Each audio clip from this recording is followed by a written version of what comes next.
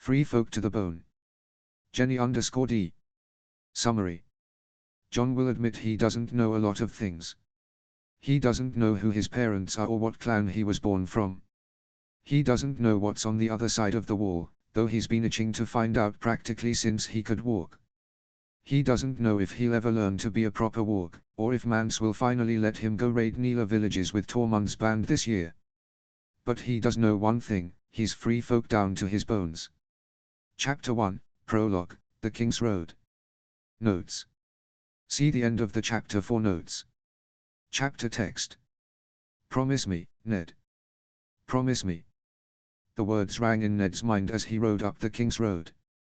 Every time he heard the babe fuss and cry in the wagon 3 horses behind him, the words rang louder still.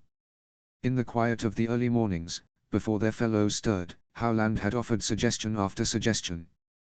The babe could be taken in as a bastard of House Reed, given to the nursemaid they'd found for him to be raised as her own son, left at an inn that was known to take good care of lost children. But in all of these suggestions, Ned could hear whispers reaching Robert. A new Reed bastard could seem suspicious, the nursemaid was young and might go tattling, those at the inn would remember the lords that dropped off a babe. The best suggestion by far was that Ned raise the boy as his own bastard, in Winterfell. Ned Stark was, after all, one of the only people Robert Baratheon fully trusted, and Winterfell was far enough from the south that Robert would rarely take an interest in the goings-on there. The child would be out of sight. But still, Ned worried. The babe had the Stark look now, but what if his eyes darkened to purple or his hair grew in white?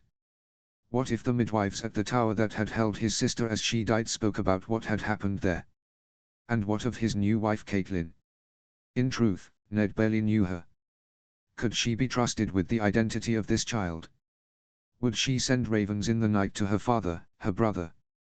Perhaps he could tell her the same story he told everyone else, that the child was his, that he had fathered a bastard. But it seemed a heavy secret to keep for a lifetime. He was not sure he could do it. He wished his father was here. He would have known what to do. These thoughts were circling round and round Ned's head, so that he barely heard the cry of stop, when it came. Howland had to call for his attention, only then did he pull the reins.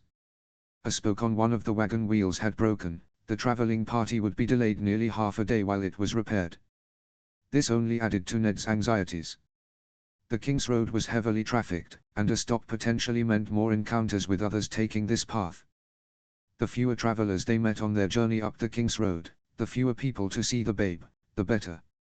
Ned's fears were confirmed only 3 hours later when a band of men from the Night's Watch passed by.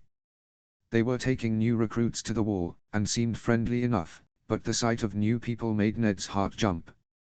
Yet when the Black brothers asked Ned if they could join him on the rest of the journey and keep their party company, what else could he say but I? The Starks had maintained a good relationship with the Watch for thousands of generations, and they were traveling in the same direction. To say no would seem suspicious, and dangerous. So after the wagon wheel was repaired and they continued onward, Ned tried his best to seem at ease. He answered questions about the war he'd just fought and talked idly about rebuilding the countryside. He listened to their stories about the wall and fights with vicious wilderling raiders. Sometimes the brothers would glance curiously at the child, but none of them asked any questions. Then one night about a week after the two parties had joined, one of the men in black began telling a tale of his own childhood, how he had been born and raised at the wall. And a new idea began to form in Ned's head. The Night's Watch did occasionally take children to raise as their own. The Ancient Order had minimal contact with the rest of Westeros. Foremost in the south, the wall held no interest and few ever visited it. There would be no prying eyes, no questions. To be sure, it might be a bleak place to grow up, but it would be safe. And that was what Ned had promised Lyanna. He'd keep the boy safe. Soon, they were only 2 days outside Winterfell, and the Night's Watch was planning to split off and head for Castle Black the next morning. If Ned was going to make this choice, he had to make it now. As they made camp for the evening, he steeled himself and approached the Black brother who'd been raised in Castle Black. He was plucking at a lute, preparing for a night of bawdy songs. "It's a good evening, isn't it?" Ned began in a voice he hoped was natural. The Black brother nodded, said yes my lord and returned to the work of tuning his instrument. Ned cleared his throat and began again. I wonder if I might have your ear for a moment. The brother stopped, stood, and looked Ned in the eye. What can I do for you, my lord? Well, Ned was rubbing his neck, hoping he didn't look too nervous. I was listening to you talk a fortnight ago about being raised by the watch. Yes, I was, my lord. During the war, we found an orphaned babe in a village that had been destroyed.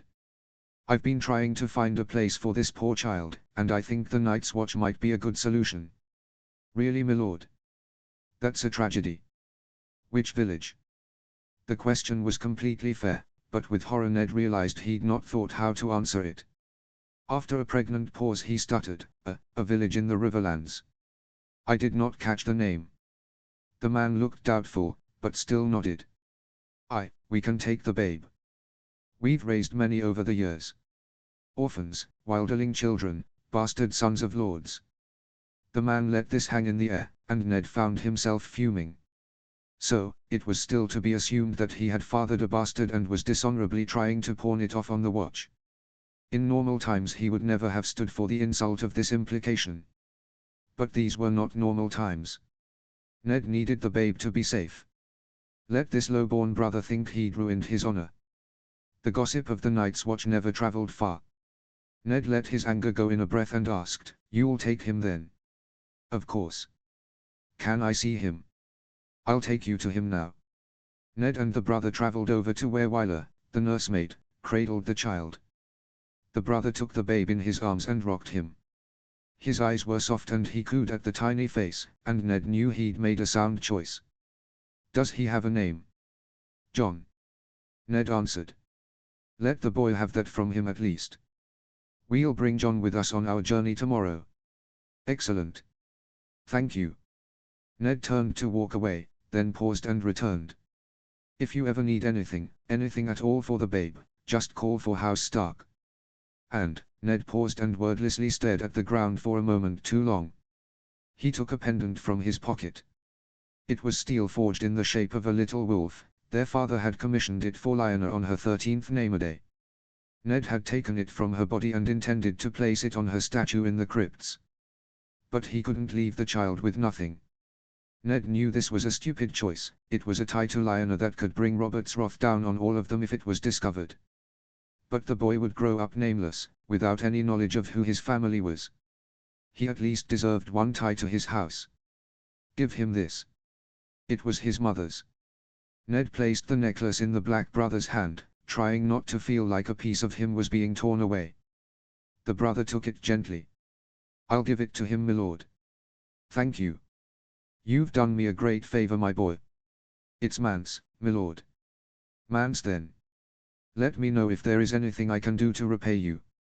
"Of course, my lord." The brother, Mance's, eyes were too sympathetic, too knowing. Ned could not be here anymore. Ned nodded tightly, then turned away and walked quickly so the man wouldn't see the tears on his face. The boy would be safe. It would be worth it if Lyanna's boy was safe. The next morning, Ned Stark hung back as the Night's Watch set out. He watched the child leave from a distance. After they were gone, he spent a long while looking at the mist in the hills, then turned his horse towards home. Notes. Hey, this is going to be an or where John is raised as a wilderling.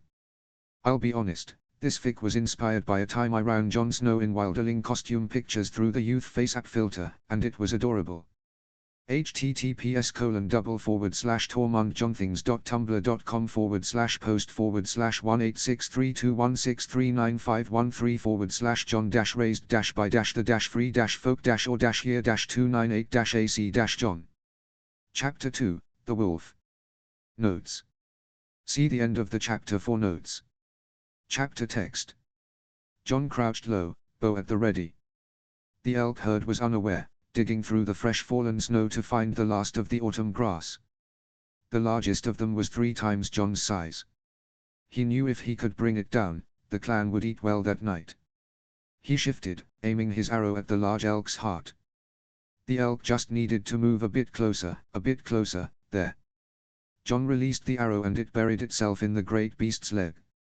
The animal let out a bellow of pain, and the herd scattered, their injured fellow struggling to stagger off after them. John quickly knocked another arrow and let it fly. This one hit home, hitting the animal's side and sending the elk crashing to the ground. With the rest of the herd quickly abandoning their fallen brother, John emerged from his hiding space and made his way over to the dying beast. Its blood painted the snow red, heat steaming off the cold ground. The animal was groaning in agony, so John quickly took a bone knife from his furs and slit its throat, ending the pain. He then knelt down and began to prep the carcass for transport. It would be hard work to drag this meat on a sled all the way back to the clan's camp, but it would be worth it to ease the gnawing hunger in his belly. Winter was coming, and they were trying to save their stores for the worst of it. Though if Mance was right, hunger would not be what killed them all that winter. John shuddered and tried his best not to think of death and ice and cold blue eyes. He'd glimpsed the cold gods once, and he hoped never to see them again. He broke down the elk carcass quickly, occasionally glancing towards the faint shadow of the wall. He was more than a week's journey from its base, but John knew that vicious crows could still be lurking in the wood, waiting to gut wilderling boys. If Mance were here, he would have lectured John about hunting so close to the wall, how he should always go north to hunt. But John knew the elk herd had been heading this way, and a good hunter followed the prey where it led. Besides, John said to himself, puffing his chest up, he wasn't afraid of any stinking crow. Maybe if Mance came back from his travels soon, he'd let John go over the wall with Tormund's band this year. John wanted more than anything to climb the wall and go raiding. Raiders were brave and strong and provided for the clans. They liberated supplies from greedy fat southern lords and brought them back to the people. John had heard stories about the adventures of raiders since childhood, he couldn't wait to go. And Tormund wanted his company. John knew for a fact Tormund had asked Mance if John could go with them last year. But apparently Mance had said no, and Tormund respected Mance too much to go against his wishes. John was no child. Boys 4 years his junior had climbed the wall. Tormund himself had been only 15 the first time he went over. It seemed unfair. John was a man of the free folk, and he should have been able to do as he pleased. But still, he didn't want to disappoint Mance. Mance had, after all, raised him. And right now, pleasing Mance meant staying with the forest clans while Mance visited the cave people. It meant staying behind and working with Auril to train John's warg magic. In truth, John was supposed to be in lessons with Auril right now. But he hated his time with the elder warg. Auril was stuck up, and smug, and seemed to lord it over John every time he failed to enter the mind of an animal. Auril might be a good warg, but he was a terrible teacher. It wasn't fair, John thought. Auril had his eagle, but John had yet to find an animal to bond with, he hadn't found anything that felt right. John knew the free folk needed wargs. He knew he had a great gift from the gods and he should embrace it. But that morning he'd heard Auril laughing with some others about how John had nearly shut himself trying to enter the mind of a rabbit. Worst of all, he'd called John a southern boy who could never be a true warg. So John had run, grabbed his bow, and set out hunting instead. John didn't know if he was southern. True, Mance was a southerner, a former crow flown free. He knew that John was a southern name. He knew that he wasn't Mance's son, the man had told him that much. But Mance refused to tell John more, treating his parentage as if it were some great and terrible secret. "You'll know when you're ready to know," Mance would always say. John privately thought Mance would never believe him ready. John knew this shouldn't bother him, plenty of the free folk had no idea who their parents were. Grit, his closest friend, always rolled her eyes when John started talking about it. Said she had no clue who her father was and you didn't see her moping about it. Said John was brooding over nothing. But John hated it when people took him for some southern kneeler. John's hand went to his wolf necklace, the only thing he had of his mother. It was a pretty little thing, wild and sharp, made of fancy forged steel. When John was small, he liked to think she was a shield maiden from one of the mysterious mountain clans to the far north, that someday she would find him and teach him to swing one of their fierce steel swords. And then he'd be able to raid with the best of them. If he could prove himself as a raider, no one would call him southern again. John was lost in thought and started when he heard a crack in the wood. Silently, he crouched behind a tree, trying not to let his heart pound. If there was a crow here, they'd see the blood from his kill and come find him. Maybe they'd shoot him like they shot Uja in the forest last year, or they'd run him through like they did to Vaughn the year before, or take him back to their castle of tortures to die in a cell like wise Mother Major had when John was just a boy. He heard another crack and flocked an arrow, searching for black shadows in the snow. Then another horrible thought claimed him. Maybe it was the cold gods coming for him, to raise him as one of their dead slaves of ice. If it was, there was nothing John could do, there was no saving him. John tried to send the dark thoughts away and strained his ears for any sound. He was surprised to hear a small whine, out of place in this part of the forest. Cautiously, he peeked out from behind his tree. He saw nothing, but still heard the whine carried through the wind. It sounded like another animal in pain. John knew he was not out of danger, even an injured shadow cat or wolf could still be a fearsome foe. But he couldn't let a creature suffer in pain and misery, not if he could help it. He made his way quietly through the trees, listening, following the sad small sound. Soon, a clearing opened up, and at the base of a weirwood tree, under its blood-red leaves, a little ball of fur was curled in the snow. John lowered his bow and walked towards the tree. The whining stopped, as though the small creature was too tired to continue, and a small nose poked out from the snow. John knelt down a few feet from the little creature, took off a sheepskin mitten, and held his hand out for the creature to sniff. The little thing raised its small head, stood up and shook the snow from its fur, then limped over to lick John's fingers. It wasn't just a wolf pup, it was a white direwolf pup, no more than 4 months old. John was slightly awed. Direwolves were rarely separated from their young, but John saw no other prints in the snow. And this was the wrong part of the forest for a direwolf, they usually hunted much farther north.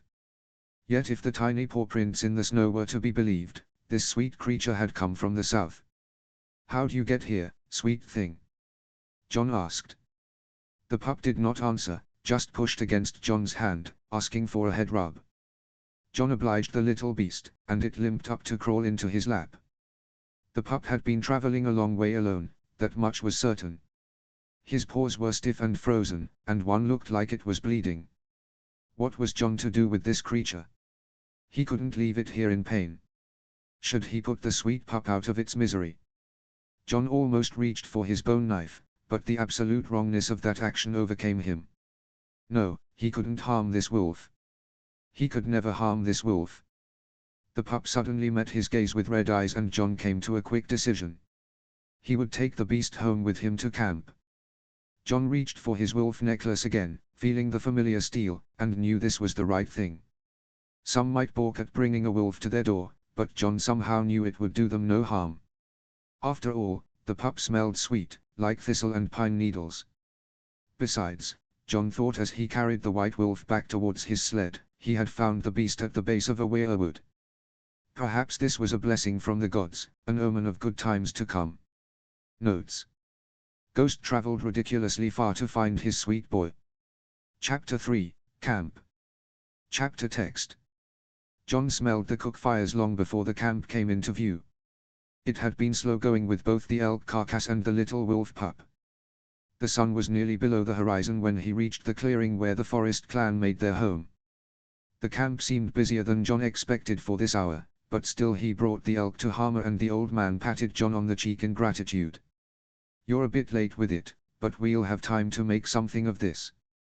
The gods sent you just in time, we were looking for a fresh kill for the feast tonight." This took John by surprise. "A feast? Why? You haven't heard? Mance is back from the west, and he's brought some chieftains with him." John panicked a little. He would be happy to see Mance, if John was reading the moon correctly, they'd been parted for nearly 5 months.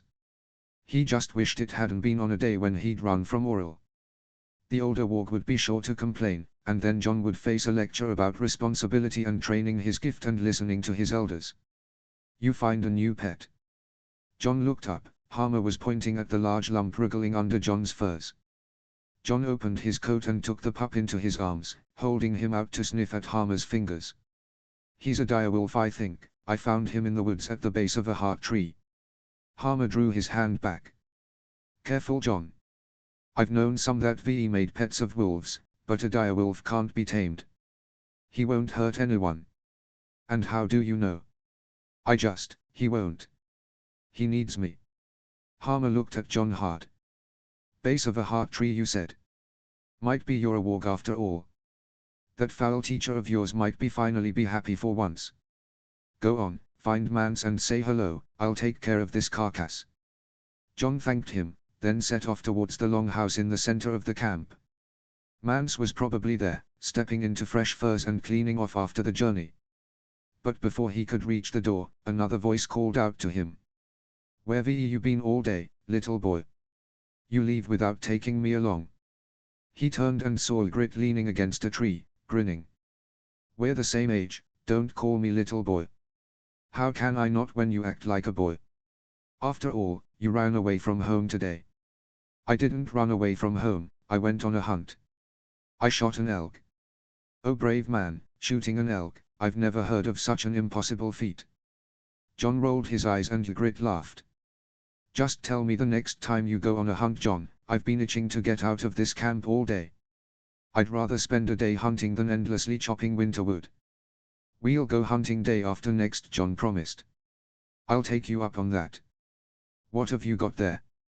That another one of your fearsome kills. John held the pup out to her.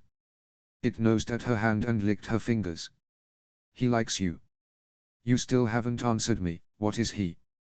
He's a direwolf I found in the wood. Ygritte drew back. Are you actually mad? You want to send an angry direwolf mother down on the whole camp cause you stole one of her pups?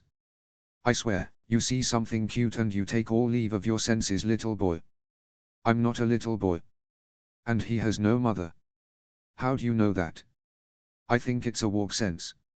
I think we were meant to find each other. Ygritte came close again and rubbed the pup's ears. John felt strangely pleased by this. I thought just yesterday you were telling me this warg shite is stupid and I hate it. That snapped John out of the feeling quickly. I wasn't, he protested. Yes you were. It's all you were talking about. My name is John and I have a wondrous magical gift, but I hate it and it's boring and I just want to be a raider. I don't hate it. And it's not boring. Ygritte looked at John in disbelief. You spent so much time whinging. It's just boring the way Auril teaches it, John backtracked hurriedly. Ygritte closed her mouth and nodded. Fair enough, won't argue with you there. Fucker can be a bit dry. That why you ran out on him today? He's been grousing about it to anyone who'll listen. John looked down. I just thought hunting would be more useful. Don't worry about it to me. I don't mind if you ditch Auril. Just let me know when you're doing it so I can join you. She jerked her head towards the longhouse. You going in to see dear old dad? Mance isn't my father. Ygritte rolled her eyes hard as if to say, I know that, you shit. John cleared his throat and continued. But yeah. Let me know if he lets anything slip. I heard he and the chieftains have called a council. A council? What for? I don't know, little boy, that's why I asked you to tell me if he lets anything slip. John shuffled his feet a bit sheepishly. Ygritte took pity on him and touched his arm, catching his eye. You and your new wolf'll come find me by the fire tonight, yeah? John nodded and Ygritte grinned. Well then, I'll see you tonight, little boy. Don't call me that. John cried to her, retreating back. She just laughed and shook her head in response. John turned back to the longhouse, took a deep breath, and opened the door. As always, the longhouse was warm and comforting. The fire in the center bathed everything in a cozy orange light. Sounds of chatter and laughter filled the air. John put his new pup down next to him and searched for Mance's face in the dim light. A large furry blur of arms and legs enveloped John in a giant hug. John staggered a bit, catching his breath, then laughed when he saw who it was. Tormund. Little wolf. Tormund exclaimed in his booming voice, sweeping John off his feet and spinning him around in a circle. So good to see you, it's been an age. Tormund finally let go and John took stock of him, grinning widely. It had been more than a year since he'd last laid eyes on Tormund. His beard was a bit longer and there was a new scar across his temple, but he looked as cheery as ever. Admiring my new battle marks, little wolf? It's quite the tale, but I need proper time to tell it. I'll spin it for you by the firelight tonight. I can't wait to hear it. Did you get it from some great southern monster's sword? Quite the opposite. This mark was gained in the Battle of Love, little wolf. John looked at Tormund incredulously and the older man laughed. Let me give you a hint to stew on, her name was Sheila and she had claws. John shook his head, laughing. Oh, this will be one of your tall tales then. You wound me, little wolf, every word I've ever said is truth. I swear by the gods. Tormund winked and John laughed and swept him up in another hug. But truly, how were the autumn raids? Not too bad, got a few supplies that should help us head off winter. Among some other things. John pulled out of the hug and looked at Tormund questioningly. What other things? Does this have anything to do with the council you called? Tormund sighed. John. Because you can tell me, I'm ready to hear it. After all, I'm only 6 years your junior. It's not your age, little wolf. We want to wait to tell everyone tomorrow at council, otherwise nasty rumors might spread. So you don't trust me? I promise. Enough of this, little wolf. You know that I trust you. This is just something I have to keep to myself, as a chieftain. You'll know tomorrow, like everyone else. John looked down a bit. It's just, I'm ready. I'm ready to know things, I'm ready to raid. I feel like everyone else is growing up. You're already a chief of the Antler River, and I'm still stuck here. Tormund cupped John's cheek affectionately. John looked up into his kind eyes. I'm a minor chieftain at best. And life is not a race, little wolf. I promise you, you'll be in my raiding party soon enough. And as a fully fledged warg too. Imagine how important you'll be to us then. John was not quite satisfied by this, but he smiled and nodded all the same. Tormund gave him a small smile back, then glanced down to the pup licking at his boots. What's this little sweeterling then? John scooped the wolf up. He was wriggling excitedly and began licking John's face. I found him in the woods today. He's a direwolf. I've never seen a direwolf so tame. He likes you. Have you bonded to this one? I'm not sure. But maybe. I think so. John was growing increasingly pleased at this possibility. He liked the idea of being connected to this wolf pup, of hunting beside him. Tormund laughed. Well, the little wolf found a little wolf. What good luck. Let's drink to that. Maybe later, came a voice from the shadows.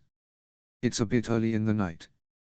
John looked over to the far side of the longhouse, and saw Mance emerging from a circle of chieftains. They were all still deep in conversation, but Mance walked towards John, his eyes fond. John tried to be strong and stoic in front of the chieftains, tried to remember that he was cross with Mance about being left in the camp and nervous about what Auril would tell him. But after a few moments, John's strength failed him. He handed the pup to Tormund, ran the few steps between them, and threw himself into the arms of the man who had raised him. It's good to see you, boy, Mance said softly, his hand on the back of John's head. I missed you. I missed you too, whispered John. Mance held John tighter for a moment, then pulled away. Mance looked at him, hands at John's shoulders. You've become even more a man since I left. But then his voice grew stern. Though I hear you've been neglecting your lessons. John looked at his furred boots. So Auril had snitched already. Only today. And I found something important. Yes, I heard you telling Tormund. This is an unusually sweet pup, I'll say that much. Tormund exclaimed as he put his finger in the wolf's mouth and let the beast bite on it softly. Mance grinned and looked back to John. So you think you'll bond to a direwolf, eh? Be a wolf warg? John nodded. Mance's eyes filled with something that looked like pride, but there was sadness behind them too. He looked to John's wolf pendant. Quietly, almost to himself, Mance said, seems appropriate. John was about to ask what that meant, but Mance quickly changed the subject. So, where to feast tonight? I hear there's elk.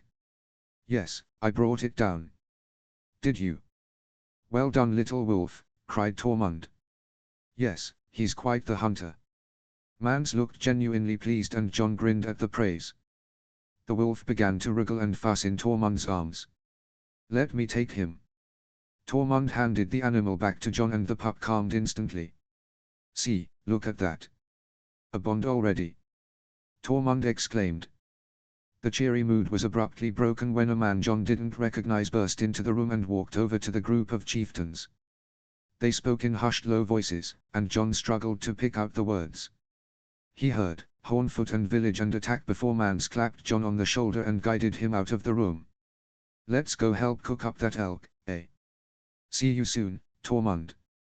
The large man nodded, suddenly serious, and left to join the chieftains. After Mance and Jon left the longhouse, Jon shrugged out from under Mance's hand. You didn't have to make me leave. You can trust me. I know, boy, I do trust you. And you'll find out along with everyone else at council tomorrow. We just don't want anyone to panic. Jon froze at this, and Mance looked as if he wished he could suck the word back into his mouth. Panic? Why should we panic? What's the council tomorrow about? The older man sighed. Nothing good, boy, nothing good. Mance took Jon by the shoulders and looked him straight in the eyes. But I promise you, boy, whatever comes, whatever we face, we'll face it together, as free folk. And if we do that, we can get through it. All right. Jon nodded, and Mance hugged him once more. After he pulled away, Mance said, I best be getting back to the chieftains. We'll talk later. Course, Mance. It's good to have you back. It's good to be back, boy, Mance said warmly. Jon stared after Mance as he walked back towards the longhouse. The wolf pup was licking at Jon's hands, and he tried to feel comforted. Chapter 4, Stories. Notes. See the end of the chapter for notes. Chapter text. Jon had meant to stay at the feast for longer, but Ygritte had found him early and her hair had looked so lovely in the firelight, and now they lay together, naked and sated, in her tiny hut. Ygritte and Jon were no strangers to each other, they had lain together 100 times before. But every time Jon found something new and exciting in the experience. This time it had been the scent of her, husky and sweet. I've got to say, you might be little, but you're talented, Ygritte said teasingly, grinning against Jon's chest. What do you mean, little? Ygritte lifted her head and looked up at him, her eyes dancing. Well, as for size, you've got nothing on Longspear Ryk. Jon sat up a bit, sputtering, but Ygritte grinned and growled into his ear, but that hardly matters when you do that thing with your mouth. Her voice was low and Jon suddenly found himself wanting to be inside her all over again. He brought his hand to her cheek and kissed her hard. Ygritte laughed into his lips, then pulled back with a gentle nip. Give it a minute, little boy. I'm still light-headed. Not ready for another go just yet. Jon lay his head back down. Please, please don't call me that when we've just lain together. It's disturbing. Got you to calm down, didn't it? Jon looked at her accusingly. All right, I'm sorry, it's not funny. I promise I won't do it again. She went to rest her head back against his chest, and Jon brought a hand to her hair. They lay there in silence, utterly content, for several moments. Then in a quiet voice, Jon asked Ygritte. She hummed against his chest. If you were going to have a babe, you'd tell me, right? Ygritte looked at him, confused. Jon, you know that I take moon tea from the wise woman, it stops all that. I know, it's just, well, moon tea fails sometimes. And if you were going to have a babe, I'd want to be there. I'd want them to know who their father was. Where is this coming from? It's just, I was thinking about if something bad were to happen to you or me. Are you planning on something bad happening to you or me? No, Jon said, trying not to think of Mance's earlier words. Well then stop worrying about something that hasn't happened yet. They were quiet for a few moments. But if you were to have a babe, you'd tell me. Ygritte smiled sadly. Of course I'd tell you, Jon. You'd be a good father. You think so? I know it. And if something happened to me, would you tell them who I was? Yes. I'd make a legend of you, even tell the babe grand tales about their father. She kissed him again, this time tenderly. When she pulled away, they looked at each other sweetly for several seconds before Ygritte broke the moment with a grin. Course, this is all far in the future. I'm not near ready to have a babe yet, nothing is going to happen to you, and if you want the privilege of sharing a babe with me, you'll have to steal me proper. John grinned. Bride stealing was an old free folk tradition, but these days it was ofttimes just a ceremony done by willing couples. Commonly, if the bride wasn't willing, she'd kill the man herself, or her clan would do it for her.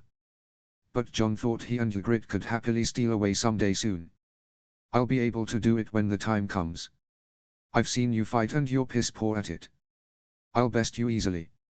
We'll see. John smiled lazily, his worries about Mance's words forgotten. Oh, we will see.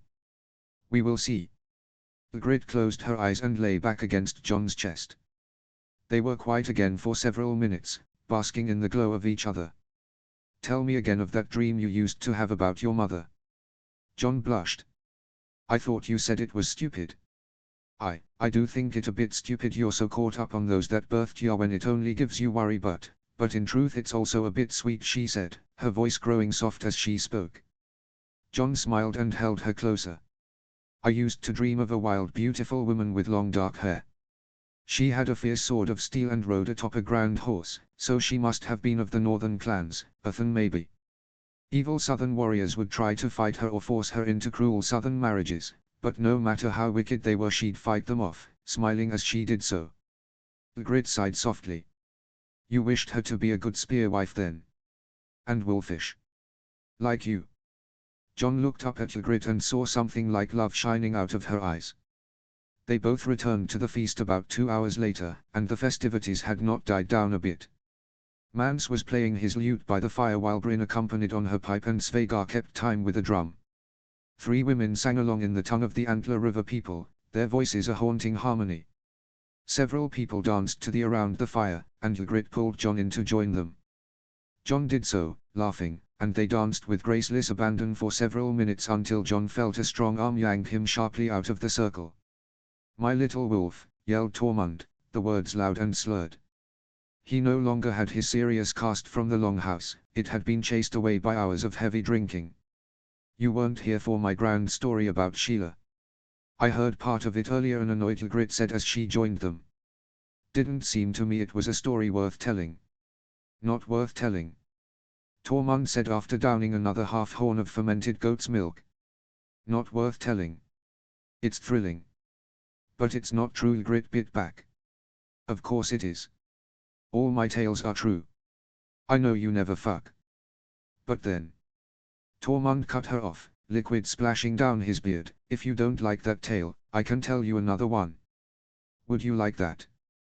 John wasn't sure if Tormund was speaking to him or Ygritte or to anyone exactly. Would you all like that? Tormund boomed. Ah, to the crowd at large then. Several cheers went up.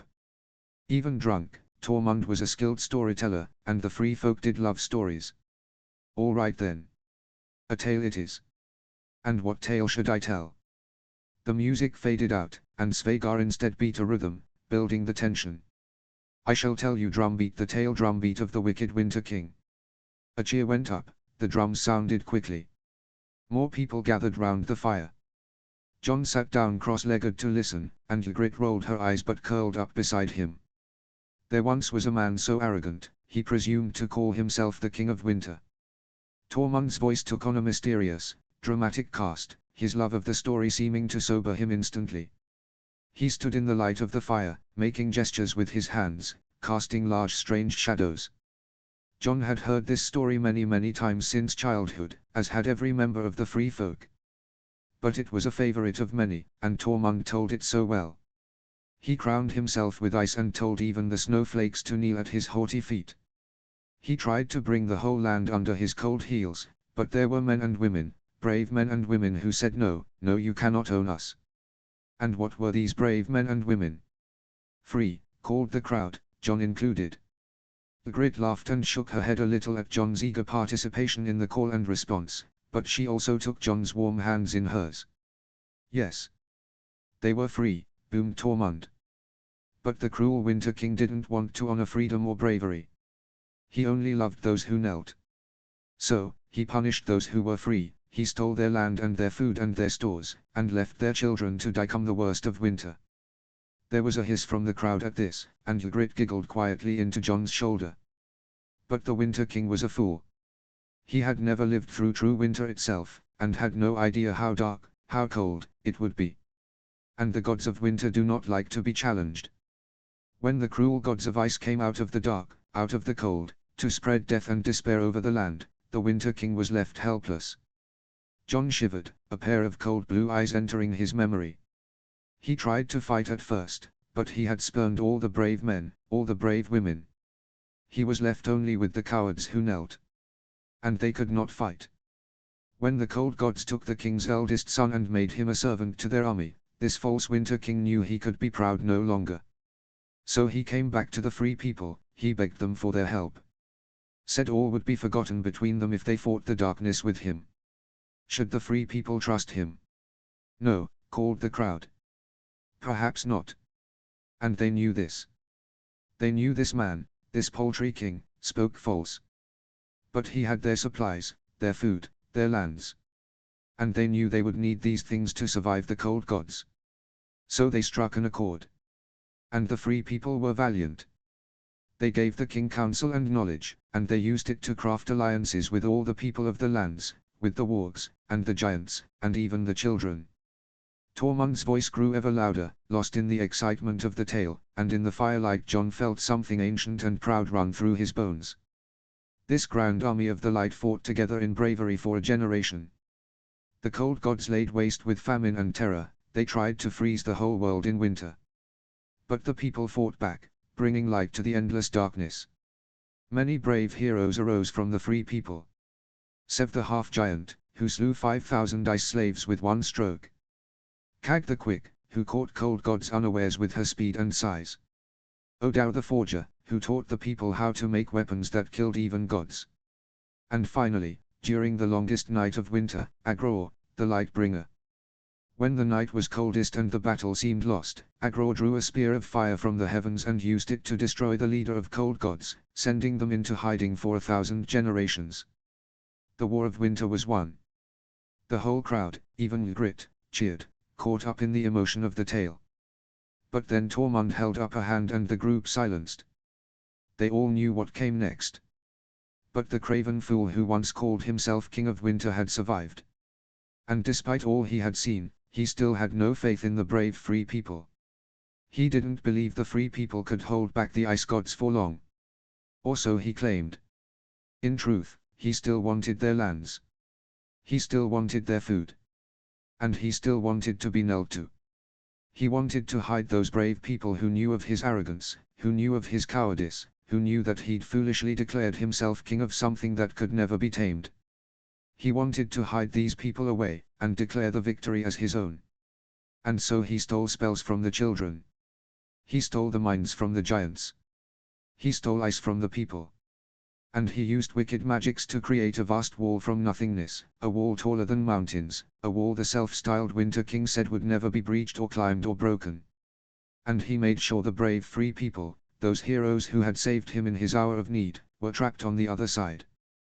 The people hissed again, seething with the injustice of it. He knew the brave people would try to break his grand wall. So again with wicked magics, he plucked crows from the sky and turned them into cruel men who would kill any free one who tried to escape their imprisonment. Tormund's face was furious, and Jon felt the fury as his own. No one could hear the people's cries behind the wall. So the heroes of the free people were forgotten, and the fool Winter King told the world that he was the hero of winter. Liar, the crowd roared. Yes. And this Winter King locked the free people out of good lands that had been theirs, condemned them to live where it was near always winter. Most cruelly, he locked them in a place where the remnants, the whispers, of the awful gods of ice still roamed. Tormund's face showed true sorrow for a moment. He paused for a beat too long, seeming to forget the story. Jon almost moved to stand, to see if something was wrong, but then Tormund swayed on his feet and continued. So the free people were forced to work cold lands and slay the ice gods when they drew too near. The free people were forced to live hard lives that were too oft cut short. And yet the false Winter King gave a throne to his fat sons, and they gave it to their sons, and they gave to their sons all the lands and light that the free people had rightfully won. There are still fool Winter Kings in the south. But the people will soon break their wall and remind them on whose back they've gained their titles. People, tell me, what is this cruel, fool king's name? Stark. Jon shouted with the crowd. The old word was sharp in the night air.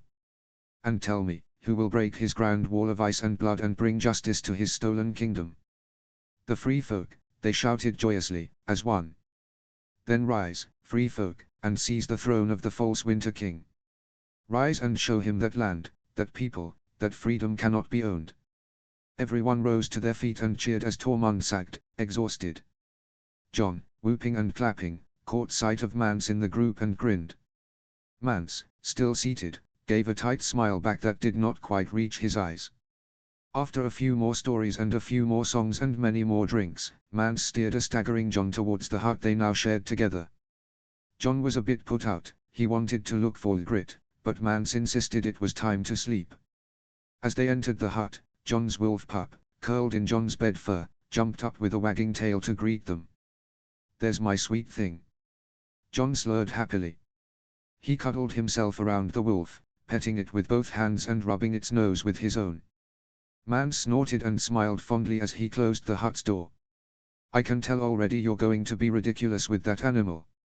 Jon looked at Mance, completely happy. For months, this hut had felt large and lonely, except for the nights when Ygritte came to join him. But now he had Mance, and his new wolf, and the little home felt warm and full. "I'm gonna be warging with him soon. Take some water, Jon." Jon took the water skin Mance gave him gratefully and drowned the hiccups. "There you are. Now let's settle into bed." Jon began arranging himself in his sleeping furs, his wolf curling around his feet, and as his head hit the ground, Jon called out. "I should go raiding next year." "That so?" "Yes. I'm ready to go south. Ready to fight whatever's coming that you won't tell me about. Ready to take the head of some cruel Stark king." The wolf growled discontentedly at this, but Jon quieted him with a pat on the head. "The Starks aren't kings anymore," Mance said softly. "Just lords." Jon waved his hand dismissively, it made no difference. A king and a lord are nearly the same thing.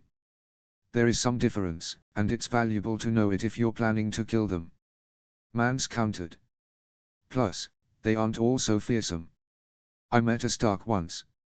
He stuttered and everything. Jon giggled at that. "The tales aren't always true is my point, Jon. I know that. I'm not a child. The crows aren't actual crows for one.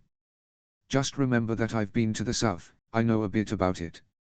"It's easy to forget you're from the south," Jon said, a twinge of jealousy in his voice. "Only in blood, not in spirit," Mance said, looking at the wolf curled around Jon's feet. Mance was a former southerner, former crow even, but no one ever questioned his place here. No one ever doubted he was of the free folk. No one treated him like Orell and his friends treated Jon. He envied that. Still Jon continued, trying to shake these thoughts. "The story is true in spirit. It's horrible what those kings and lords have done to us. Trapped us, stolen lands, having their blackbirds slaughter us. It is horrible." He gave Jon a long look. "Lords often do awful, thoughtless things," Mance continued quietly. "That's why I'll get a Stark's head for myself one day," Jon said sleepily, ignoring the wolf poking at his side. By a sliver of moonlight peeking around the door, Jon could barely make out that Mance was still staring at him strangely. "Jon," he started. "Home." Jon hummed, his face buried in his furs. There was a pause so long Jon thought Mance had fallen asleep. "Good night, my boy," he finally called into the darkness. Notes. Not going to lie, it was a ton of fun writing the Wilderling perspective on the long night. Chapter 5, Morning. Notes. See the end of the chapter for notes. Chapter text. Jon dreamed of direwolves. He had traveled far. His fur was frozen and his paws were tired, but finally he was warm, and safe, and he could rest. He sat on his haunches in the falling snow, lifted his little head to the star-filled sky, and howled. The cry echoed through endless forests, through aged lands, through the wall itself. He silenced, then pricked his ears up, waiting for a response. After a few long moments, it came. 5 faint, distant howls answered him, joyous calls from his littermates, elated that he'd completed his journey. Happy that he'd found home. The wolf lay on the snow, content, head between his paws. When John woke, his first thought was the smell of the old bearskin wrapped around him. He buried his face in it and breathed deep. His second thought was of the horrible pounding of the hangover in his skull. "Oh gods," he groaned, hands at his head. The light seemed too harsh when he tried to open his eyes, and he screwed them back shut. He needed water. "Mance," he called out, hoping the older man would take pity on him and bring him some. There was no response, and John slitted his eyes open to take in the room. The sun was already risen, and Mance was gone. He'd likely begun the work of the day hours ago. John was both grateful and sheepish that Mance had allowed him to stay in bed. Mance had left a bucket of water by the bedside. To John's delight, he had also left some root known to ease nausea and headaches. John had gotten it from Ulelda, the clan wise woman, many times, but her hut was all the way across the camp, and he didn't think he would have had the energy to make it there. John drank his fill of water, then curled back in his furs, chewing on the root. With time, he slowly felt the pounding in his head ease, and he breathed in again the soothing scent of bearskin. It was then he realized his wolf was gone. John sat up too quickly, his head swimming. Pup. Pup. He looked at the small paw prints on the floor of his hut, leading out the door.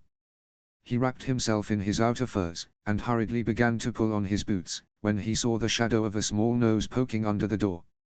He bolted over, one boot half on, and threw the door open. The wolf pup sat there, wet with fresh snow, tongue rolling from his mouth. John relaxed. "You gave me a fright, sweet thing." John gathered the little beast in his arms. He laughed as a little tongue licked his face. John has wished to stay in bed a bit longer and let the pain in his head ease fully, but now he was already up.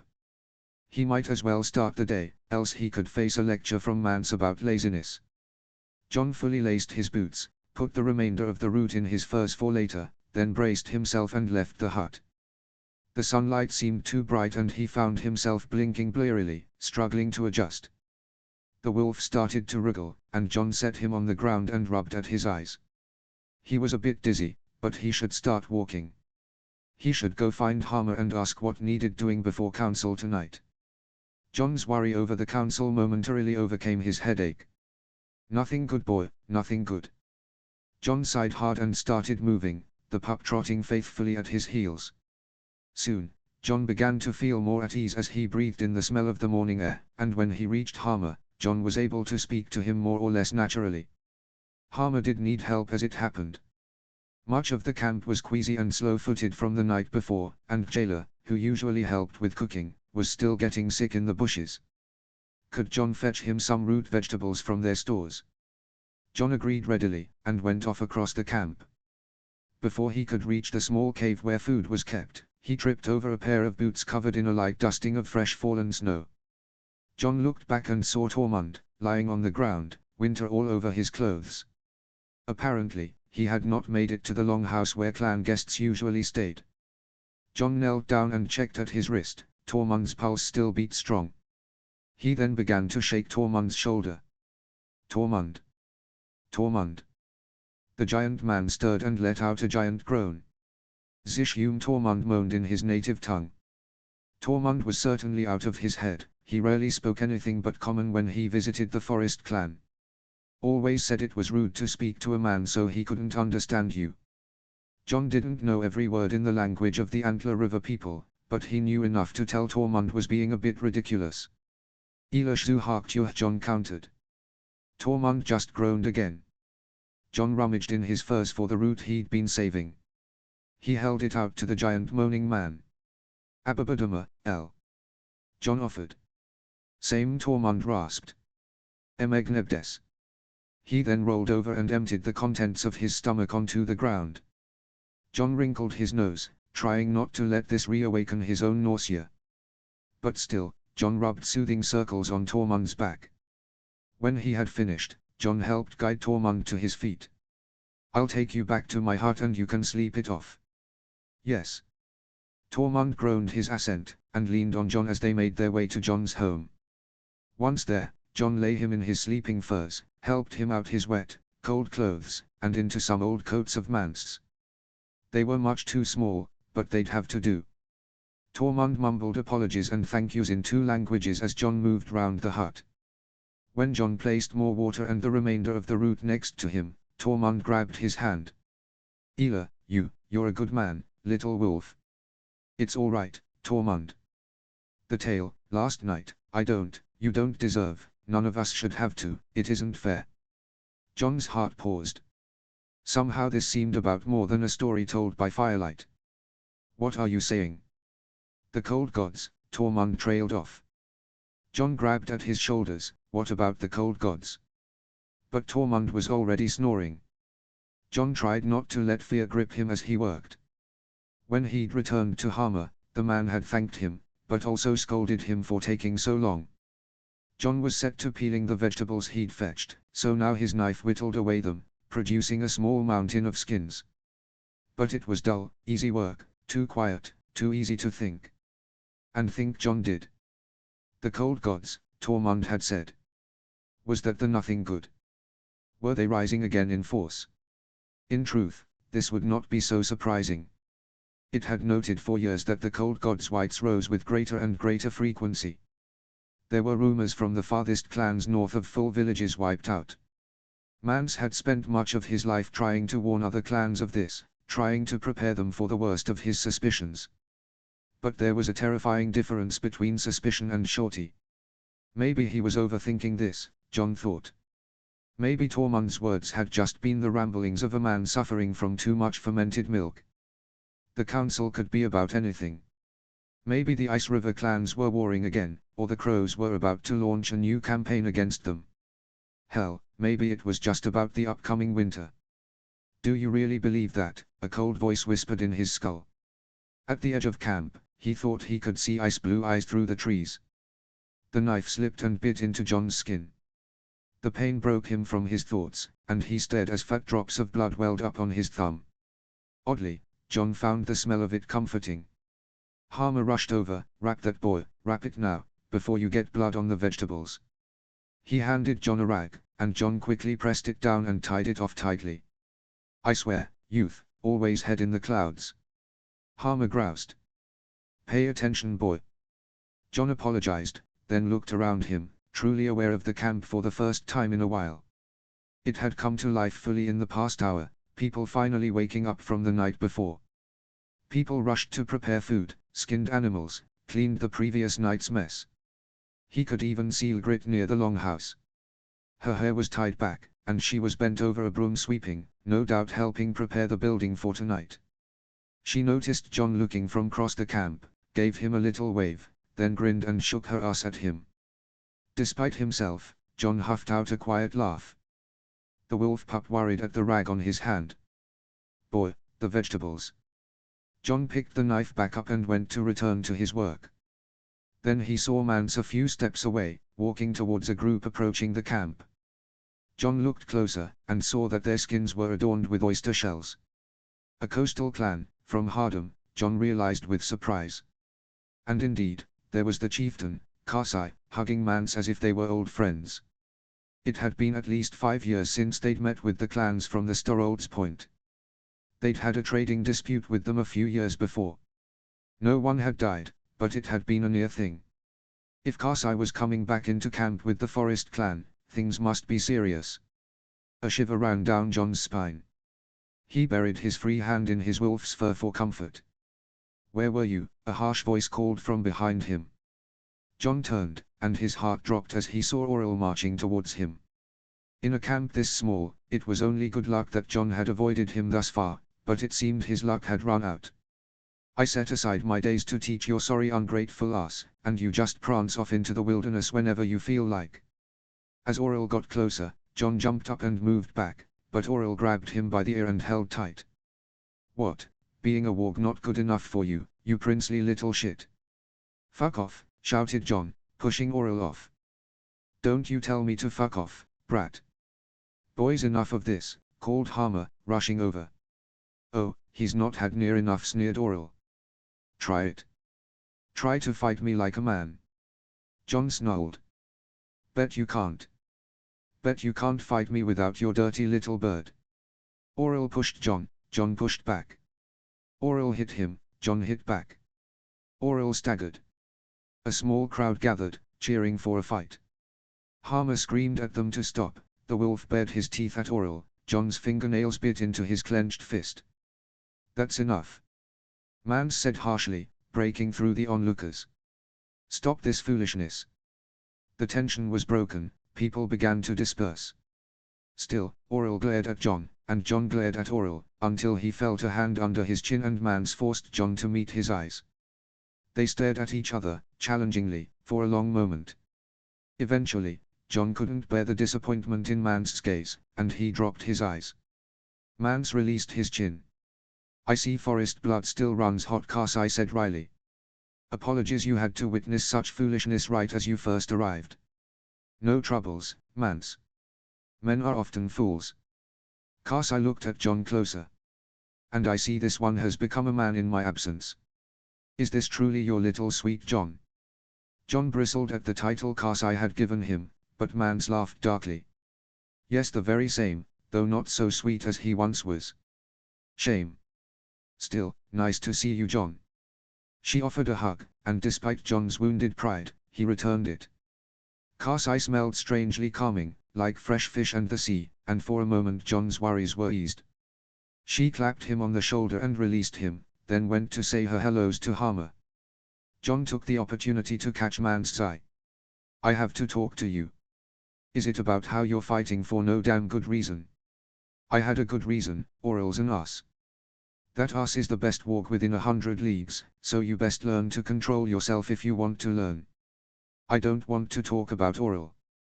John exclaimed, irritated. Tormund said something about the cold. Whatever Tormund said, Mance said, cutting John off harshly, you'll find out about it tonight at council. Which I have to prepare for. Mance turned to leave. Can't you just tell me now? Mance spun around, his eyes steely. Why? 'Cause you were raised by the clan chieftain. Does that make you more worthy of information than everyone else? No, John's voice was small. Damn right no. We're not Southerners.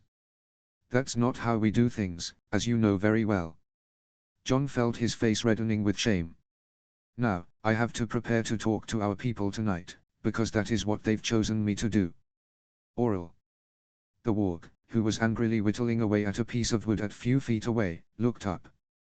You have time to teach the boy today. Aurel spat on the ground. That ungrateful shit. That ungrateful shit will be cleaning your hut for the next week if you agree to continue teaching him. Aurel paused and considered this. I then. Mance. John protested. You need a teacher, and you owe him apologies. Or would you rather stumble around in the dark for years and get lost in a wolf mind? John looked down, his lips curled in a snarl round his teeth. Settled then. You're with Aurel. See you at council tonight. Mance left, following Karsai and the other coastal people to the longhouse. John glared at his back. Aurel sniffed. Well then, best be getting off.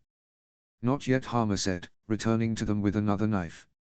I had already enlisted John's help to peel these vegetables. And since you'll be taking a pair of hands away from me.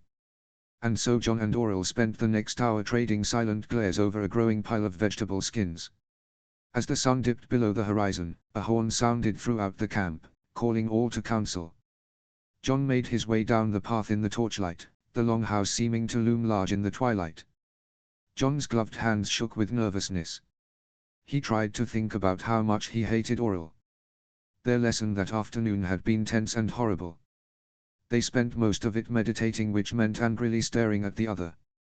The silence was occasionally punctured with insults, like when Aurel called John stupid for getting so drunk he couldn't remember his dreams, or when Aurel declared that his wolf pup was mangy, or when Aurel said he was a dumb southern boy. Aurel claimed after the fact he'd said summer boy, but John was not inclined to believe him. John's jaw clenched at the memory of this, and for a moment the nervousness was chased from his bones. Hating Aurel didn't feel good, but it was a simple emotion and a simpler problem, nothing compared to the horror of what this council might hold. Especially if he was right.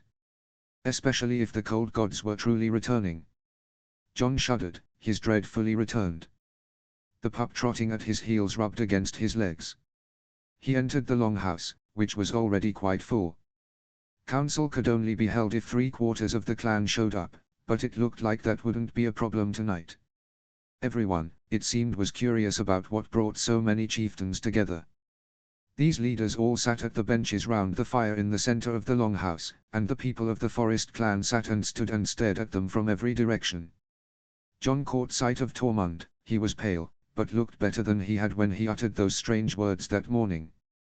The cold gods. Jon saw Yrjit leaning against the wall in the corner, and he went over to join her. She grinned as he approached, and gave him a quick kiss. "Heard you got into it with Auril. He's over there, been directing all kinds of rude gestures at you since you walked in." "Yeah," Jon said absently, glancing back at Tormund. He looked more grim than Jon had ever seen him. Was it just the after effects of a hangover? Or, "Hey, you alright, little boy? Your brain doesn't seem to be in your head." "Yeah," Jon said again, turning back to Ygritte. "Just worried." Her mouth became a thin, concerned line. "Well, we'll know what this is all about soon enough, then the worst will be over. Not knowing is always worse than knowing." Jon wished he could believe that. The longhouse was nearly full now, and the horn sounded again, calling them all to silence. Uelda, the clan wise woman, entered, Svegar beating his drum beside her. Mance followed after them. All seated stood as they entered. Jon respectfully stopped leaning against the wall for a moment and stood at his full height.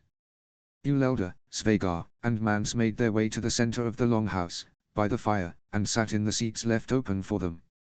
As they sat, so did the room. Svegar's drumming stopped, and for a few moments, the room was cloaked in a suffocating silence. Jon couldn't breathe. Finally. "I am Uelda the Wise of the Forest clan. Who calls this council?" Mance stood. "I, Mance Rayder, chieftain of the Forest clan these last 5 years, do." Uelda nodded. "And who do you bring to speak to your people?" "I bring to you these chieftains of the free folk." Each chieftain stood as they spoke. "I, Vrimmer, chieftain of the Milkwaters Tip these past 3 years. "I, Elrine, guardian of the northern shores of the Bay of Seals these past 12 years. "I, Inigla, chieftain of the northern shore of the Antler River these past 8 years. "I, Tormund, chieftain of the Great Hall at the Antler River this past year. "I, Karsai, chieftain of the Shore clans at Hardholm these past 7 years." The next was spoken through a translator, for this chieftain spoke none of the common tongue and her language was mysterious to most in the room. Rorek, of the cave people. Many strained to get a look at this chieftain and her strange painted face. The cave people were from far, far away. Even Jon, who had traveled a bit with Mance as a child, had never seen one of them before. The last man seated in front stood. His feet were bare, hard, and dark. Jon realized with surprise it was the man who had entered the longhouse in a rush the day before. When he spoke, his voice was heavy. "I, Ornade of the Hornfoots." There were whispers at this. This man had no chieftain's title, and anyway, wasn't the chieftain of the Hornfoots called Durug? Where was he? Svegar gave a few hard drum beats. "I ask for silence," Uelda called. The room quieted. She held the silence a moment longer, then continued. "People of the Forest clan, do you accept this call for counsel from your chieftain?" A loud I sounded throughout the room. "Well then, let us begin." Notes. This chapter is largely just prepping for the council. It always bothered me a little that Game of Thrones told us the free folk spoke a bunch of different languages, but barely let us hear them. So I thought I'd play with this. The language I'm using here is another David Peterson, Dothraki creator, Conlane from another show. Language is called Irathiant and I'm likely butchering it, but hey. Translations. Zishium. Kill me. Elashu Harktua. You'll live. Ababaduma, L. Take this plant, eat it. Same, Emegnebdes. No, I'm so sick. ILA, U. Chapter 6, Council. Notes. See the end of the chapter for notes. Chapter text. The longhouse was thick with tension as Mance got up to speak. John could hear the creak of the bench as he stood, the soft footfalls of the few steps he took to the fireside. "When you made me your chieftain, 5 years ago, it was the greatest honor of my life," he began. "But we all know you didn't choose me because I'm the greatest hunter or the best farmer or the fastest with a spear." John's stomach dropped to his feet. He'd been right. The cold gods. "No, you chose me because we faced a great horror here. We saw something old, something dark, take 3 of our children and turn them into cold, evil things." John shivered. He remembered. He remembered those dead blue eyes, the way Ulai still moved though she'd been cut open. He remembered how they looked as their little bodies burned. Most of all, John remembered the glimpse of even colder eyes of ice in mist, staring at him through the trees. Many in this room had witnessed that night. Despite the fire pit, despite the shared heat of 100 bodies, there was no warmth here. "You chose me because I've spent a long time learning from people, and teaching people, how these creatures are fought. You chose me because I know how to look to the legends of not just the Forest Clan, but the legends of the Hornfoots, and the Cave People, and the Thans, and all the people of the Free Folk for knowledge on how to stop them. And yes, I've even looked to how our oldest enemies fight them. For the last 5 years, we've been kept safe by patrols, by traps, by burning the dead. We've kept these monsters at bay the way Free Folk have for thousands of generations." Mance stopped, and took a deep breath.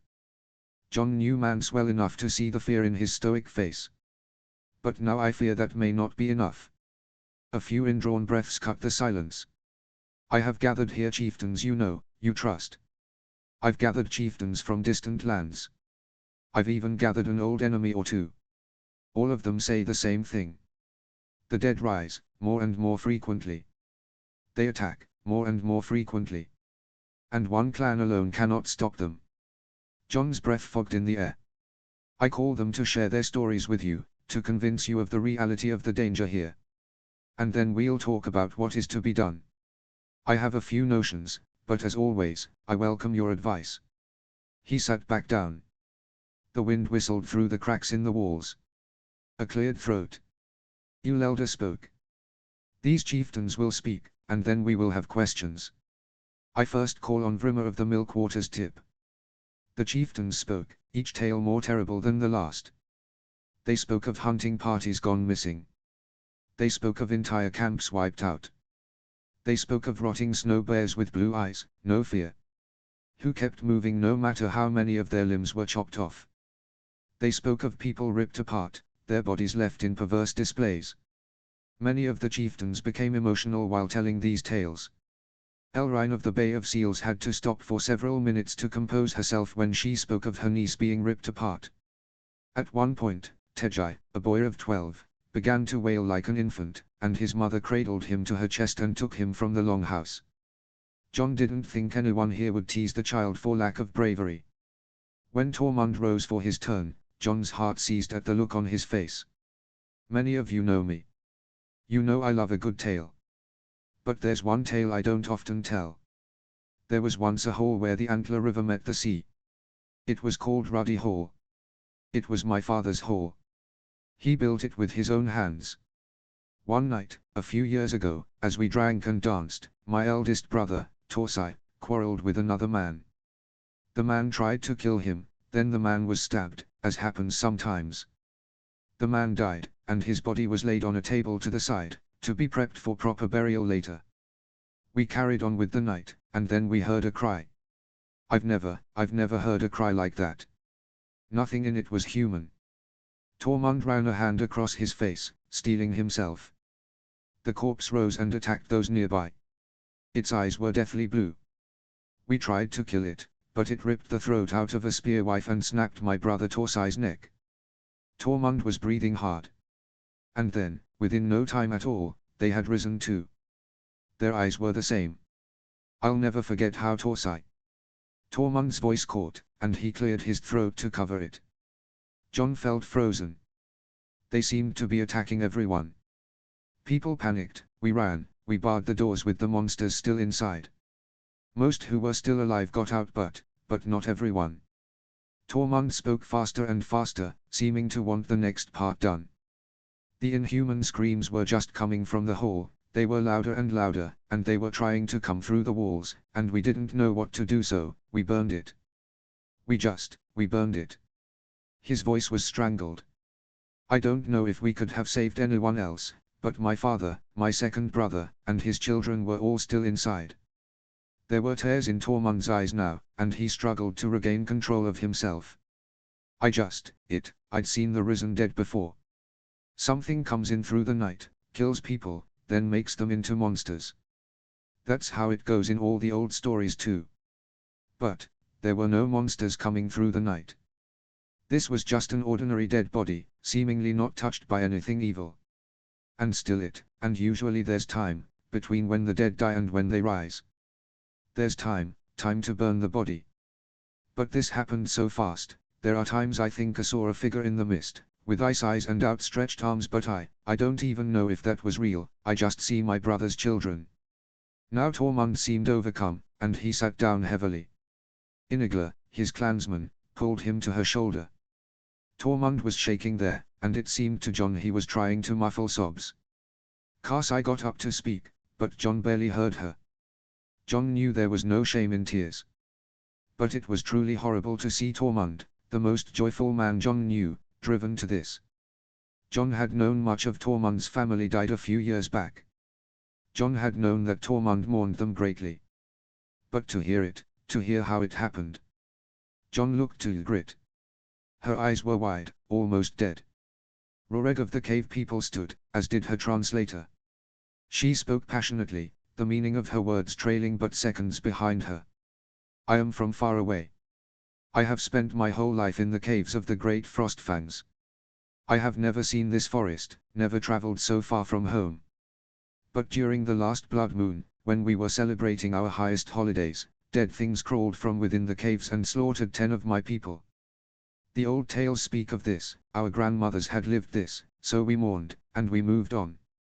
But then, 3 turns of the moon later, in a different cave, it happened again. This time, we lost 17. My people were panicked, and yes, so was I. And then this traveler came to us and said, this isn't just happening to your people, it is happening everywhere. Jon felt suddenly like an animal in a trap. This sickness is spreading through all the lands beyond the wall.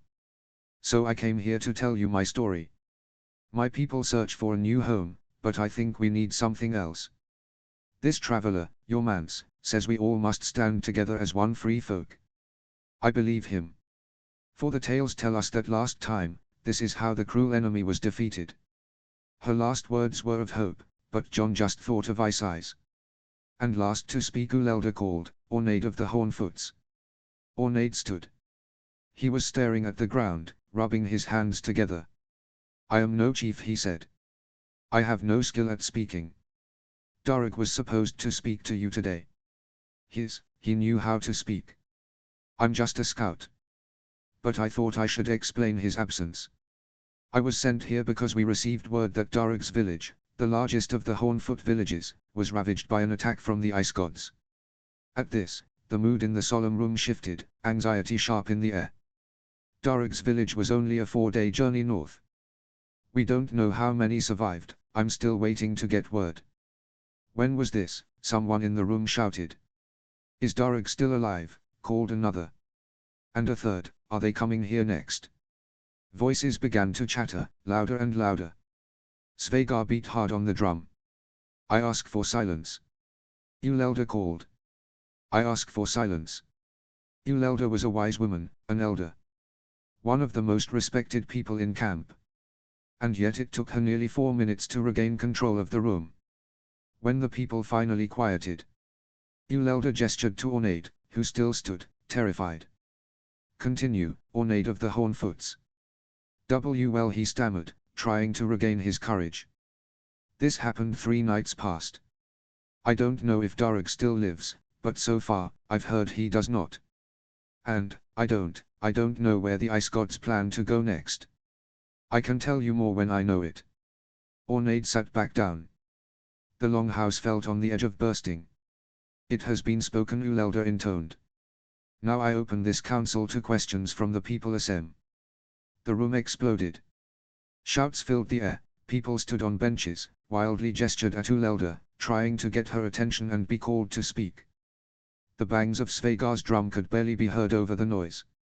One at a time. One at a time. Ulelda shouted. No one seemed to hear her. Mance stood up on his bench and bellowed. All you. Calm down. We'll get nowhere if we're panicked.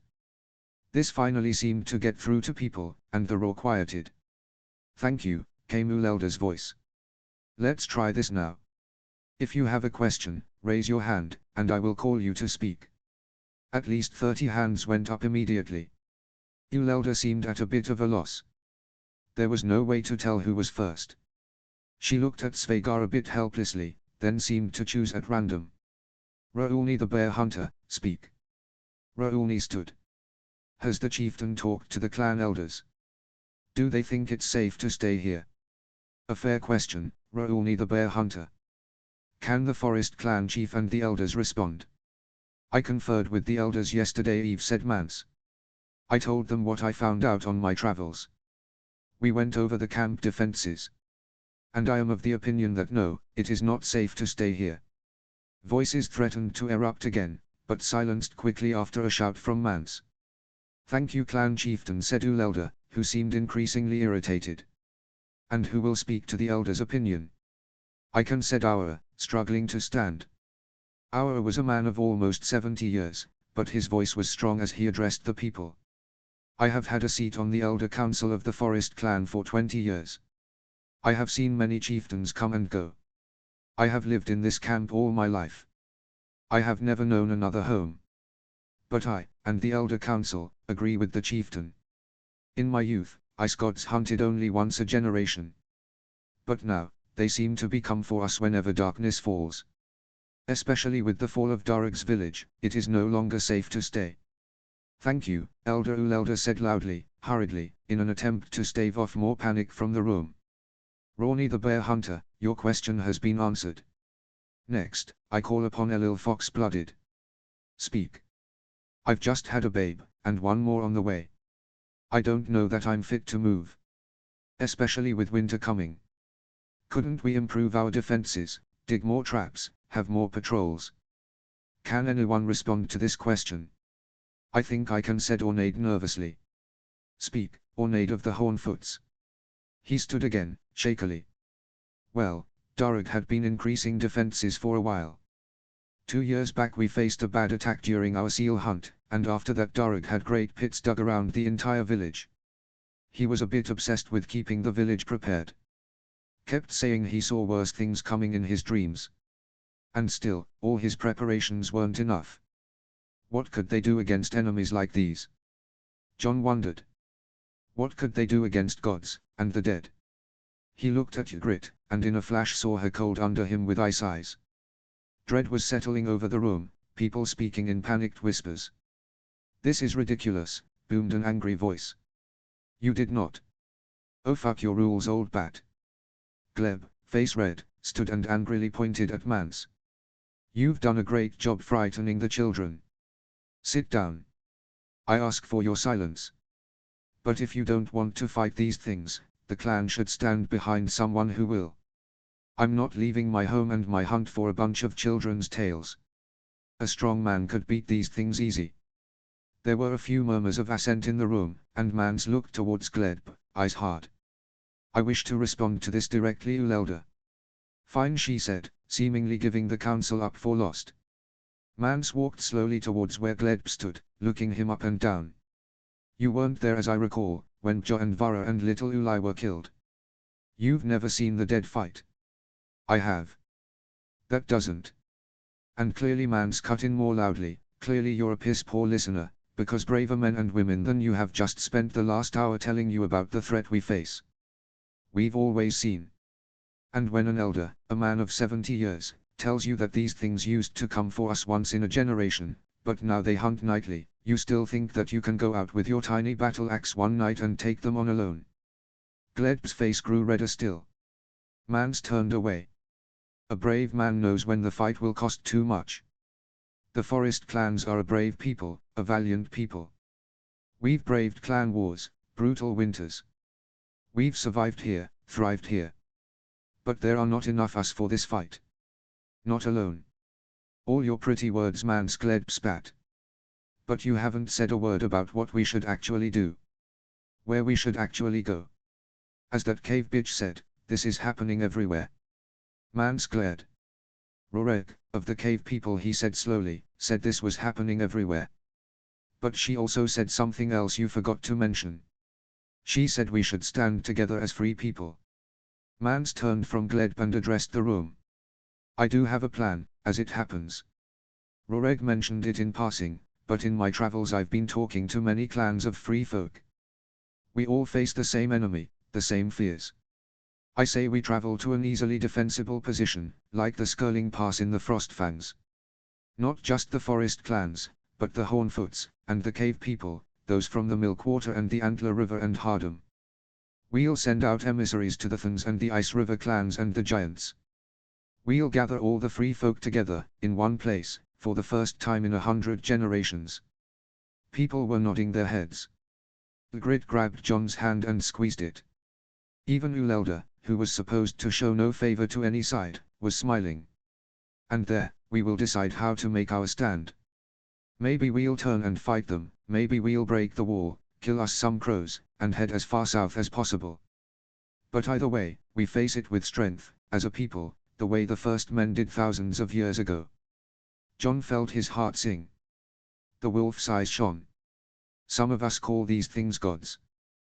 But we know they can be beaten, know they can be broken. We know we can survive them, we've done it before.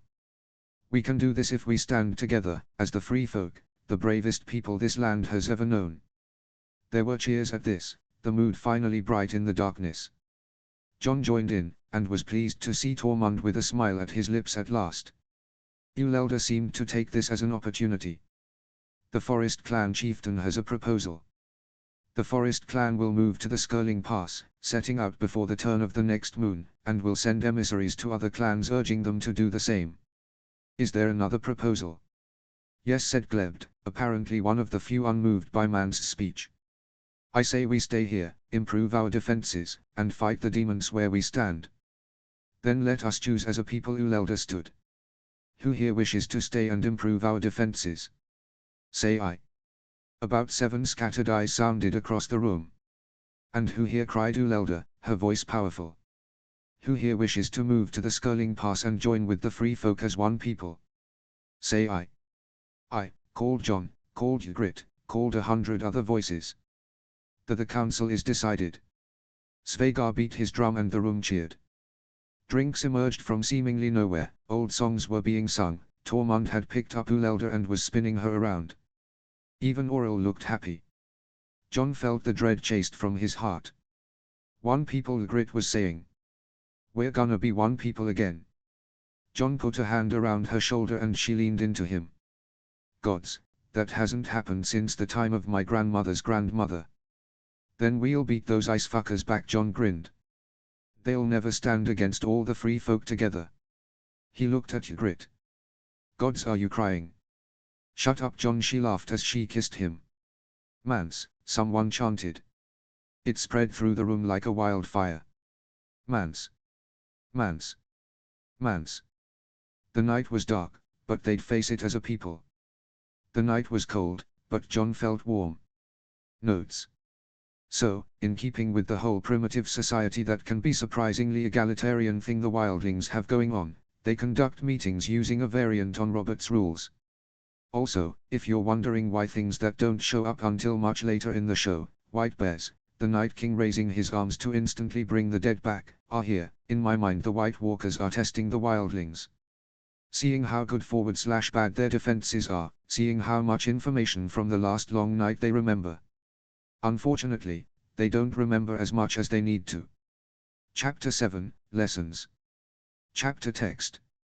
2 hours after council ended, Ygritte was astride Jon, her fingers a tangle in his long dark hair. They were a bit addled from drink, but still Jon had taken the care to set a roaring fire in the pit of his hut. He had no idea how he hadn't burned himself doing it, but they needed the fire. They needed the heat. Because tonight they didn't just want a quick tumble under furs, they wanted to see each other. And Ygritte was a vision as she rode atop him, her hair, her breasts, the look on her face as she moaned. She bit her lip and ground down just so, and Jon's vision fuzzed at the edges. Suddenly there was a noise at the door, and a burst of cold air entered the room. Jon felt Ygritte turn above him, and the door slammed shut quickly. Ygritte paused for a long moment, then began to laugh hysterically. "What?" asked Jon. "Who was it?" "Mance," she giggled, pulling off Jon and cuddling next to him. I've never seen such a look on that man's face. He was truly terrified. Jon smiled. He still blushes like a maid sometimes. He can be so odd about it." "What?" Ygritte said incredulously. "About sex?" I remember once when I was younger, I asked him for advice while we were hunting, and he nearly shot his own foot with an arrow. Didn't know that were possible." Ygritte shifted to lay against Jon's chest. "How'd you ever learn anything?" "Practice," Jon said with a grin, then brought her lips to meet his in a hungry kiss. "And," Jon added after he pulled away, "I asked Tormund." Ygritte snorted, then settled back against Jon's side. "So strange. Mance Rayder, chieftain of the Forest clan, our brave protector against the gods of ice, afraid of a little sex. Seems to have plenty of it himself. It's likely he's just afraid of me having sex. Some parents can be odd about that. He's not my father." "As good as." Ygritte sat up. "Should I be going then?" "He'll probably circle round the camp a few times, leave us to it for a bit," Jon answered, lightly grabbing hold of one of Ygritte's ankles. "I say," Jon kissed Ygritte's calf, "we finish a nip to her inner thigh, what we started." He looked up at her from between her legs, asking for silent permission. Ygritte grinned. After Ygritte left, Jon lay naked under his furs but for the pendant round his neck, Wolf nibbling at his fingers, content. He'd spent so much of the day filled with fear, and so much of his life filled with dread at the memory of Ice Eyes. But Mance's speech, the thought of all the free folk together as one army, had eased his fears. He believed in the free folk. He believed they'd stand strong. After all, how could something cold and dead defeat something so fiery and alive as Ygritte? Jon heard the door crack cautiously. "It's all right, Mance, we're done. You can come in." Mance entered the hut, lingering embarrassment on his face. "You've got a nice fire going in here." Jon hummed his assent, shifting in his furs. "Gods, are you drunk again, boy?" "Only a little." "Are you going to be drunk every night I'm home?" "There's been lots to celebrate," Jon said, cuddling his wolf. Mance snorted. "If you say so." In the quiet, Jon hummed a bit of an old song, a song about heroes slaying ice gods and crows alike. "Boy, I would like to take my rest soon. Can't wait till we get to the Skirling Pass," Jon sighed, ignoring him. "We'll fight monsters and make the land safe again. And for 1,000 generations, people sing songs of the brave free folk who faced gods of ice and won. I'll steal Ygritte after we win. We'll build a hut of our own in the forest and tell our children stories of how we beat the monsters back." Jon was so caught up in this warm daydream, he didn't notice at first that Mance was staring at his hands, eyes cold. "And then as I said, boy, I'd like to sleep at some point this evening." At this Jon looked over at him. "What is it?" Mance still stared at his hands. A horrible thought came to Jon that drove the cheer from his mind. He sat up suddenly. "You don't think we can beat them?" Mance looked up sharply at this. "I never said that." "But you're thinking it. You don't think we can win?" Mance sighed. "I think we'll have a better idea of what we can do when we see how many allies we can gain and what their resources are. But, boy. But." Mance averted his eyes. "But, if I had my way, we'd march on the wall and try to get south instead of fighting them here. You'd turn tail. Since when is fighting crows and breaking a wall that's stood for more than 1,000 generations turning tail? We shouldn't just hide behind a wall like Southerners." "I won't hide like some Southerner. Boy, you've spent all day whinging about how I don't tell you things, how I'm not honest with you. Well, here's some honesty. We know almost nothing about these creatures.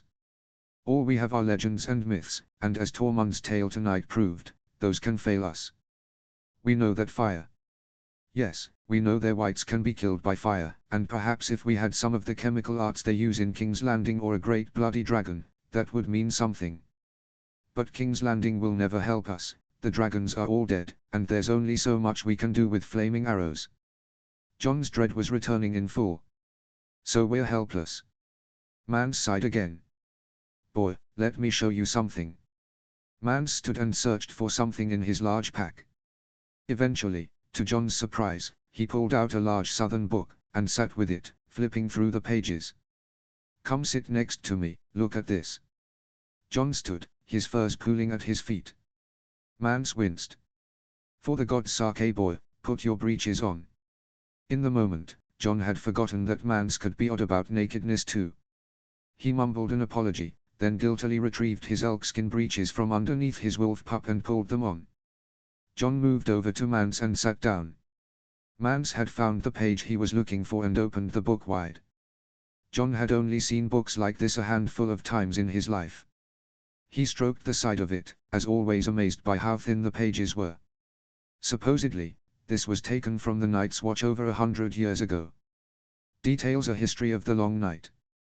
It came into the hands of the cave people a while back, but none of them could read it, so I asked them to give it to me. Mans pointed at the strange southern symbols. Do you know what that says, boy? John shook his head, and Mans suddenly looked guilty.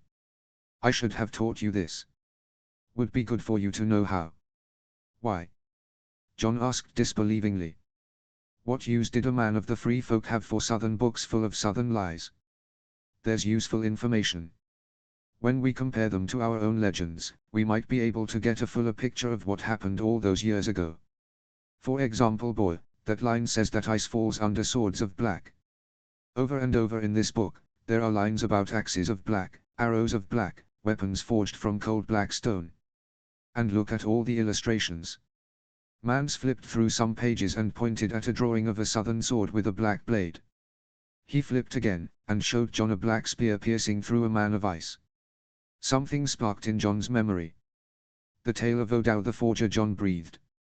It's said that he made spears of black stone to kill the gods. Exactly. Mans boomed, pleased John had gotten it. So, given that both the crows and the free folk mention this, we know that maybe, these things can be killed with weapons of black stone. But then, we know another way to fight them. John cried eagerly. We can build these weapons. We don't know which black stone does it, boy. John quieted. But, the Night's Watch is filled with books like these. It's filled with old knowledge, old weapons. If we can take Castle Black and hold it, maybe we could learn how to fight the monsters. We could get most of our people behind the wall to safety, and we would have the time to figure out how to fend these devils off.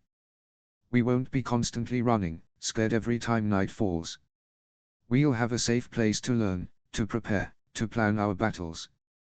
John had to admit, this was a sound idea. I suppose taking the Black Castle might have its advantages. And besides, he continued, grinning, I've always wanted to hunt crows. Mans laughed.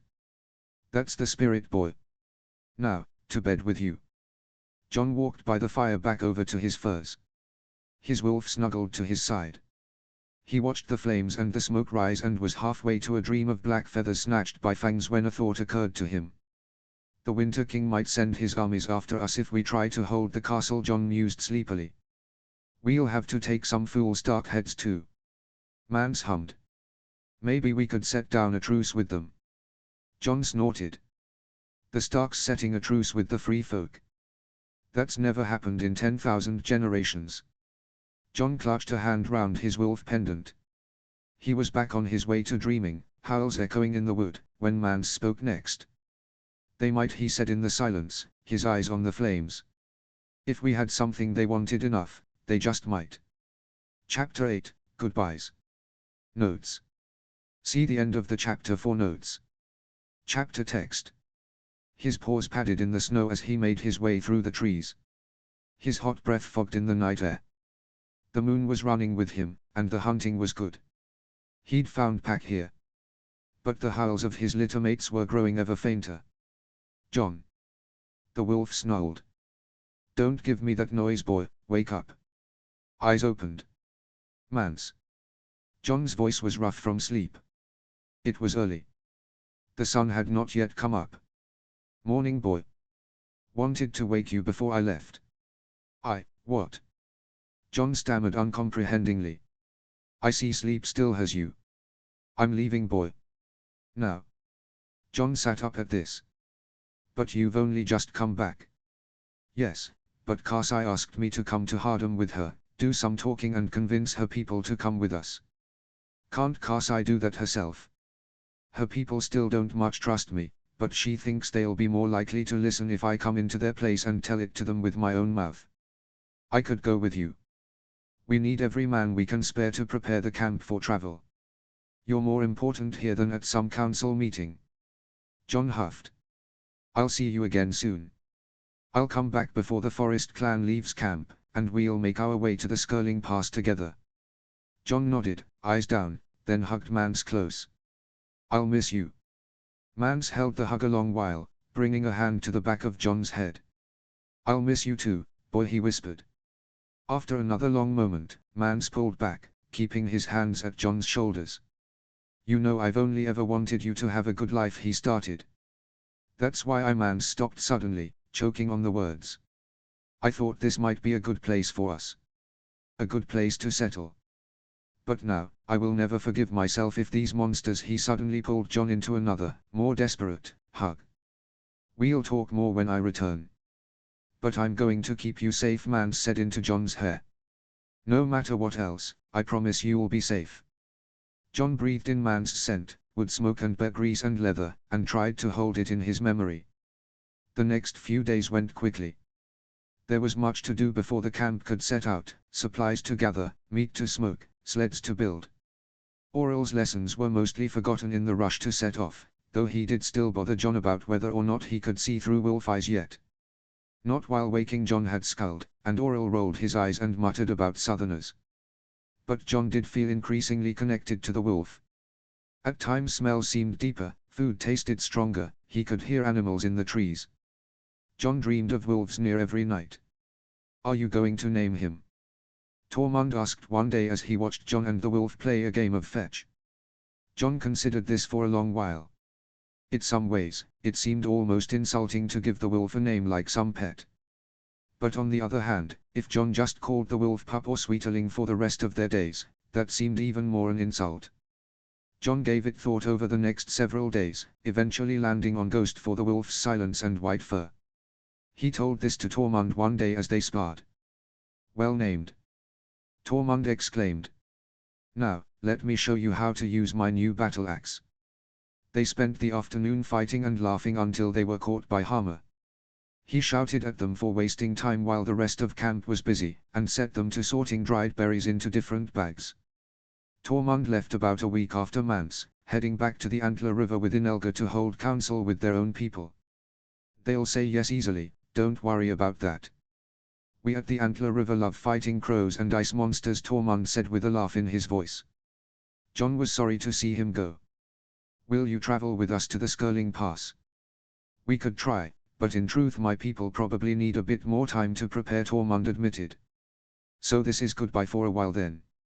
Not goodbye, we'll see each other soon enough, little wolf. He bent down to scratch Ghost under the chin. And this one will maybe be a big wolf by then. The two men hugged each other hard. As John pulled back, he saw sadness in Tormund's eyes. It'll be all right, Tormund, John said quietly. Zola. Tormund gave him a half smile. Sathiathii, Tishinka. He clapped John on the shoulder and held out his drinking horn. Now, why don't you share one quick drink with me before I go?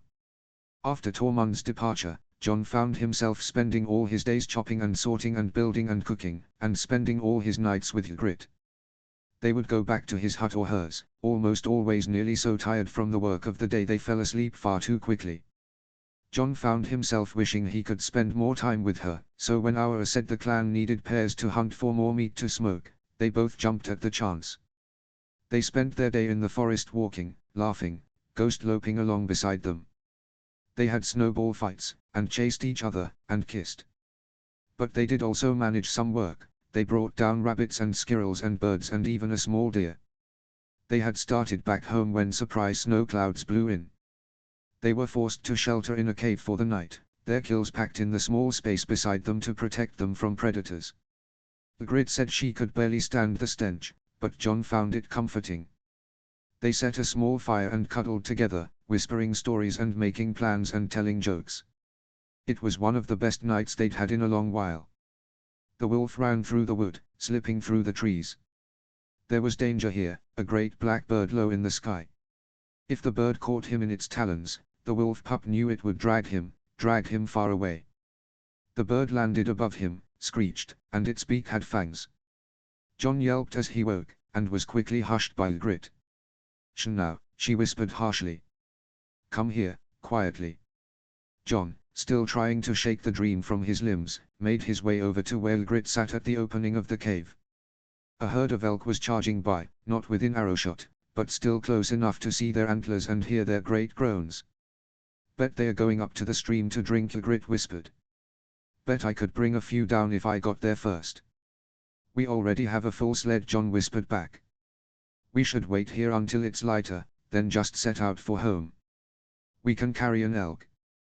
There's 2 of us and your great wolf, between all of us we can bring it all back.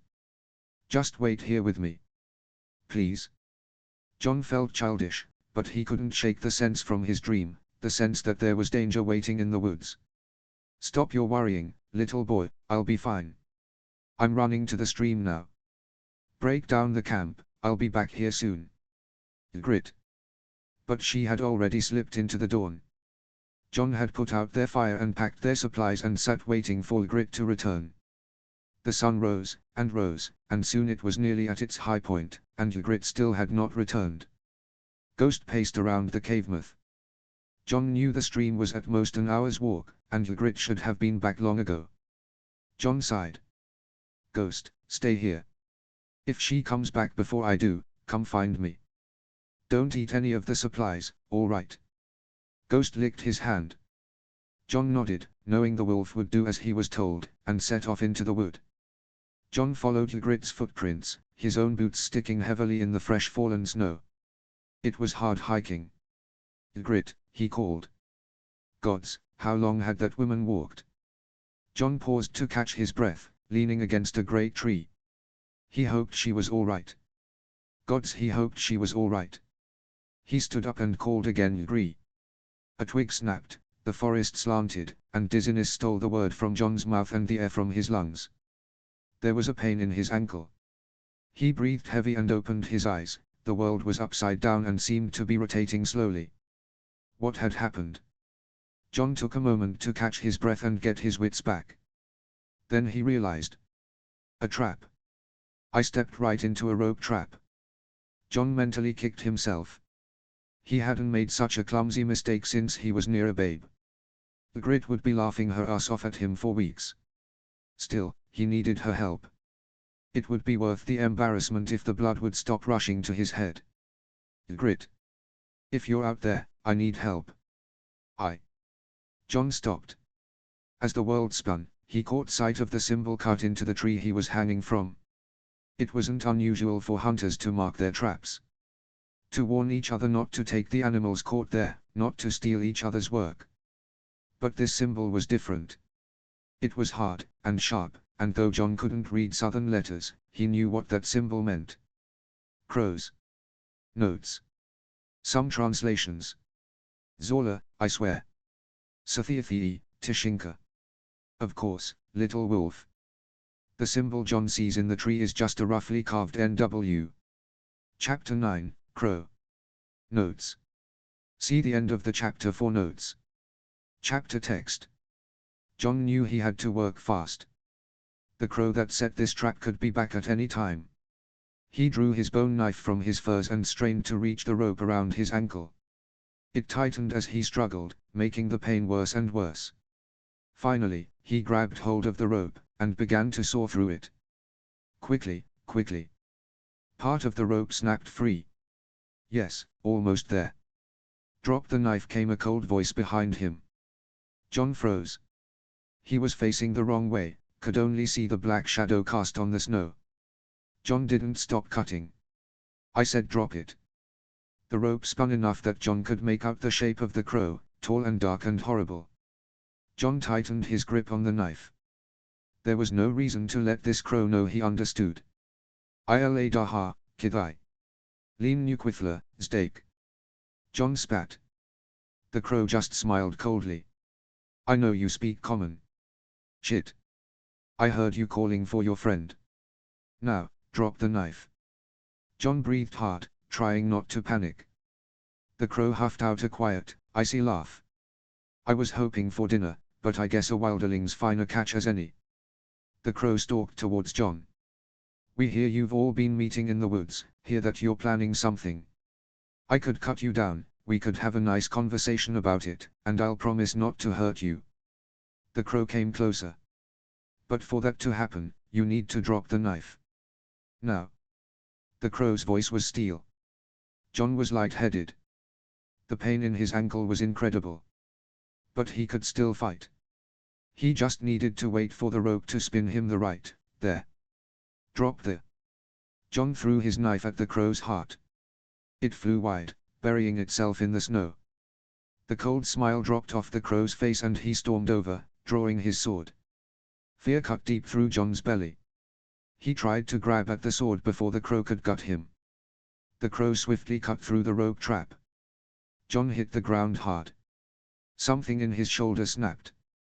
The crow sheathed his blade, walked over to where John lay on the ground, and sat on top of him.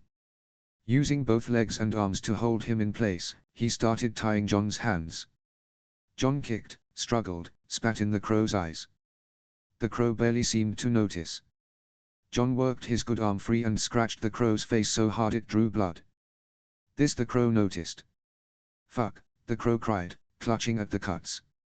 John tried to use the distraction to force his way out of the hold, but the crow reacted quickly, putting his hands back down to hold John tight. There were 3 ragged bloody scratches across the crow's cheek. The crow held John's wrists together, the rope almost fully tied. John knew when that happened, the fight was good as lost.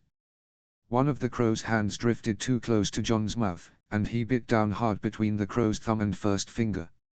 Through the crow's glove, John tasted blood. 7 fucking hells. The crow loosened his hold again, and this time John struggled free.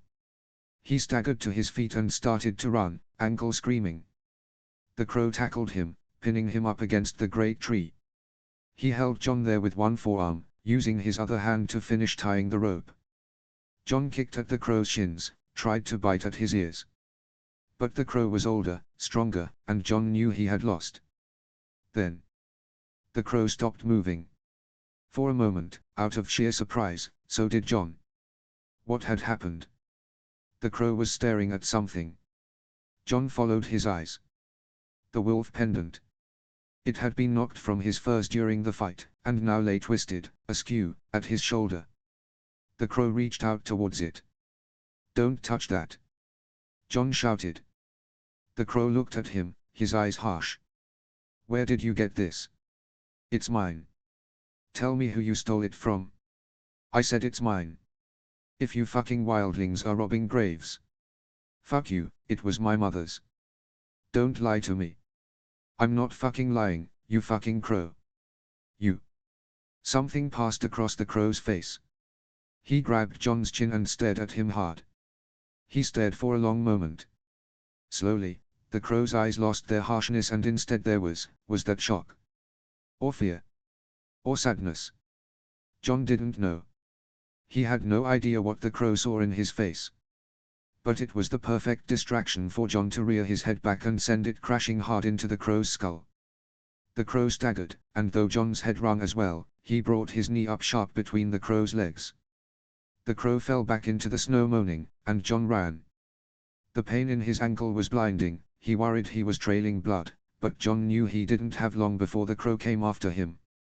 He tried to take care while he ran to only step where he had stepped before, to not give the crow any new snow tracks to follow. But he was so light-headed, and he knew soon he'd start staggering. His old tracks passed close to a large pine tree, and John began to climb, the pain in his shoulder and ankle near unbearable. He found a large branch, and tried to settle into it, making himself as small as possible. After a few minutes, the crow passed under him. The scratches John had left on his face looked angry in the harsh sunlight. John tried not to move, not to breathe. He was sure the crow would see that slight misstep he'd made, see that drop of blood in the snow. But the crow passed under him, going further off into the wood. John let himself breathe. He stayed in that tree the rest of the day and through the night. The new day was dawning, and with it came new snow. It would cover any tracks well enough. John carefully picked his way down the branches of the pine, trying not to further damage his shoulder or ankle. He collapsed for several long moments when he got to the ground. He never wanted to get up. No, he had to keep moving, or else be frozen here. Nothing killed like the cold. He stood and trudged through the snow. He was trying to come back the way he had came, to his and Ygritte's cave. But the snow was falling so thick, and he'd gotten turned around, and he was so tired. Shouldn't he have been there by now? Where was Ygritte, where was Ghost? Maybe the crow had found them both. Maybe they were already dead. The thought was too much. John tripped, and fell in the snow. He lay there for, he didn't know how long. Maybe he could just sleep here. Just for a little while. He smelled the trees, the ice, the blood from his shoulder. A tongue was licking him. He felt fur. He slept. When John awoke, he was still tired, still in pain. But there was warmth at his side. He opened his eyes. He was back in the cave, Ghost next to him. Ygritte was staring out at the snow. She looked exhausted. Ygritte. She turned quickly and rushed to him, emotion written across her face. Oh, thank all the gods you're awake. She lifted his good hand and kissed it. I'm so sorry I left you yesterday morning, a crow was patrolling and I got stuck hiding from him. I know, John rasped, I met him. Ghost was licking at his neck. John lifted his good arm to give him a grateful pat. Thank the gods you got away. There were tears in her eyes. Gods, I was so scared, John. I thought I'd never see you again. If Ghost hadn't shown me where you were, I don't know that I would have found you. She gave him her water skin, he drank from it gratefully. She looked so tired. He felt so tired. Can we, John rasped. Can we just rest for a while? Ghost will keep watch. Ygritte looked relieved. I'd like that. She lay down beside him in the cave and they slept as the snow fell outside. Things were less grim when they'd finally both had a full night of sleep. John's ankle was badly twisted, but they were pretty sure it wasn't broken. He wrapped it tightly and was able to more or less walk on it provided he took his time. His shoulder was dislocated, and there was a nasty deep gash on his upper arm. But Ygritte helped him pop his shoulder back in, and the gash had for the most part stopped bleeding. They made their way back to camp, keeping one eye out for crows. They took their time and traded stories on the way. John told Ygritte about his fight with the crow. She was especially thrilled that John had marked up his face. Ygritte told John about how she and Ghost had searched for him in the snow, and how she'd dragged him back to the cave using the sled meant for the meat they'd killed. Eventually, finally, they were in sight of camp. John and Ygritte shared a sigh of relief. People came rushing up to meet them. They had after all been gone 3 days longer than expected. They warned the elders about the crow nearby. The elders were properly worried by this, and decided to increase patrols around the camp. John was sent to Ulelda.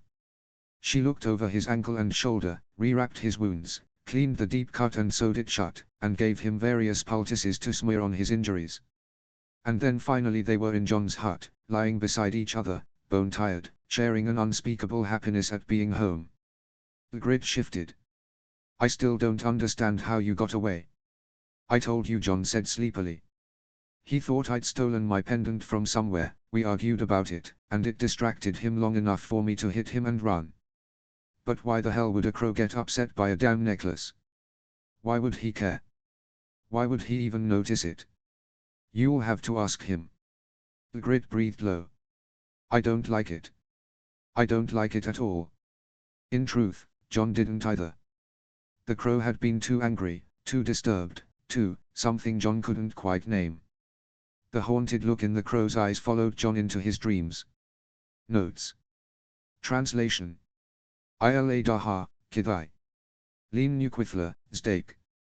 Fuck you, Crow. Get out of here, fucker. Chapter 10, Interlude, Benjen. Chapter text. Grey Eyes followed Benjen Stark the entire way to the wall. He'd tried to shake the encounter for days. He'd met back up with Jeremy and Jaffa and given them his formal report. That he'd caught a wilderling, had tried to question it, that it had fought him off. The other two rangers had listened and enjoyed a bit of a laugh at Benjen's expense when they saw his injuries. Bites and scratches. Was it giving you love marks? Jeremy had cackled. Tease about time stoic old Benjen forgot his vows. Is that why you let it go, because it showed you a good time? Jaffa had joined. If Benjen had been a lesser man, these japes might have wounded his pride.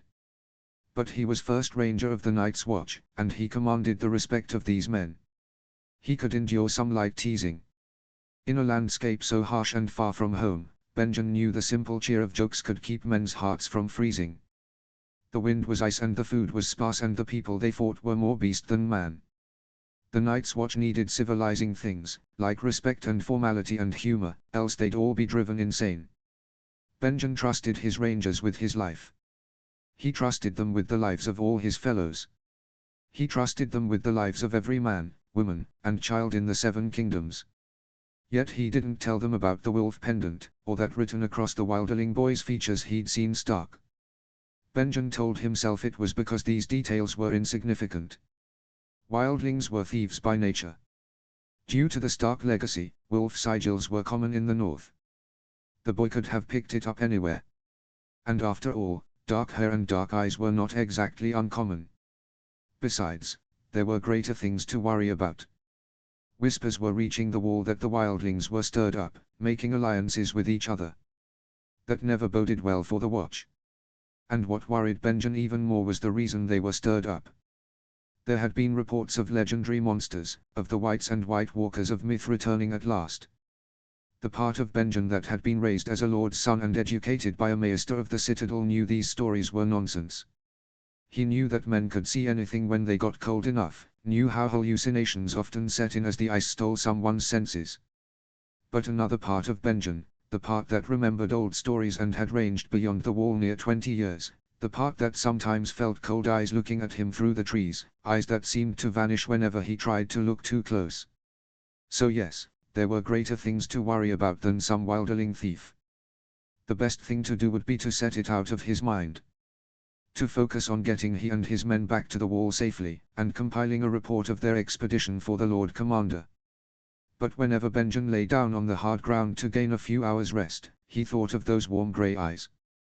Lioness eyes. In the moments between sleep and wakefulness, when Benjen let himself dream, he knew where he'd seen that pendant before. He remembered watching Mikan at the forge craft something impossibly small and delicate. He remembered his sister hugging their father when he gifted it to her on her name-a-day. He remembered it bouncing round her neck as she rode around Winterfell. She'd been wearing it when they'd all gone to the tourney at Harrenhal, when Prince Rhaegar Targaryen had crowned her Queen of Love and Beauty and started the war that killed half of Benjen's family. This thought forced Benjen into greater wakefulness and he scrubbed a hand across his face, wincing when he touched the scratches there. He didn't want to think on this. On bloodlines and children and who should have babes with who. That way always led to trouble. And he had a grander mission now. He was a man of the Night's Watch. He would not let himself be distracted. Even if the necklace was Lyanna's, it had likely been buried with her in the crypts at Winterfell. He'd been fighting wildlings long enough to know they wouldn't balk at robbing graves. But how could wildlings sneak into the crypts without being noticed? He thought as he cooked breakfast one morning. And what was the likelihood of the boy having both Lyanna's pendant and her eyes? How could? Benjen, those sausages are well past done. Benjen shook himself, apologized for burning breakfast, and sat down to eat with his fellows. It wasn't just her eyes. Benjen thought as he was rubbing down his horse that evening. Beneath the skins and the snow and the long wild bush of black hair, the boy had a stark jaw, a stark nose, a stark brow. The boy's face had the features Benjen had seen in himself, in his father, his brothers, his nephews. Features Benjen had seen embroidered on 100 tapestries and painted in 100 histories and carved into 100 statues in the great crypts of Winterfell. With a wash and a brush and a change of clothes, the boy would look right at home feasting at the high table beside the Lord of Winterfell himself, Benjen's brother Eddard.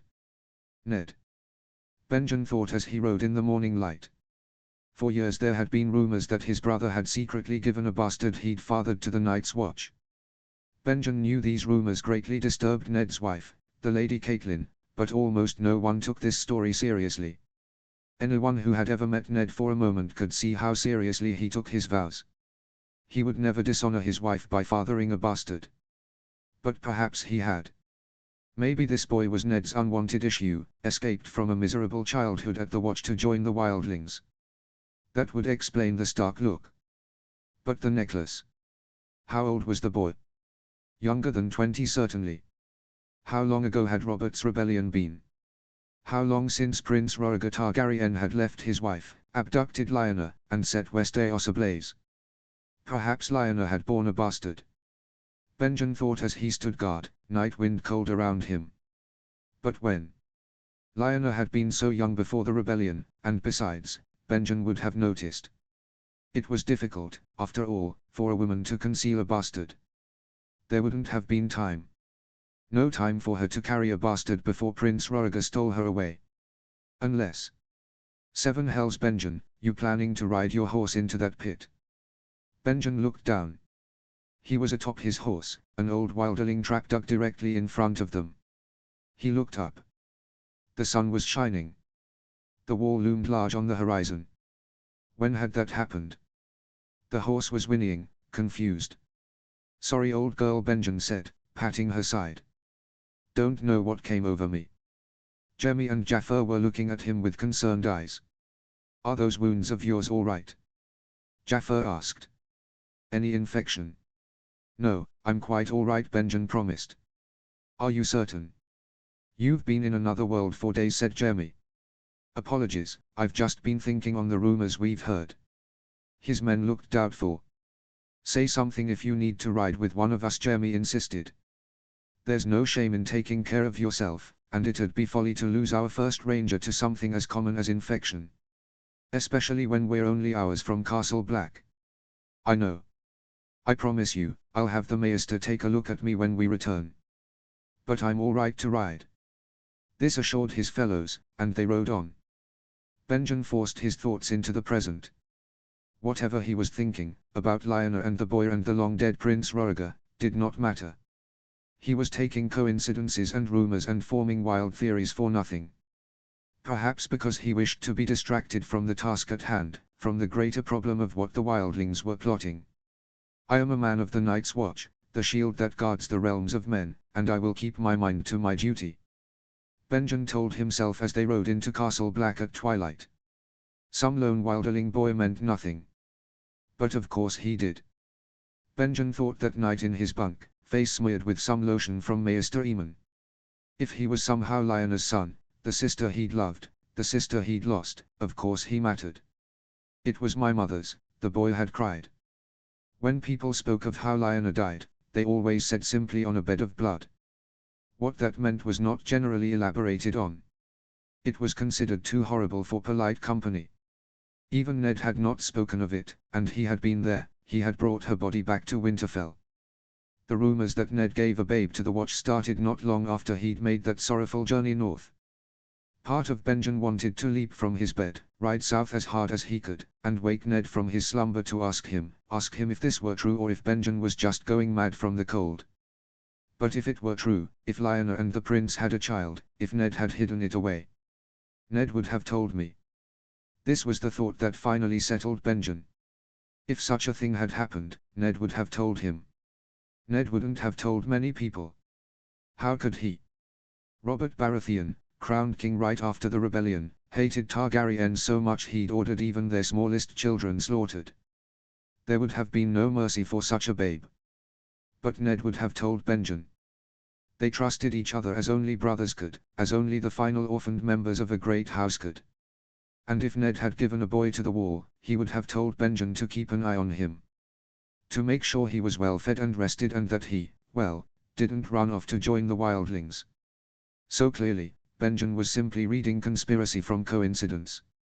He'd concocted a whole grand, ridiculous tale, simply by looking at a wild boy's eyes. It was not worth writing down, or sending a raven, or causing any controversy. Benjen would likely not see Ned for another half-year at least, and by then Benjen hoped this incident would be forgotten. No, he wouldn't think on this any longer.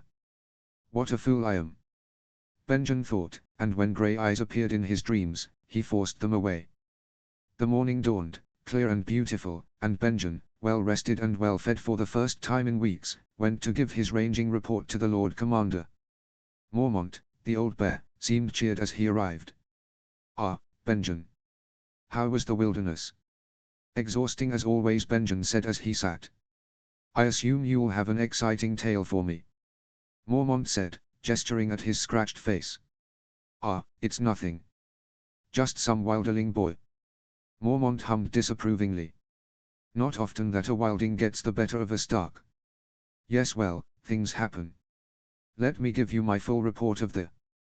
"Before we get started," Mormont pulled a raven's scroll from his papers. "Speaking of Starks, you've been invited back to Winterfell. King Robert is journeying there for a feast as we speak." Mormont held the scroll out to Benjen and he stared at it a moment too long before taking it. "I'm more than willing to allow you to go. Your dedication to the Watch is admirable, and you deserve a brief respite." "Thank you, Lord Commander." Benjen hoped his tone was grateful instead of fretful. "Seems I'll be seeing my brother much sooner than I thought. I look forward to it." The Lord Commander smiled.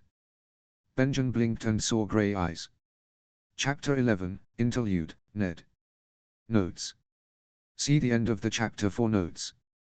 Chapter text. The Hand of the King.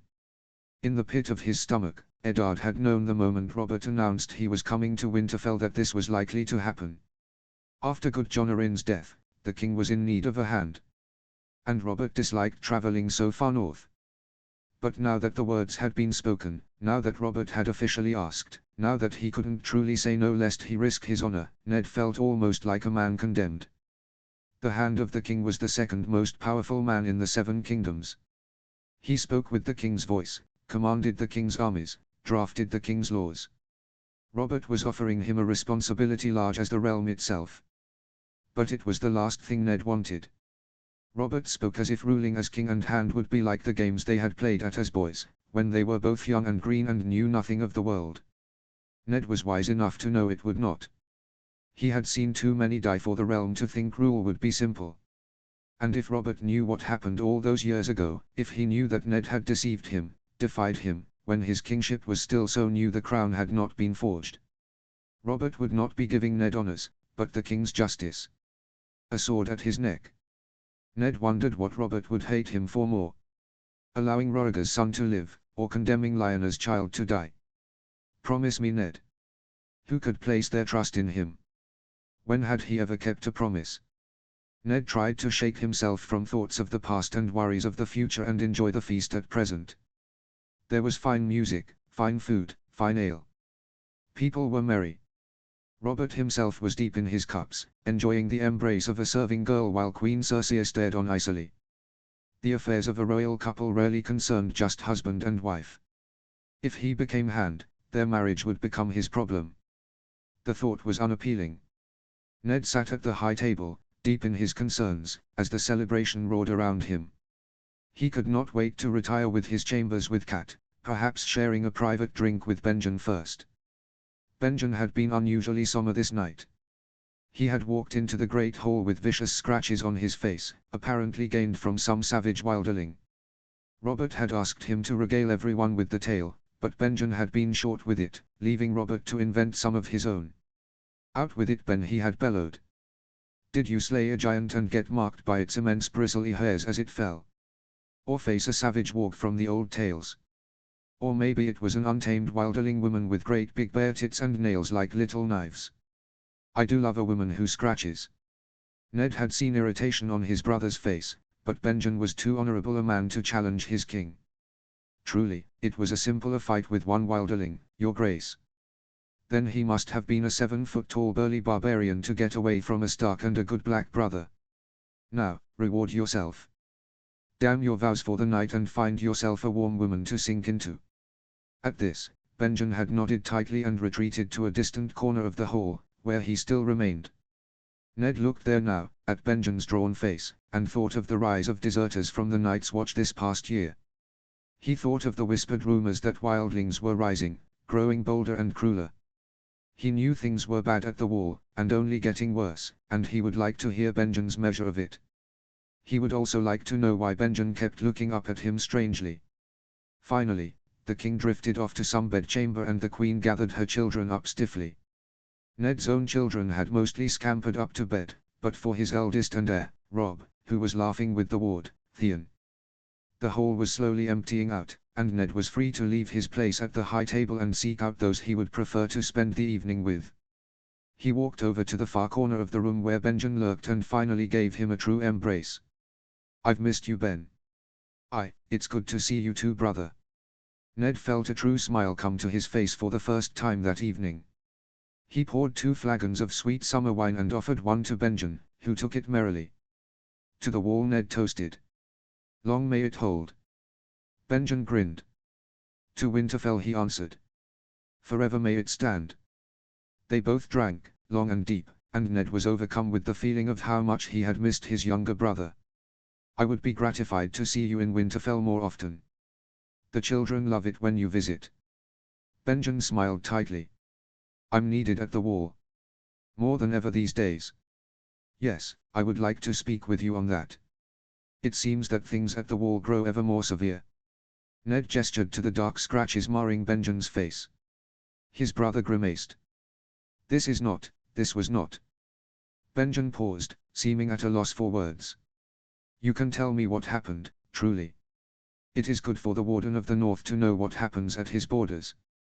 Then in truth, it was just a fight with a wilderling boy gone badly, nothing more. Ned could see with his own eyes there was more to it than that. Something in his brother's expression seemed to be warring with itself. Ned looked at Benjen for a moment, but his brother stayed silent. "Well, if you're certain. I had thought to speak with you and Mayor Stillowin on some thoughts we had about the land in the gift. I believe he is still somewhere." As Ned turned to look for the Maester, Benjen grabbed his shoulder tight. Ned looked down at the hand on his shoulder, surprised, but turned back around. Not yet." Ned was concerned now. "Benjen, truly, if something at the wall is disturbing you, tell me. It's my duty as Warden of the North." Just Benjen cut in, then stopped. He seemed to be steeling his nerves. His brother glanced around at the other tables, noting who was still left in the hall. He downed the rest of his wine in one go, then leaned into Ned and said very quietly. "The wilderling who gave me these had an interesting pendant. Looked like a little wolf." Ned was puzzled. There was some implied question in Benjen's eyes, but Ned didn't know the shape of it. "I'm sure wildlings have all sorts of." His face was interesting too. "It reminded me of someone I used to know. In childhood." What in the old god's name was Benjen? Oh. But that was impossible. The child was dead. But then how did? Benjen looked at Ned's face, at how his words were received, and seemed to see confirmation of a suspicion. His mouth flattened out to a grim line. Ned himself looked round now, to see if any of the king's retinue remained. There were a few at the far end of the hall, but most of the remaining revelers were but servants and squires. Still, this was not a conversation for this room. An impossible hope was rising in Ned's heart. "We should have another drink in my chambers, I think." Ned put his flagon down on the long wooden table, barely missing a spider as it skittered away. Ned's chambers were very private, as befitted a lord of a great house. But still, he took no chances. This conversation would be dangerous, especially with the king in residence. He sent his servants away, told the girl at his hearth he would tend his own fire, and set one of his most trusted men outside to guard the door. However, before the door to his outer room was even shut, a visitor arrived who would not be easily turned away. "I would like to get a bit of rest. Can you not speak in the morning?" Caitlin was calling from the hallway, clearly annoyed by the presence of a guard. She looked lovely in the candlelight, as she always did, but the sight of her now made Ned's heart seize. Benjen tried to save him. "Apologies, Lady Stark, we have some Night's Watch affairs to discuss, and I plan to ride for the Wall at first light." Catelyn accepted this explanation, and moved forward to embrace Benjen. "Then I will likely not see you come morning, so I will say my goodbyes now. You know you are always welcome." "Stop," Ned said suddenly.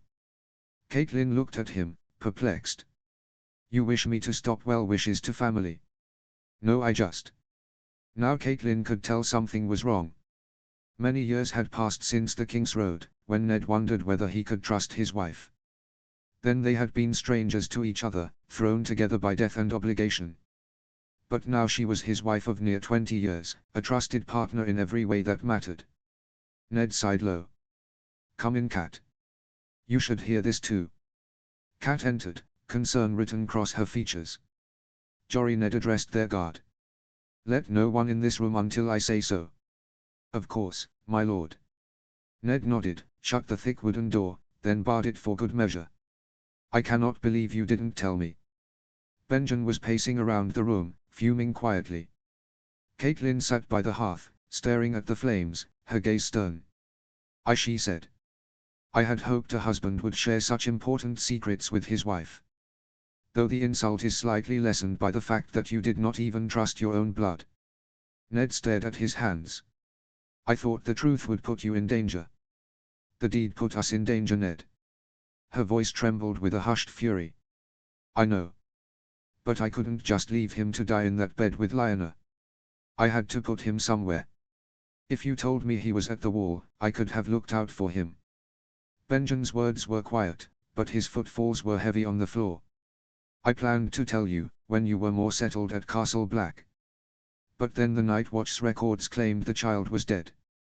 "And did you ever plan to tell me?" Cat refused to look at him. Ned found he could not meet her eyes either. "As I said, I thought it too dangerous. And especially after I thought the boy dead, it seemed an unneeded weight to burden you with. Both of you." Catelyn kept her eyes at the flame. Ned knew he wouldn't win back the favor of his wife or his brother tonight, but there were more important matters at hand. "Do you know that it was her boy?" "Truly?" Benjen paused, sighed, and began to pace in the other direction. "I would recognize that pendant anywhere. He said it belonged to his mother. He had the Stark look, strong as I've ever seen it." Eddard breathed out. "But how? The records at Castle Black have held him as dead near 15 years. His name was listed as Jon Snow, they must have thought him my bastard." Catelyn's shoulders tensed at this. Ned paused a moment. Cat had always hated the rumor that he'd fathered a bastard and given a babe to the Wall. It dishonored her, dishonored their marriage. She felt it lessened her in the eyes of Ned's Bannerman. In the eyes of the North. Even though now she knew the truth, his actions had started that rumor. He wondered if she could ever forgive him. Ned looked away as he continued. "I checked records of the babes kept at Castle Black every 6 months. They said Jon Snow was dead before he had passed his 4th year there." Benjen said.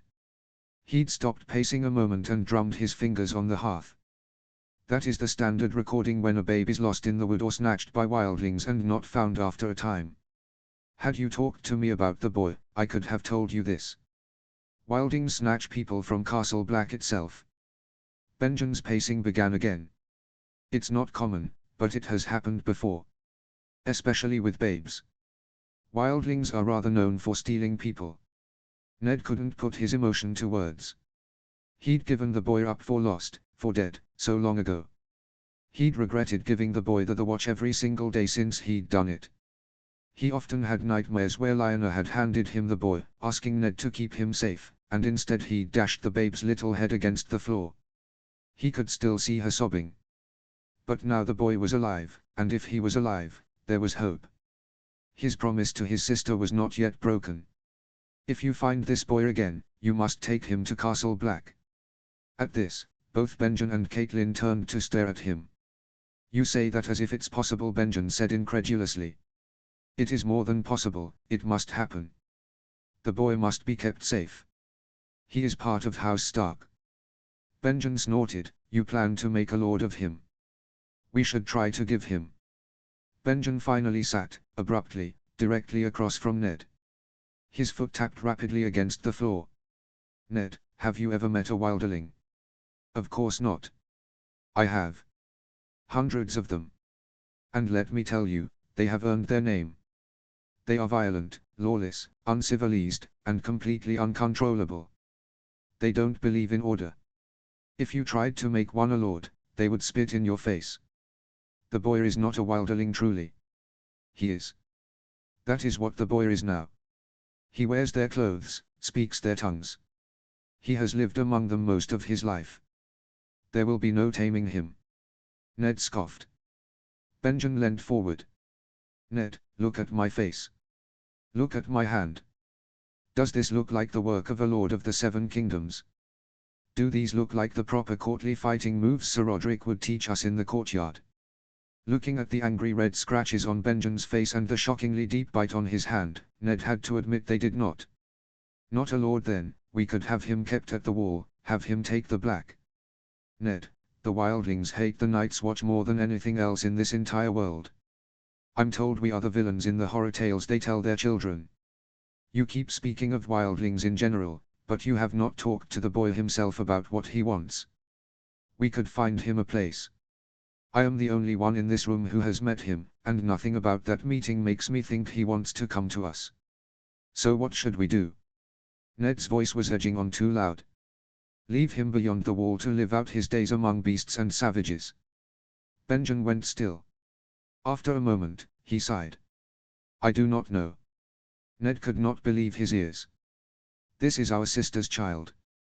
We cannot leave him to the wilderness. He will not come to us. He will not want to come to us. I never thought I would live to see the day when a Stark turned his back on his own blood. If we should leave, the boy became Kat's voice. She said it quietly, still sitting by the hearthside. She had been so silent these last several minutes that Ned had near forgotten she was there. Ned stared at her back, disbelievingly. You cannot mean that, Kat. Caitlin turned and looked at Ned sharply, meeting his eyes for the first time since he had sat down in this room and begun to tell the whole truth. Do you have any idea what you are proposing when you speak of finding that boy? Her voice sounded dragged over shards of broken glass. You are proposing hunting down a lost Targaryen. The heir left the room. Husband and wife stared at each other. Eventually, Ned looked down. Kat, Robert never has to know. Caitlin stood, her arms crossed, her eyes like frost. I know you have no ear for rumors, but they do spread on the wall. Else news of your so-called bastard would never have reached me. Kat. What do you think they will say at the wall when Benjen Stark comes riding in with a wilderling and tries to force him to take the black? It would not. You speak of making him a lord, but you have no thought to how you would explain him. How would you account for his existence? We could give some other identity, perhaps say he is indeed my bastard. A single, sharp laugh cut across Caitlin's lips at this. There was no mirth in it. People will talk. People will wonder. And eventually people will discover the truth. And when they discover the truth, discover that you tried to bring a lost Targaryen back into the Seven Kingdoms, Robert will have you, I, and all of our children executed. There was no sound but the crackling of the fire. Caitlin continued. There is no more dangerous word in the Seven Kingdoms than Targaryen. You know there are still many houses who see Robert as a usurper, many houses who would love to see the Targaryen dynasty restored. You know some of them have tried to accomplish this, seeking out the lost Targaryen children across the sea or searching for minor Targaryen cousins. And you know as well as I that Robert has not been kind to those houses. It's not as if I'd be trying to make the boy king, Ned offered lamely. Do you think Robert will see a difference? Do you think you will be able to talk to him, make him see reason? Kat's eyes were cutting deep into Ned. Even Benjen shifted uncomfortably. If you truly thought Robert could be talked to mercy, you would never have hidden that boy in the first place. We could all be killed simply for having this conversation. But I will not allow you to put your true-born heirs, your children, our children, who trust us and love us, I will not allow you to put them in danger just to help a wilderling boy who has no care for us. Who does not even know us? Caitlin sat down heavily and turned back to the fire. No one spoke. After a long moment, Benjen cleared his throat. Her points are all well spoken, Ned. Ned stared at his hands, turning them over and over. Promise me, Ned. I cannot bear this. Promise me. Ned stood. By the old gods, this boy is Lyanna's. On her deathbed, her one wish was that I keep the boy safe. I promised her. I swore I would do it. And for 15 years I have been tortured by the thought that I broke her faith, that I betrayed her dying wish. But the boy lives. Lyanna's little boy. He can still be kept safe. If we leave him there, it will dishonor her memory. Please, we cannot let him die in the wilderness. Caitlin was unmoved. Benjen sighed. Ned. Benjen. We must help the boy. You have said yourself that the lands beyond the wall are dangerous, filled with beasts and madmen and monsters. We cannot leave the boy to this. At the word monsters, something in Benjen's expression shifted. He looked up suddenly to the window and stared for a long moment. Ned turned and followed his gaze. There was cold blue frost upon the window pane. The swirling pattern looked somewhat like a pair of eyes. Benjen sighed. All right, he said quietly. Caitlin did not look at them. If I find the boy beyond the wall, I will take him to Castle Black. I will find some excuse for it. Truly. Ned said, hope soaring in his heart. Truly. You speak rightly, the boy cannot be left beyond the wall, not now. Ned surged to his feet and embraced Benjen. I will stay here at Winterfell. I will help find a boy a place. No. Ned turned to Kat. She looked angry, tired, resigned. If I cannot talk you out of this folly, you must at least be smart about it. A few hours ago I planned to ask you to stay here at Winterfell for the rest of your days, but, she sighed, a long mournful thing. If you turn down the king's offer to be hand, it will seem suspicious. You must not be suspicious now. You must take special care, be as loyal and true to Robert as possible. Kat looked up at him, furious desperation in her eyes. If you will not heed my advice and must find this boy, then at least do not put our children in more danger than necessary. Let Benjen deal with the boy. He can find some excuse that does not involve us. And you will go to the capital, win the king's favor as his hand, and place yourself beyond any suspicion. Place our family beyond any suspicion. Ned looked at her. She was right. This could put their family in danger, and it was his duty to protect them best he could. Ned's honor would not let him leave the boy, but he could at least give her this. Then I will go to King's Landing. I will do everything in my power to keep the children safe. Kat grimaced. If that were true, you would have never given the boy to the wall in the first place. She stood. My lords, I seek my rest. She swept from the room and opened the door. She sailed past Jory and disappeared, not once looking at Ned.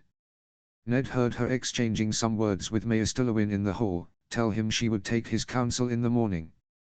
Her voice was short, clipped. Benjen stood as well, leaving the room with a simple clap on the shoulder and a good night, brother. Ned sat, thinking. Night was already turning into morning. Little birds sang in the trees, and spiders spun their webs. Notes. That fourth paragraph is a little bit of text from Ned in Game of Thrones. I thought at this point, the two Neds would be having similar thoughts, and I wanted to nod to that. Chapter 12, Dream. Notes. Hey, quick content warning for this chapter. About halfway down while Jon and Orell are talking, Orell makes a reference to a legend with some implied assault. I tried to keep it vague and non-graphic, but still thought I should say something. See the end of the chapter for more notes. Chapter text. Everything went wrong at once. Some miscommunication between Jailer and Harmer led to a full quarter of the clan's recent kills being left out too long and spoiled, unfit for jerking or smoking. They would have to send out more people to hunt, which was increasingly difficult as more and more reports of crows reached their ears. This would set their departure back 2 weeks. Then, 2 of the large sleds they needed to move supplies were badly damaged in a surprise storm. One was mostly intact, but the other would need to be completely rebuilt. And one of the camp carpenters had just turned his ankle last week, leaving more work to fewer people. This would set them back another 2 weeks. Last, word came that Mance would not return for another month at least. After Hardham, the Thans had invited him to speak at their hall, and he rode hard to the west. The camp was hesitant to leave without the chieftain at their side, so it was agreed they would wait for him. Many in the camp seemed somewhat relieved. Every extra moment of rest and preparation would make the hard journey they faced a bit easier. But John was uneasy. He needed to speak with Mance. John needed to tell him about the strange encounter with the crow, needed to ask him why a crow would care about his pendant. The crow had recognized it. John worried about what that meant, if it meant the necklace was some crow thing, some southern thing. If that meant he was some southern. "I'm not a southerner." John repeated this in his mind over and over for days, for weeks. "I'm not a southerner, I'm a man of the free folk." John told himself his mother had been a great raider, capturing southern treasures and giving them to the clans. Or maybe his mother had been a respected crow killer, taking their trinkets as trophies of her victories. Perhaps she'd even been in one of the fearsome cannibal clans, and she'd found it on some fat southern lord who became dinner. There were 1,000 explanations for how his mother possessed a southern pendant. But John could not explain the way the crow had looked at his face. "I'm not a southerner. I'm not." Southerners were cruel and stern and pitiless. They'd stolen good lands from those who'd worked it thousands of years. They sent their vicious crows into lands the free folk were left with and hunted them, so that most were afraid to stay in one place too long. They doomed John's people to hard lives in the cold, and still seemed unsatisfied. He thought of Uja, who told jokes and made honey cakes. There were 4 southern crow arrows in her when they found her body. He thought of Vaughan, who loved to wrestle and carved animal toys for the children. He'd been barely clinging to life when they found him, holding in his guts after a southern crow sword tore through his body. All of Ulelda's magics and skills couldn't save him. He thought of wise Mother Major. She'd been their wise woman before Ulelda, and John had faint memories where she held him on her knees, telling him sweet little tales about magical animals and trees that granted wishes. The Southern Crows had taken her prisoner, and no one had ever seen her again. Rumors said she died in their black castle, of torture or hunger or both. Good people stolen from life, simply because the Southerners and their lords would not be happy until the free folk were all dead. "I am not a Southerner. I'm not. I could not come from those monsters." He needed Mance back. He needed Mance to finally tell him about his parents. Needed Mance to ruffle his hair and say fondly that this was all nothing, that he'd let his fool imagination run away from him again. He needed Mance to tell him everything was all right. That everything would be all right. John kept his days full of work and his nights full of grit. It was useless to think on this now. He'd put it aside until Mance got back. Yet John's dreams, wolf eyes or no, were full of crows. The snow was falling thick and fast, and the wolf could see nothing. Ice clung to his fur. His paws were numb. But he still must run or black shadows overhead would pick apart his pack mates. Talons snatched at his tail, at his eyes. They cut into his leg, spilled red onto white snow. Then they were upon him. One was gentle, but the other was vicious, and the wolf snatched at it with his teeth until he caught wing and tasted blood. But the talon sliced into his throat, and his fur was red. "Ghost!" John cried, sitting bolt upright. "Ghost, come here." John's heart hammered in his chest, his breath came quick and heavy. John could still feel the pain in his neck, the blood hot on his skin. Where was Ghost? John couldn't see him, couldn't smell him. Ghost. A wet nose touched his cheek, followed by a comforting lick. John hugged Ghost close and buried his face in the pup's fur, nearly crying in relief. There was no blood, no cut at his neck. Ghost was here, safe in their hut. John's heartbeat slowed, his breaths evened out. What was that? Not a wolf dream, but too intense for a nightmare. It had been snowing in the dream. John stood, one hand still in Ghost's fur, and made his way to the door. The snow was packed and dirty. There'd been no storm. It wasn't anything. Auril was sitting on a stump outside his home, whittling at something. Said he was preparing for the journey west. John thought he was just trying to look busy. Then why did it feel so real? I could feel the pain, feel the blood. John rubbed at his neck. I don't need to be bothered with your nightmares, I've got work to do. John gritted his teeth, but pressed on. The day before I saw the crow, I dreamt I was ghost and a crow with fangs was chasing us. Aurel said nothing, just kept peeling long strips of wood with his knife.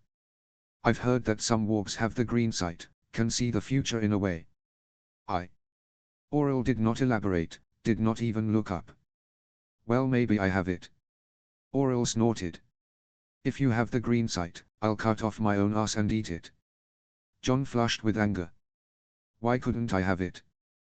Green sight's rare, idiot. Most wargs never have more than 1 or 2 green dreams in a lifetime, if they have any at all.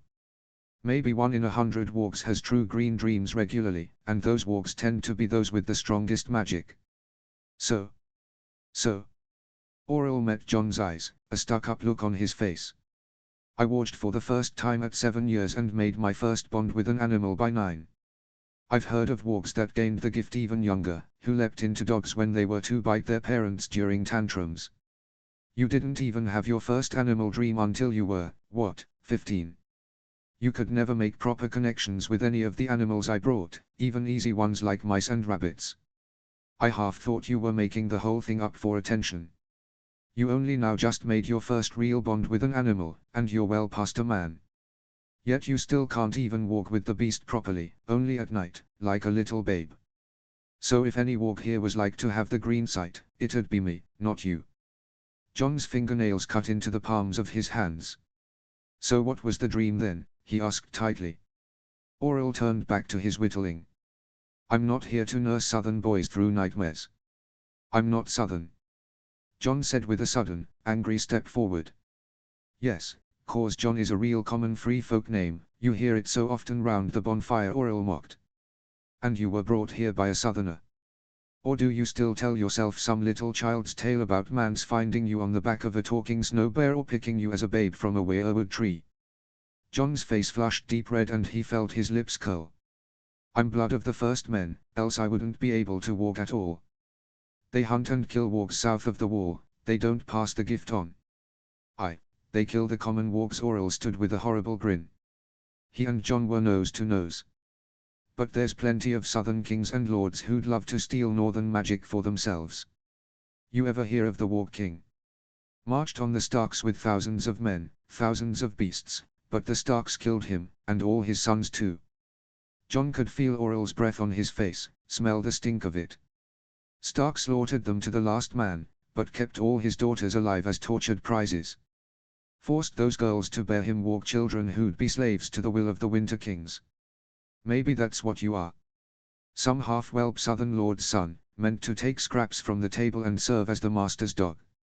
John reared his fist back and punched Aurel hard in the nose. It hit with a horrible crack, and Aurel stumbled backward with a grunt of pain. You little fucking shit. Blood was dripping from Aurel's nose to his mouth in a steady stream, catching in his teeth. I think you fucking broke it. Good. Now you'll have a great swollen beak to match your fucking ugly eagle. John turned and started walking towards home. He heard a screech. He knew that screech. John looked back quickly. Aurel's eyes were white. Suddenly John's face was full of wings and talons and a sharp beak. He threw his arms up, trying to protect his face, his eyes, from being clawed to pieces. Blood ran down his arms. Then, suddenly as it had begun, the wings and talons were gone. Aurel's eagle soared back to the treetops. Aurel was glaring, rubbing the side of his face. A giant red handprint was at his cheek. Gleb stood over him, glowering. For the sake of all the gods, pull yourself together. You too. He swung around, glared at John. That little brat. He's a brat, but he's also 7 years your junior. I don't care about whatever useless squabble you have going, I don't want my young sons up at night screaming about how great dirty eagles are going to attack them from the sky. And I better not catch you, he continued harshly, pointing at John, going after him. Gleb jabbed his thumb back at Aurel, with that ratty wolf of yours. I've lived this long without watching a dire wolf eat a man, and I don't plan for that to change just because the two of you beaslings are in a pissing match. He told me I was souther. I don't fucking care. You want to fight? Put that to good use and join the night patrols, don't just scrap with each other like mindless animals. Gleb stormed off, muttering about useless wargs and magic users, and Auril and John were left staring at each other. Auril pinched the bridge of his nose, John clutched at the cuts on his arms. Finally Auril stormed past John with a whispered, "Dangerous, stay the fuck away from me." "These are not too deep," Ulelda said as she examined John's arms a few hours later. "They won't scar. But you're lucky the eagle did not have time to fully attack your face." John sighed. He should join Gleb's patrol for a few nights. He didn't particularly like the man. Gleb had been one of man's fiercest rivals. But without him, Auril could have gone much further. John owed him a debt. Ulelda was rubbing something on John's arms that stung a bit. John knew Auril had been here to see her just before him. He looked at the wise woman sideways. "Did I break his nose?" John asked quietly, guiltily, hopefully. "No." Damn it. Disappointment must have shown in John's face, because Ulelda looked up at him suddenly with a reprimand in her eyes. "That is a good thing, John. You're lucky he's not badly hurt.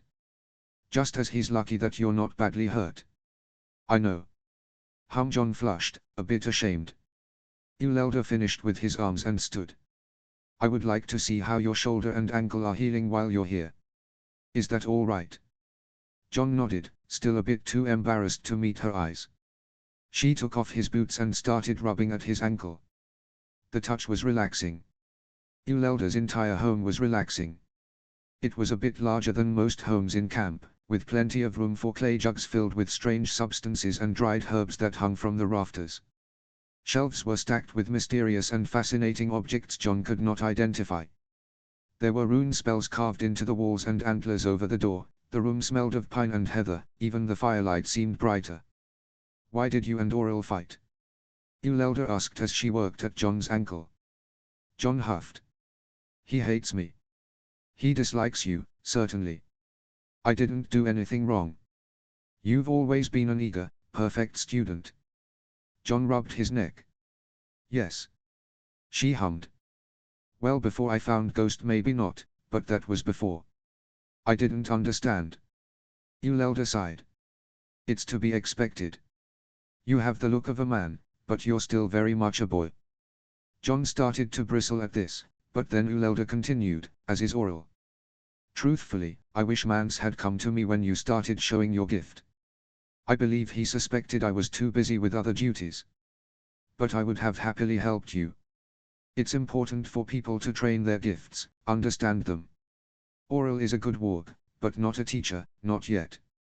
Young wargs often become needlessly combative. As do young men."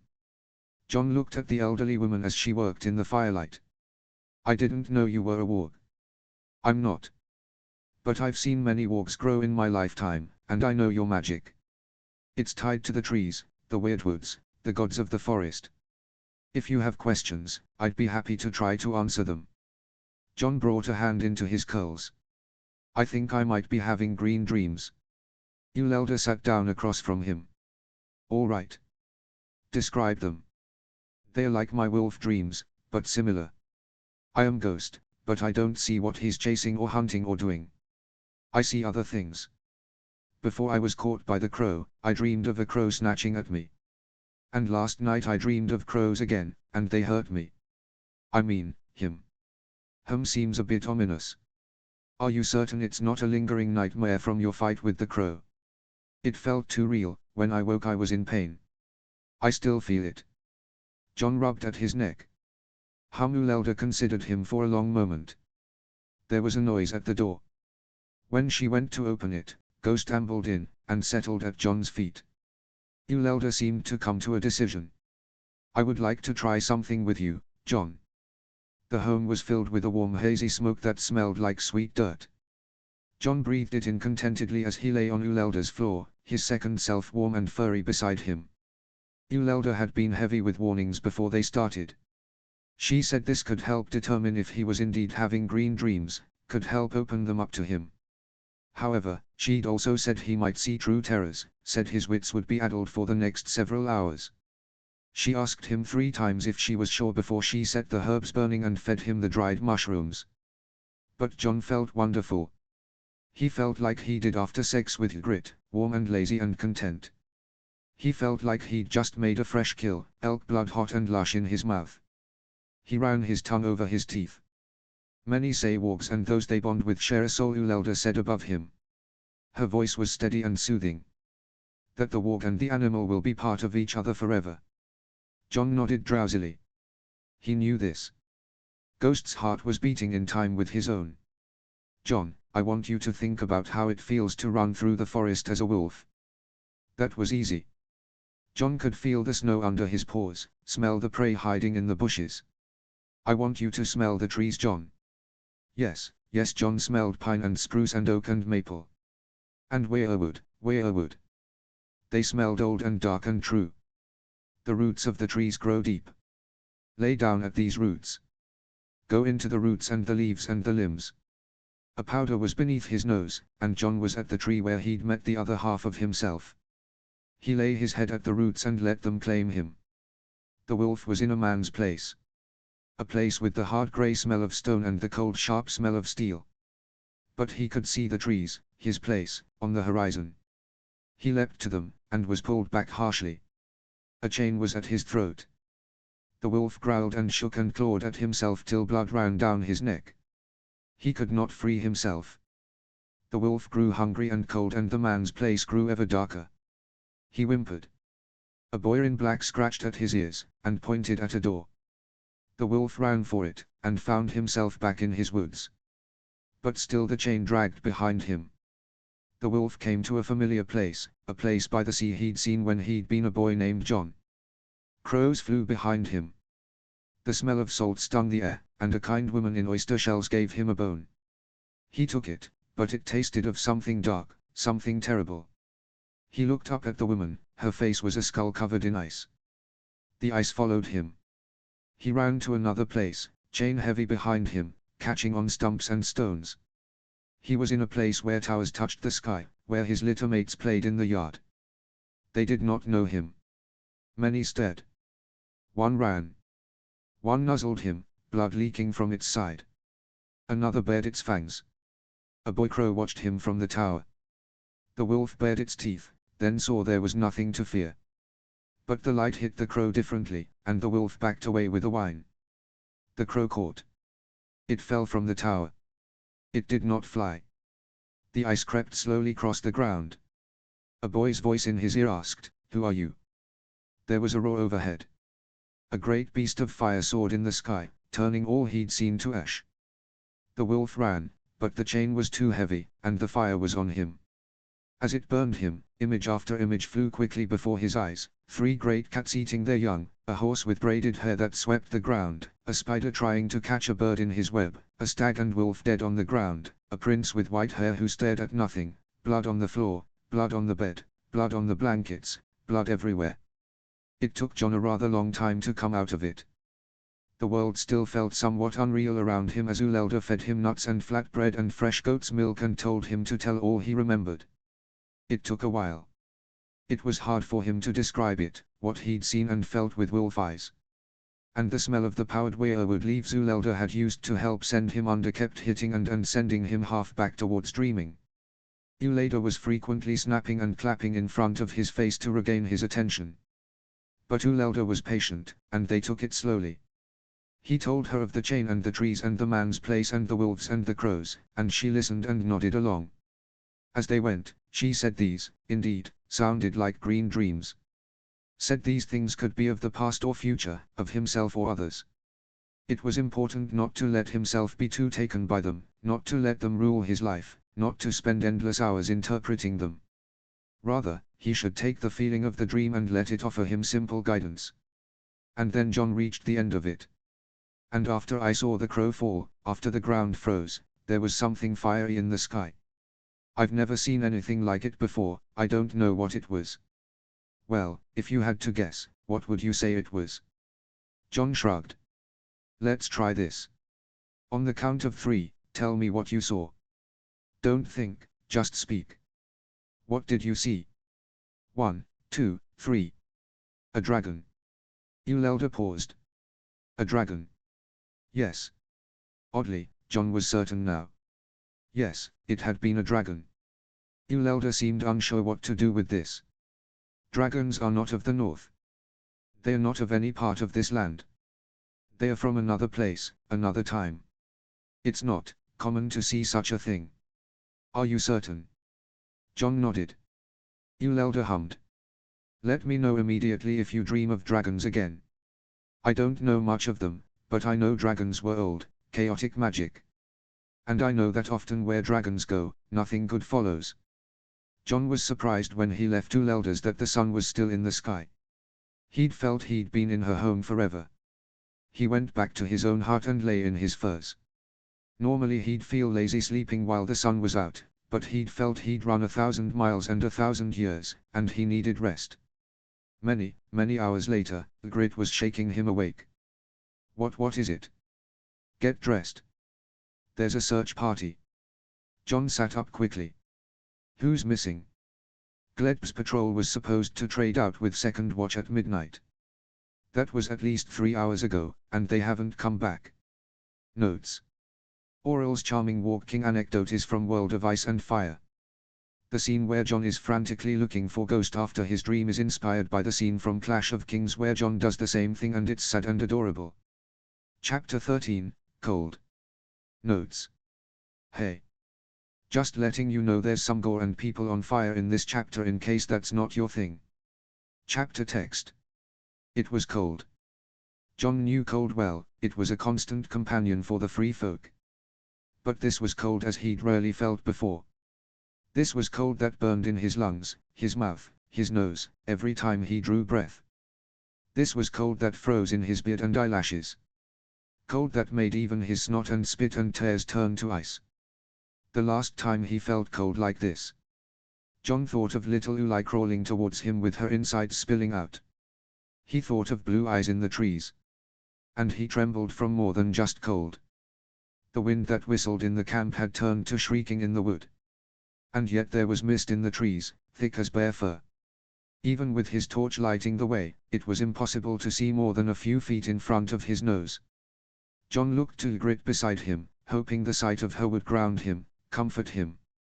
But her own torch cast dark shadows on her face, her eyes were wide around the pupils, and below the flush of the chill her face was whiter than snow. There were 6 in Gleb's patrol, none had returned. There were 20 in their group. John tried to breathe even. 20 could find 6, could fight 6 if. John heard a crack behind him and jumped, turning fast. Just Harmer, stepping on a twig. Keep your torches lit at all times, someone was saying. Keep them high. Stay together, and if you see anything, anything at all, speak up. There were other words said, but John did not hear them. His heart was pounding in his ears. There was no other sound. I am a man of the free folk. This is part of what that means. Being brave to keep the camp safe. He fidgeted with the bow at his shoulder, shifted his shoulders to make sure the spear was still strapped to his back. The mist seemed to grow thicker and thicker, until John could barely see Ygritte at all, only the vague yellow light from her torch. The wind seemed muffled suddenly, and no animals or birds moved in the trees. Even the smell seemed frozen, buried under a thick layer of ice. Nothing to see, nothing to smell, nothing to hear. Here, something called in the darkness, and John nearly lost his footing. A hazy torchlight waved, and the other torches made their way towards it. When John was nearly there, he stepped on something. He looked down to see what it was, bringing his torch low to the ground. A dead animal's eyes stared up at him. It's the dogs, someone, perhaps Harmer, was saying. Gleb's dogs. They've been torn to pieces. At council, Chieftain Elrine had spoken of her niece, torn apart, remains left in a strange spiral. Everyone get close together. If we can get more light. A sharp scream pierced through the darkness. John waved his torch, this way and that. He couldn't see any monster in the dark, couldn't see any blue eyes. John quickly counted the torchlights. There were 19. Get together in a tight circle now. It will be harder for them to break. The speaker cut off suddenly. John's breaths came quicker and quicker, burning through his body. 18 torchlights. Help me, someone cried. Help. One torchlight was waving wildly. He ran towards the light, towards the sound, but then out of the darkness something grabbed. John dropped his torch. Large cold arms came to his throat and strangled him. John tried to scream, but he barely get the sound out, could barely get past the choking round his throat. Grit. There were horrible sounds in his ear, gasps and rattles in a voice that didn't sound anything like human. He craned his neck just enough to see dead blue eyes. John was struggling, trying to get his hands under those awful arms to loosen the hold. But his breath was going ragged, his vision was fuzzing at the edges, he could barely see, barely think. There was fire. The great body behind him had been set aflame. The arms loosened just enough and John scampered away. The flaming body still moved, still reached for him, but John jumped back. The body collapsed, and John looked up to see Ygritte holding her torch. "You all right?" she choked out. Her face, 2 feet in front of him, was faint. He nodded. Another body went up in flame. Man or monster, John didn't know. He looked around. There were only 9 torchlights. Ygritte took John's hand and squeezed. "I think we got 2, maybe 3," Ygritte was saying. "That means there's only a few more.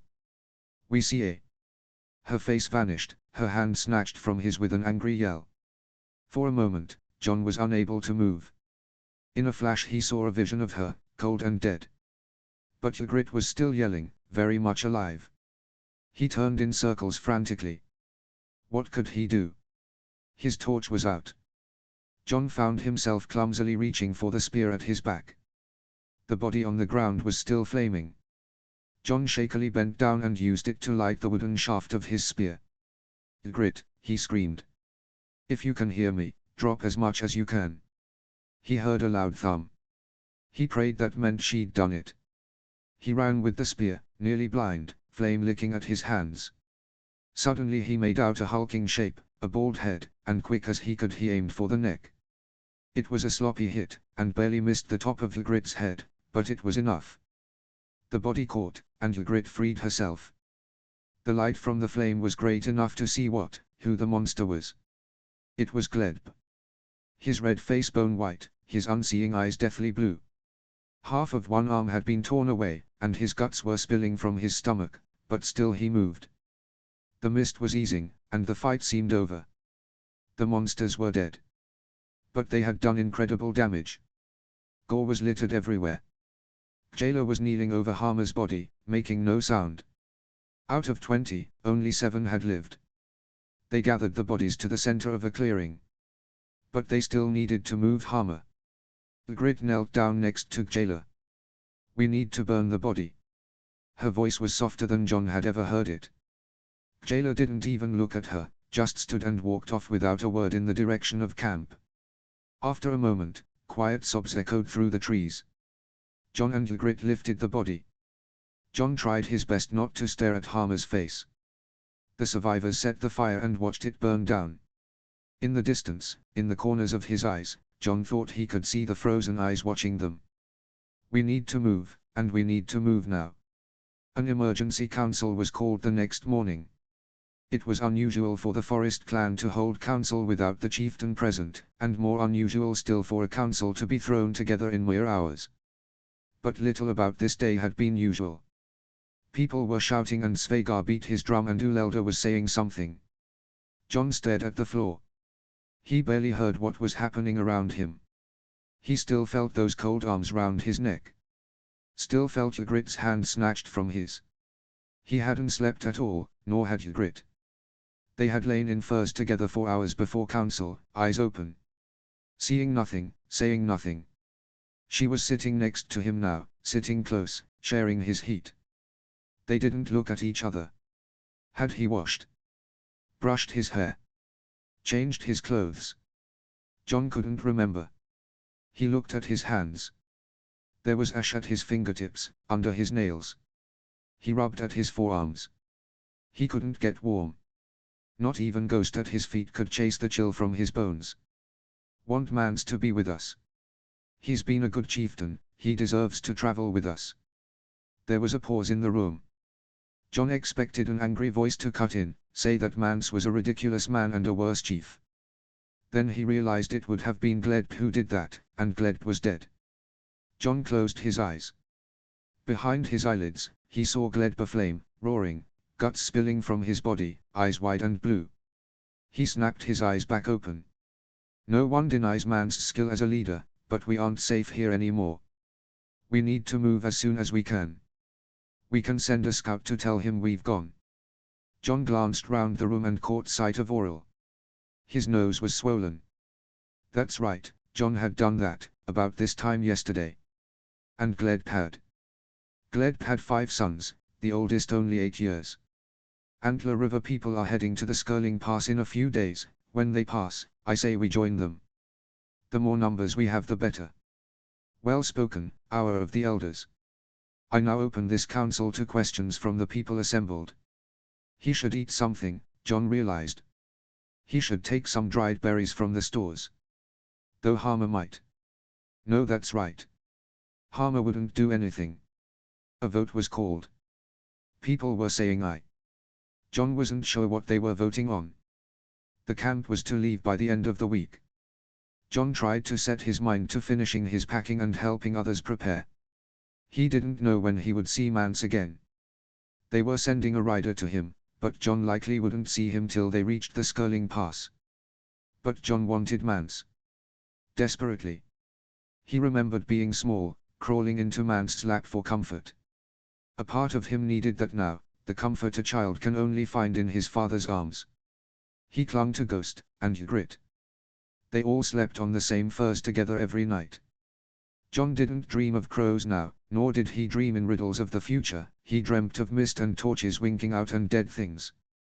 Ghost seemed to sense this, and would snuggle against him, give him dreams of being warm in bed with relaxed paws and soft fur and deep smells and his favorite people at his side.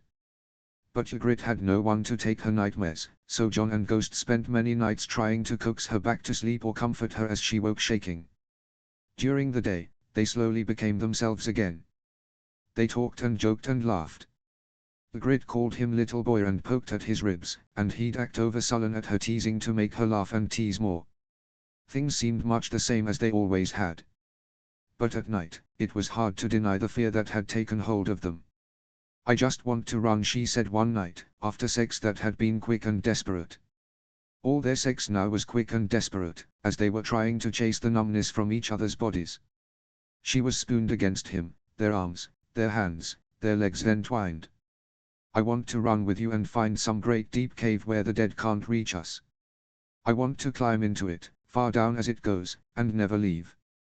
Soon the day dawned when the camp was to set off. People rushed about, making final preparations. Somehow, nobody seemed quite ready, but the time had come regardless. John near bumped into a child carrying a pile of furs twice as high as himself. One Gleb's boys, John realized with a start. He looked across the camp and saw Jailer where Harmer should have been, handing families last-minute supplies, packing the sled that would keep the group's provisions. John caught sight of her face. Her eyes still looked shattered. John looked down quickly. Yes, it was time to go. He went back to his hut and packed the last of his things. He rolled his furs into a bedroll and strapped it to the top of his pack. There was nothing left on the shelves or floor, nothing to prove anyone had ever lived here. Come here, Ghost. The wolf, who now stood higher than John's knees, came to him. John put his pack to his back, ruffled Ghost's fur, and together they walked out the door. The clan was filling out into the wood, and John walked with them. When he reached the edge of the clearing, he turned back a moment. He looked at the longhouse in the center of camp, at the scattered circle of huts that surrounded it. He looked at the animal pens and the community oven and at the well and the outdoor fire pit and at the garden sleeping for winter. This place had been the only home he'd ever known. He'd climbed each of the trees and he'd played tag between the huts and stolen vegetables from the garden and on one memorable occasion fell down into the well. He'd heard countless tales told round the fire. He wondered if he'd see this place again. He wished Mance was there. There was a hand at his shoulder, and Ygritte was at his side.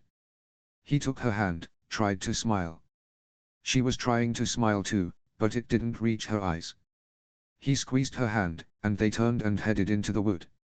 Chapter 14, Traveling. Notes. See the end of the chapter for notes. Chapter text. The journey was both more difficult and more fun than John expected.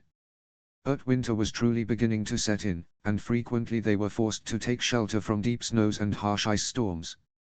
Sometimes it felt they had barely moved before the next storm arrived. It was slow, hard going. But the journey was often exciting. They joined up with the Antler River caravan, and the joy of 100 little reunions seemed to chase away the fear that had settled over the Forest clan. John was especially cheered to see Tormund, who greeted him with a big hug and a laugh, as he always did. As they walked, Tormund told John of his life since he'd last seen him, making even the dull moments sound like grand tales from the Age of Heroes. John hesitatingly told him of his own troubles, of the crow and the monsters in the ice. Tormund listened, rubbing soothing circles on his back. He told John he'd fought well and bravely. Then Tormund retold John's troubles back to him in mythic tones and with absurd touches that made John laugh. Tormund started calling John by ridiculous lofty names based on his recent fights, like John the Ice Aspirer and John Crowbitter, and John snorted, smiling. Crowbitter, really? You have to get a few names under you sometime, little wolf. Did I ever tell you how I got the name Giantsbane? Several times. Well, let me remind you. A few years ago I went hunting giants. That story is disgusting, called Ygritte from behind them. Tormund looked back at her. John stopped to let her catch up. Well then, dear Ygritte, let me tell you another tale, your favorite tale, of how I gained my new name, Husband of Bears. Ygritte groaned. John grinned. It was good to have them all back together. John also met Tormund's daughters again. They were 4 and 6, and last time John had seen them they'd been tiny babes. They were sweet wild things. John loved watching Tormund with them. He'd carry them on his shoulders and told them children's tales in the Antler River language. Neither girl spoke a word of the common tongue, and John found his skill with their language improving as he spoke to them. The girls took a liking to both John and Ygritte, and they found themselves often caught up in their games. They'd have snowball fights, make basic sleds, play fetch with Ghost in the snow. One morning before setting out, Tormund's youngest, Munda, had shyly asked John if she could braid his hair. Shibu, she asked hopefully, eyes huge. John smiled, Fnirsham. He sat on the ground so she could reach him, and she happily got to work. She'd carefully made a braid at each side of his head, then joined them together in the back so that John's curls were half braided, half down. Ygritte liked it so much she declared he should wear his hair like that always. One morning, John saw Ygritte teaching Tormund's eldest how to properly string a bow, and something in John's heart flipped. Eventually, they joined with the Hornfoots too, and John found himself making friends with their new companions. He specifically sought out their warg, Aera. On this journey, John had truly seen how valuable warging could be to the free folk. As much as John hated him, Aurel's scouting had saved them several times from running into crows or great beasts.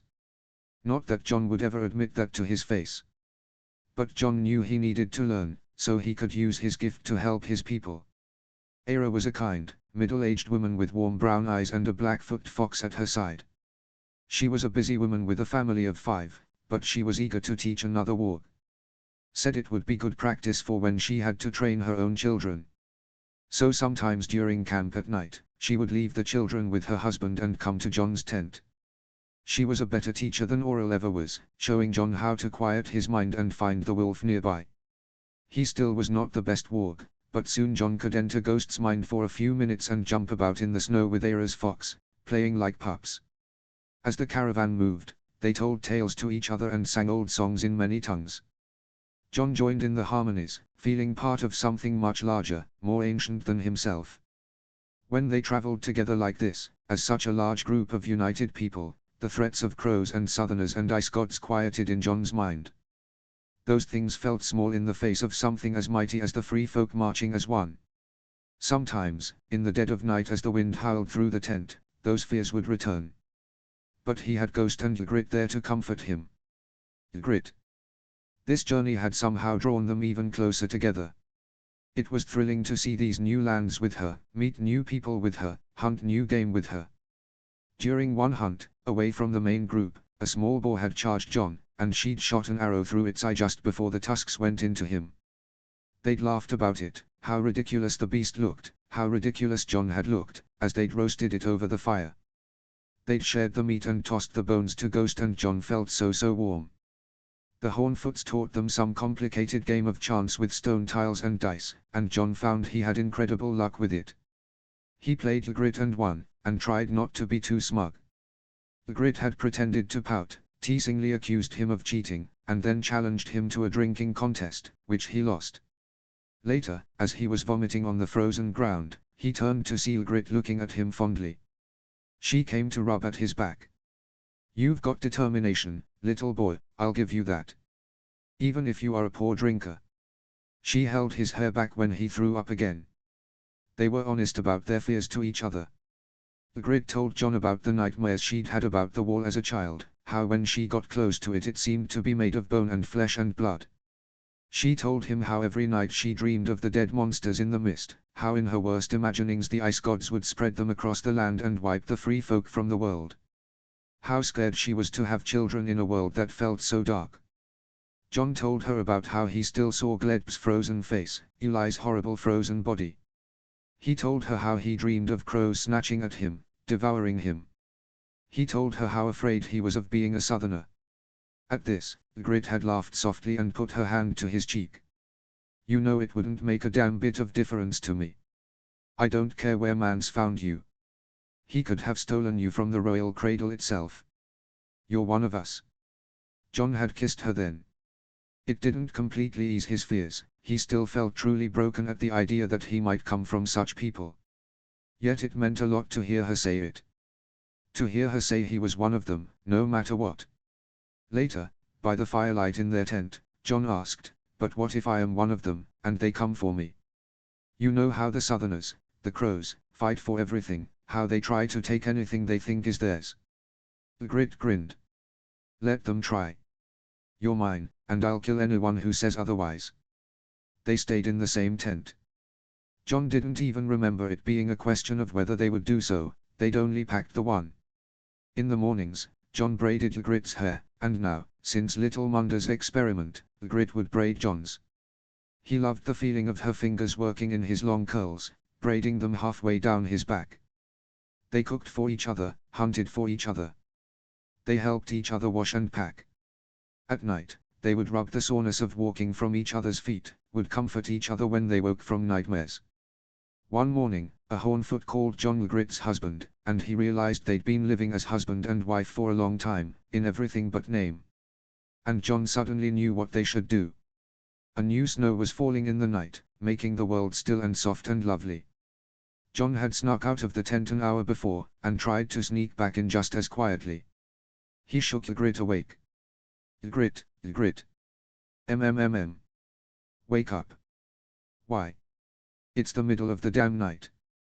I'm stealing you. If that's all right." She opened her eyes. Simply stared at him for a moment. Then she laughed, her smile wide. "You're not supposed to tell me before you do it. The whole point is I kill you if I don't want to." "I know, but I thought it'd be good to warn you, especially given the nightmares and all. And so you can put on your boots." The smile on her face was soft. She laughed again. She pulled her boots on quickly, then her outer furs. Her hair, her face was shining. John couldn't stop looking at her. "All right, let's get to it then." She fell back on the bed dramatically. "Oh, look at me, just lying here in the night, expecting nothing at all to happen, certainly not expecting a ridiculous curly-haired boy to carry me off, no, not at all." John rolled his eyes, laughed, and gathered her into his arms. Ygritte poked at his ribs, and elbowed him, and at one point ran from him laughing. He tackled her into the snow. He was so caught up in how beautiful she looked there that when she moved to pick him up and threw him over her shoulder, he yelped. "Put me down. This isn't how this is supposed to go." But why shouldn't I steal you? I'm fairly certain I'll be better at it." "You don't know where we're going." "Oh, are we going somewhere?" "It's a surprise." She paused, considering. Fair enough. She threw John into a snowbank. As he sputtered, she ran off, laughing. Try to catch me then, little boy. Eventually they reached the caves. Tormund had helped John find this place. He'd been practically vibrating of excitement when John told him, and had been eager to help in any way he could. John climbed down, Ygritte still in his arms, and came to a cavern with hot springs. A small fire was set there, with fresh elk meat roasting over it. There were dried berries and a skin filled with fermented milk and even a very small dried honeycake John had begged from Ulelda. John put Ygritte down, and she walked around the cave seeming almost dazed. She turned to him, tenderness in her eyes. What, you're not going to run off again? John teased. But Ygritte didn't respond, and John was suddenly self-conscious. This is all right, isn't it? It's lovely, she breathed. You're lovely. She kissed him, melted into him. She kept kissing him, and suddenly they had less and less furs on, and they fell back onto the cave floor together. This is the cave, she sighed hours later. I never want to leave this cave. The next day during the journey seemingly everyone came to greet them with congratulations. Tormund was beaming, lit from within, telling everyone that didn't know them well what a good match they were. People they'd barely spoken to came up with hugs and words of wisdom and well wishes. John was honestly a bit shy at all the attention, but he knew the free folk loved any excuse for a celebration. That night, when the caravan camped, there was music and dancing and toasts to the couple. His daughters had found some winter flowers somewhere and made Ygritte and John crowns for their hair. Ghost acted like a small puppy, jumping in excited little circles. Old couples told warm tales of how they'd met. Aera, fox in her arms, told them how her people said vows in front of weirwood trees. Ygritte liked the idea so much she declared she and John should do that in front of the very next weirwood they passed. Tormund started telling one of his more ridiculous stories, and Ygritte had him cut off with a song. She pulled John up to dance round the fire, and he hadn't known until now he'd been capable of such happiness. His only wished Mance had been there to see it. The free folk had been traveling for a little more than a month, and John had been Ygritte's husband for one wonderful week. They were about to reach the Fist of the First Men. John was excited. He'd been here once as a child and he couldn't wait to show Ygritte the hidden ruins and massive standing stones he'd found so fascinating as a boy. There were deer tracks in the fresh snow, which meant good hunting nearby. People were still preparing for the caravan to move. It would be at least another hour until they set off. But John and Ygritte were all packed and ready, so they decided to set out with their bows and see if they could get some venison they could cook when they camped that night. They moved quietly along the land, their eyes on the tracks, Ghost at their side. At the top of a hill, Ygritte stopped suddenly and gestured to John. A pair of stray deer from the herd were pawing in the snow ahead. Ghost crouched behind the rocks, eyes sharp. We should get into the trees, it'll be an easier angle to hit them. Ygritte snorted quietly. They'll hear us. Ghost here has the better idea. I can hit them from behind those rocks easily. They'll see you. Not if I crouch low enough. Then you won't be able to get the angle to hit them. Is that a bet, husband? John flushed and smiled. I tell you what we'll do, Ygritte continued. You get in the tree, I'll get behind the rock. You take the doe to the left, I take the doe to the right. Whoever hits first, wins. What do they win? John said, grinning. The loser, or you, will have to drag the sled with the carcasses all day. While the winner, me, will get to point and laugh at the ass who thought he could beat the Forest clan's best marksman. John huffed out a quiet laugh. I'll take that bet. Well, seal it with a kiss then.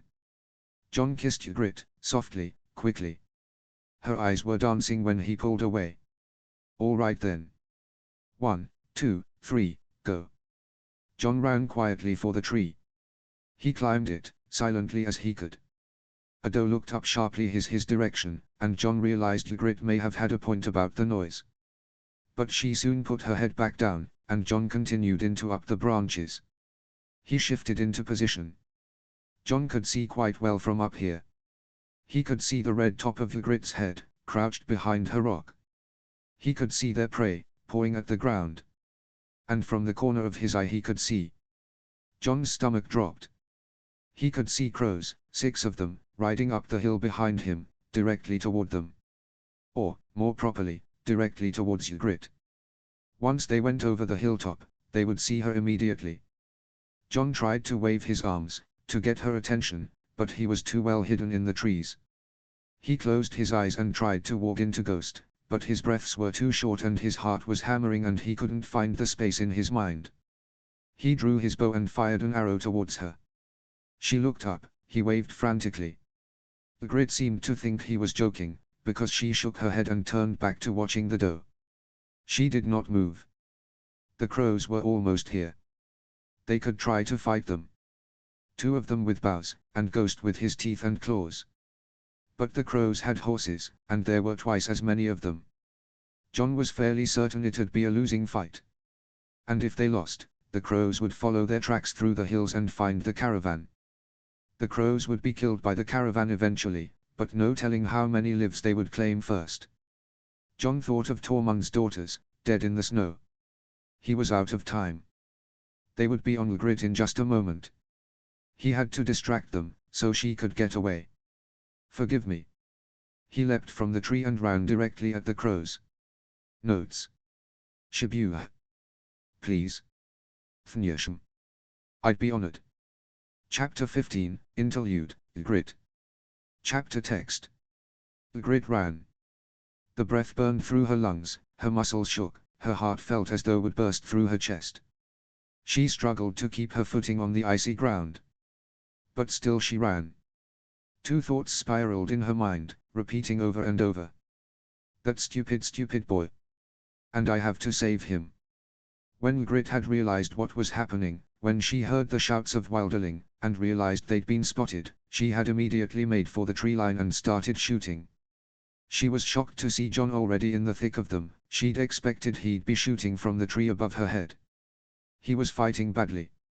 Not protecting his sides, moving erratically in circles, being more loud and destructive than careful and quick.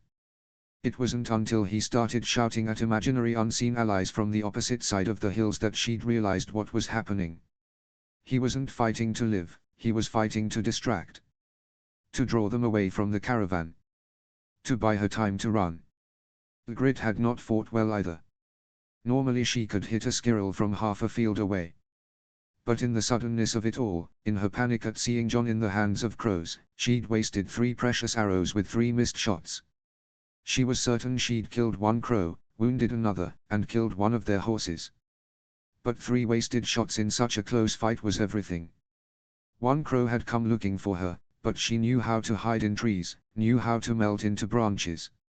And the crow had only been there mere moments. She'd heard Jon yell and the crow ran back to his fellows, so presumably Jon had created some stupid diversion that needed the man in black's attention. She had thought about charging the crows, trying to get as many as she could with surprise and her hunting knife. But that would simply get her killed. She'd watched Ghost charge. The wolf had run straight at the crows immediately, growling and snarling and biting, turning the crows' panicked horses round and round until they didn't know which way was which. But then one of the horses had kicked him. The wolf had let out a terrible yelp and fell back in the snow, fur coated with blood. He hadn't moved again. No, she had thought. Charging was not a good idea. She couldn't help Jon if she was dead. He was buying her time, and she should use it. So she'd snuck from the tree line, made herself as invisible as impossible. The moment she knew she was out of sight, she ran. Ygritte felt she'd been running forever. That stupid boy. I have to save him. She needed to stop, to catch her breath, but there was no time. The crows looked like they were tying Jon up, taking him prisoner, but who knew how long until they just decided to kill him. Clouds were gathering overhead, making the once blue sky as grey as a corpse. Ygritte pushed harder and went faster. She cursed Jon for going to meet them alone, for trying to distract them, for being such a moronic self-sacrificing idiot. She cursed herself for not hearing the hoofbeats sooner, for ignoring Jon's warning arrow, for missing 3 shots when she only had a quiver of 6. She cursed both of them for not bringing more weapons that morning. They'd known this journey was dangerous, known they were in unfamiliar lands, known crows were everywhere. But still they'd let themselves get too comfortable. Stupid, stupid. Despite the cold, Ygritte's furs were soaked with sweat. It started to snow. No. New snow would cover everything, hoofprints, dirt, blood stains. The terrain here was terrible for tracking. There were only scattered trees, only scattered bushes. If it kept snowing hard, soon there'd be no way to know where the crows had gone.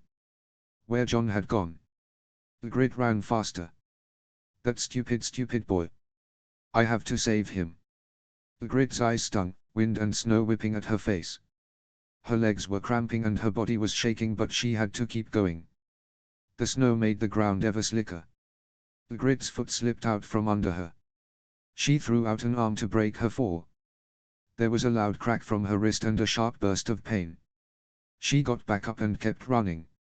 Finally the caravan came into sight, people sheltering back in the caves from the storm. They were chatting, laughing. Unaware of the danger nearby. Unaware that her life had just been ripped to pieces. I have to save him. Ygritte began to scream. They took John. The crows. They took him. It took no time at all to gather 20 fighters with spears and bows and axes. Tormund had been the first to grab his weapons, and Ygritte tried to take comfort in the stony anger and determination on his face. She led the band through the hills. The snow was coming thicker and faster. It was hard to see. Ygritte's own tracks from her run were nearly gone, and she hoped against hope the crows would still be near the hill where they'd fought. They finally reached the site, and ran over the hilltop with war cries, with spears and axes raised. No one was there. Nothing was there. The only signs anything had happened here were dead horses and little ghost, curled and bloody on the ground. Ygritte went to the wolf. She knelt in front of him. Blood was violently dark against his white fur. Tormund crouched beside her, gently. He placed a hand at her shoulder. We can't track them in this storm, but there are other ways to find. Tormund was listing options, ways to find John, but Ygritte could barely hear him. She knew how crows could disappear if you didn't catch them quickly, knew those who they took captive were often never seen again. By the time the storm let up, John would likely be lost to them. 2 hours ago she'd been a new bride teasing her husband. Where had that gone? How had that been taken from her so quickly? Suddenly Ghost whined and moved a little, and Ygritte immediately reached for him. He still breathed. His heart still beat. She rubbed his ears and he leaned into the touch. Still alive. Ygritte clutched her hands into the soft, white fur. Be kinder to put the poor beast out of its misery, someone was saying. Keep speaking and I'll cut out your tongue and shove it down your throat, Ygritte snarled. There was silence. Ygritte slowly, carefully, got her arms underneath the great wolf pup and lifted him from the bloody snow. The beast was heavy, already near the size of a full-grown dog, and her wrist was screaming. But she cradled him, even smiled a little as the wolf nuzzled into her. She turned to march back the way she'd come. I have to save him. Tormund was right, there were other ways to find John. And she was going to talk to one of them. I can't fly in this storm. Ygritte was pacing in front of Auril, glaring. He refused to meet her eyes. Can't or won't. Ygritte, if ice gets in my wings. They aren't your damn wings, it's just a fucking bird. Walk into him, find John, and then you get a new fucking bird. I can't just get a new bird. That's not how this works. It's not that easy. Course it is, you just don't want to try. You know how hard it is to bond with an animal. Else you wouldn't have just asked a healer to treat a goddamn wolf. Ygritte hit the cave wall with her good hand. Auril jumped. Ygritte spun to face him. She took slow steps towards him, one hand on her hunting knife. You always hated John. You'd be happy to see the back of him, happy to have him dead. She drew the knife from its sheath. She kept stalking closer. Ygritte. But I don't care about your stupid rivalry.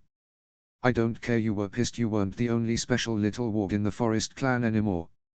Ygritte. She grabbed the front of Auril's furs, the knife was inches from his neck. You're going to find him, and you're going to find him now, or I'll cut your throat and let that goddamn wolf grow strong and healthy again feasting on your blood. Ygritte. It took Ygritte a moment to realize this protest wasn't coming from Auril, but from behind her. She turned and Tormund was there, hands raised, looking for all the world like he was trying to calm a skittish animal. She didn't care. What? If this worthless dirty bird doesn't care enough to find one of our own, who cares if we got him? What use is he to us? I can't find. Shut your mouth. Ygritte hissed in Auril's face. Ygritte, listen to me. Tormund's voice was soft. The storm is too severe. You can't see more than a foot in front of you. The crows will be caught in it too. When it's over, we'll make him scout for us, and we'll be able to see where they're going. He'll just lie. I won't. I said shut up. We'll send out a search party to Tormund assured. We'll make sure it's not just down to his word. And if he lies to you, I'll help you tear out Auril's spinal column myself. At this Auril made a choked-off noise of protest. I promise you, Ygritte. You know how much I care for your boy. Ygritte was breathing hard as Tormund spoke. Her heart was pounding. But she knew Tormund wasn't lying. He'd help her. She sheathed her knife and let Auril go. He scampered away from her. You'd better hope we find him, Ygritte said as she stalked up to the cave mouth to watch the storm stop. The snow didn't let up until the next morning. The moment it did, Tormund started gathering a search party while Ygritte glowered in front of Auril, his eyes white. When he came back to himself, he said simply, "There's nothing." It took 3 people to hold Ygritte back from him. She joined Tormund on searches. She could barely use her hands. Eulelda had told her one wrist was broken, and her other hand was swelling from punching the cave wall. But her feet worked perfectly well, and she was on them constantly for days. Trudging through deep snow, scaling slick hills of ice, walking and walking and walking. But they found nothing. At the end of the 4th day, Tormund came to her. She was packing supplies for the next day's search. "I'll see you at first light, yeah." He didn't say anything for a moment. His eyes were fixed on the ground. "Ygritte," he said slowly. "There isn't going to be another search party." She didn't stop packing. "The elders, the other chieftains, they say we can't stay here anymore. The caravan needs to keep moving west." Ygritte kept packing. She didn't look up. "Ygritte. Never thought you'd of all people give up on him," she bit out harshly. "Ygritte, we've seen no signs of him. None. If we stay in one place too long, you know as well as I do that the crows could come in force and cut us all down. Especially if they know we're nearby." She kept packing. "This isn't just about Jon. We have to make sure we're all safe, that the crows don't know we're here. I'm a chieftain, I have to think of my people. I have to think of my girls." She wouldn't look at Tormund. He moved closer to her. "We can keep having Auril search from the skies. We don't need to be here to do that. The moment he sees anything at all, I will ride out with you to get him. I will help you rip the heads from any crows that stand in the way." Ygritte didn't look up. "Ygritte. That stupid boy. What, did he think I couldn't defend myself? Even if the crows were riding at me, I could have fought them. I could have, but no, he just had to be a self-sacrificing idiot." Something she'd been avoiding was building behind her eyes. Tormund didn't say anything. "I should have done something different. I should have run for help the moment I heard them yelling. I should have heard the hoofbeats earlier. You know I missed 3 shots. 3. I should have run at the crows, least then we'd be together. I made so many, I was so stupid. I don't know what." And then she was sobbing, and Tormund gathered her into his arms. Later that night, Ygritte went to Eulelda. She couldn't sleep.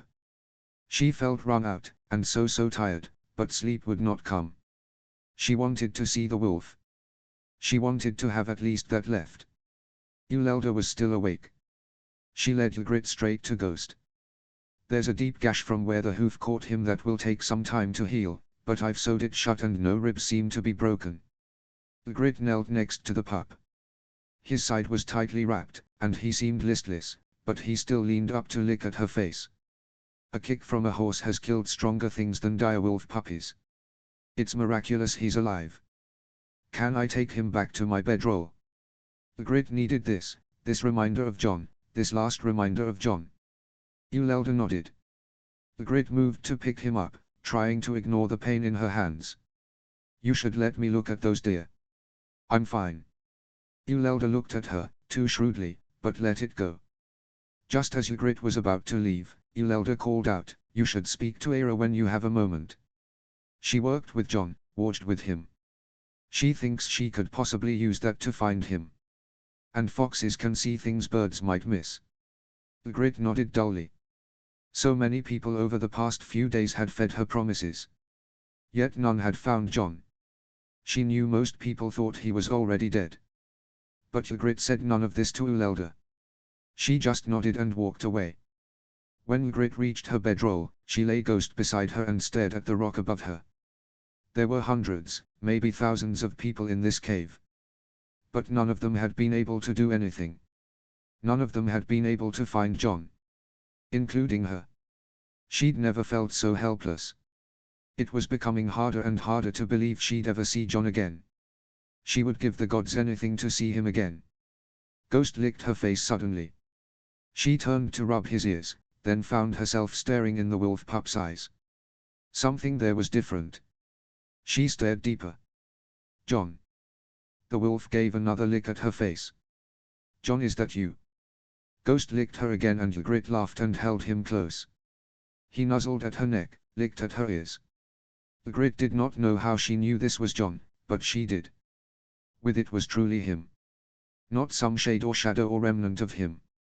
But truly John, telling her he was alive. You stupid boy, she said fondly, crying softly into fur. I'll save you. And I swear to all the gods, we'll be together again. Chapter 16, Interlude, Benjen. Chapter text. Benjen thought he would have more time. His mind had raced the entire ride back from Winterfell. He'd told Ned he would get the boy to the wall if he found him. And Benjen knew he likely could get him there physically. Worse came to worse, he could tie the boy to his horse. No, the problem would be keeping him there.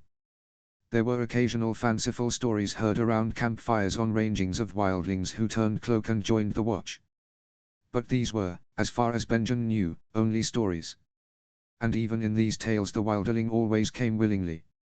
He knew for a fact the Night's Watch had kept occasional wildling servants throughout the years, doing work that was considered beneath the watch or too difficult or strange for the stewards. For example, not too long ago the Lord Commander had regaled him with an ancient record he'd found of a wildling who trained mammoths for the watch. But this was, as far as Benjen knew, incredibly rare. And again, the wildlings were usually willing. Well, there were a few very old tales about wildlings so broken by years of torture they agreed to serve the wall. But Benjen both hoped those tales weren't true, and had no intention of torturing his nephew into such a state. Lyanna would claw herself back into the living world and cut Benjen's head from his shoulders if he allowed such a thing to happen. But the boy would just run back beyond the wall if Benjen tried to keep him in Castle Black. Honestly, the best solution would be to get him south of the wall, far away from the crows he likely hated. Away from the Night's Watch, the boy might be more calm, more willing to listen. If things could be explained and he was offered a good place, a good life, maybe he'd be more amenable to staying. Of course, then that got into the issue Lady Catelyn brought up at Winterfell, of how to explain his existence. And this all presumed the boy did not have ties beyond the wall he wouldn't want to give up. Gods forbid the boy had family, a woman, children of his own. He had not even begun to think about how he'd explain the wildling boy to his sworn brothers, to the Lord Commander. They would hate him on sight. Many would try to kill him. And if they realized why Benjen was protecting a wildling, if they realized he was putting family he was born to above the watch, if they realized he was breaking his oath, well, Benjen would likely be put to death. Funnily enough, as Warden of the North, it would be Ned's duty to carry out his execution. It would be just my luck if Ned executes me for something that was his idea. This had all seemed simple to Ned. Just go get the boy, find him a place. But Benjen couldn't see any good solution to this problem. He had hoped that he could spend his journey to the wall in quiet contemplation, trying to arrive at one. But that was not to be. They had a tourist with them. Tyrion Lannister, the king's brother-in-law himself, had impulsively decided to journey to the wall. Kept saying he wanted to piss off the edge of it. Which was typically crass. The imp took nothing seriously. His near-constant jokes about the Night's Watch grated at the Black Brothers' nerves. The Lord was clearly of the opinion the Ancient Order was nothing but a gang of rapers and thieves protecting the realm from imaginary child's tales. And he found it terribly funny. This rich little lord could mock about Grumpkins and Snooks, but he wouldn't speak so arrogantly if he'd seen the things Benjen had seen. Heard the things Benjen had heard. He shuddered and tried not to think of Ice Eyes, slitting through the trees. Further, Benjen was bothered by the imp's proximity to King Robert, who Benjen was technically plotting treason against. It made Benjen constantly uncomfortable, unable to truly clear his mind. He tried to avoid Lannister, but the man seemed to have caught on that Benjen disliked him and found it greatly amusing to bother him. Benjen could not find a moment's peace. However, one thing about the imp did provide inspiration. His books. The wall had an enormous library, thousands of years of records. Surely Benjen would be able to find some kind of precedent for this. In all of the 1,000 generations the Watch had existed, surely someone had lost a bastard to the wildlings and tried to get them back.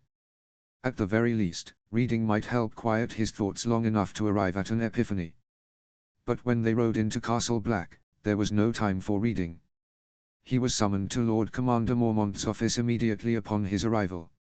He went quickly, both because he wanted to serve his commander well and because Lannister was making some crude joke about sneaking to the Mole's Town brothels. Lord Commander Mormont greeted Benjen warmly, but gravely. Waymar Royce was still missing. Benjen was to take out a party of rangers in the morning to search for him. He felt a bit guilty for leaving Lyanna's boy, especially when Ned had been so insistent. But Benjen was already sullying his vows by bringing Stark business, personal concerns, to the Night's Watch. By planning to harbor a wildling, an enemy of the realm. He wouldn't dishonor his vows further by leaving a sworn brother behind. Royce needed his help now. The wildling boy could wait until afterwards. Again Benjen tried not to think of Ice Eyes. No, this was the best way forward. He'd go looking for Royce, and this would buy Benjen time to arrive at a solution. He wouldn't be forced to take the boy back now, he wouldn't find him on this trip. In a way, Benjen was right. He had not found the boy. The boy had found him. It was a grim morning. There had been no sign of Waymar Royce, no sign at all. The men were already growing weary. And the evening before, they had discovered something shocking, something which truly concerned Benjen. Usually, when tracking wildlings on the move, the Watch found only small groups of footprints. The largest raiding party Benjen had ever seen had held, at most, 20 people. But they had discovered in the snow not just a handful of footprints, but a worn-down path, trod upon by hundreds of feet. This meant the rumors of wildlings amassing were likely true. And that was very dangerous. Wildlings only ever joined up to do one thing. March on the wall. He and his fellows had spent an entire night and morning stewing on this foreboding prospect. The Night's Watch had been grossly under-supported for years. Sadly, Tyrion Lannister's opinion of the Watch tended to be the prevailing one, and few houses sent them money or sons. Only 3 of their 19 castles were manned, the rest stood in varying stages of decay. Even the manned castles were nowhere near full. If a group of wildlings marched on the wall, there was a decent chance this time they could break it. Could take the gates of Castle Black for themselves. Could invade the 7 kingdoms. Could invade the north. And the thought of thousands of vicious raiders set loose upon the north was unthinkable. Benjen knew he and the 5 rangers at his side could not take on hundreds of wildlings alone. But they should at least try to get a sense of their numbers, get a sense of where they were going. They could give the Watch an idea of the size of the problem they were facing. So they agreed to find and track the group, and follow them unseen for a league or so. They had just barely set out when the wildling appeared. Caught off guard, it took a few moments for the rangers to properly react to what was happening. By the time Jaffer had shouted wilding, there was already a feather-tipped arrow in Benjen's horse. After all, it was rare for wildlings to rush men of the Night's Watch, and it was rarer still for one man on foot to rush 6 on horseback. Which meant there were probably others nearby. Benjen's horse whinnied and staggered. Benjen barely had time to jump off before the poor beast crashed to the ground. Things quickly descended into chaos. The wild man rushed madly about in erratic paths and circles, making it hard to keep clear sight of him, hard to target him, hard to get hold of him. He shot arrows at random, and when he got closer slashed with a knife at the horses. He screamed words in tongues they didn't speak, he shouted for allies from every hill, he made great howls with no words at all. There were other more arrows coming from the tree line somewhere, and a great goddamn dog had leapt into the fray. The horses panicked and spun at the sight of the snarling animal, making it all the more difficult to get a sense of what exactly was going on. He bit into Uthor's horse and it reared, sending the man flying. Marston's mount finally kicked the vile thing, putting it to an end. Thank the gods. Gas was on the ground with an arrow in him, Uthor was screaming with some injury or another, and at least 2, no 3 of their horses were fucked. The wilderling had just sliced into Rian's mount. Blood arced in the air, soaked the snow. And still there were more arrows coming. He needed to take control of this situation. He drew his sword. Marston, Jaffer, ride for the tree line, find their archers. Rian, Uthor, with me. Help me get to him. Uthor seemed not in a condition to take commands, but Rian mounted Gast's horse and charged at the wild man, driving him straight towards Benjen's sword. Benjen prepared to end this beast, once and for all. And then he caught sight of the wilderling's face for the first time since this fight began. Oh gods! Of course it would be him. Of course. Benjen froze. Which gave the wilderling time to grab his sword by the goddamn blade and spin it round to Benjen's neck. The boy's hands were bleeding. He didn't seem to feel the pain. I'll kill him. Get your men back from the trees or I swear to the gods I'll kill him. Marston, Jaffer, back now. Rian ordered. Benjen could hear their horses thundering back. The boy had clearly never handled a sword before, and it was easy enough work to elbow him in the ribs and force it from his hands. And then it was over. The boy was on the ground and Benjen stood over him, his sword at the boy's neck. There were no more screams, no more arrows, no more snarling dogs. Just a wide-eyed boy breathing heavily under Benjen's blade. Gas is dead, came Jaffer's voice at Benjen's side. Fuck. May he find the light of the 7. Uthor? Benjen asked.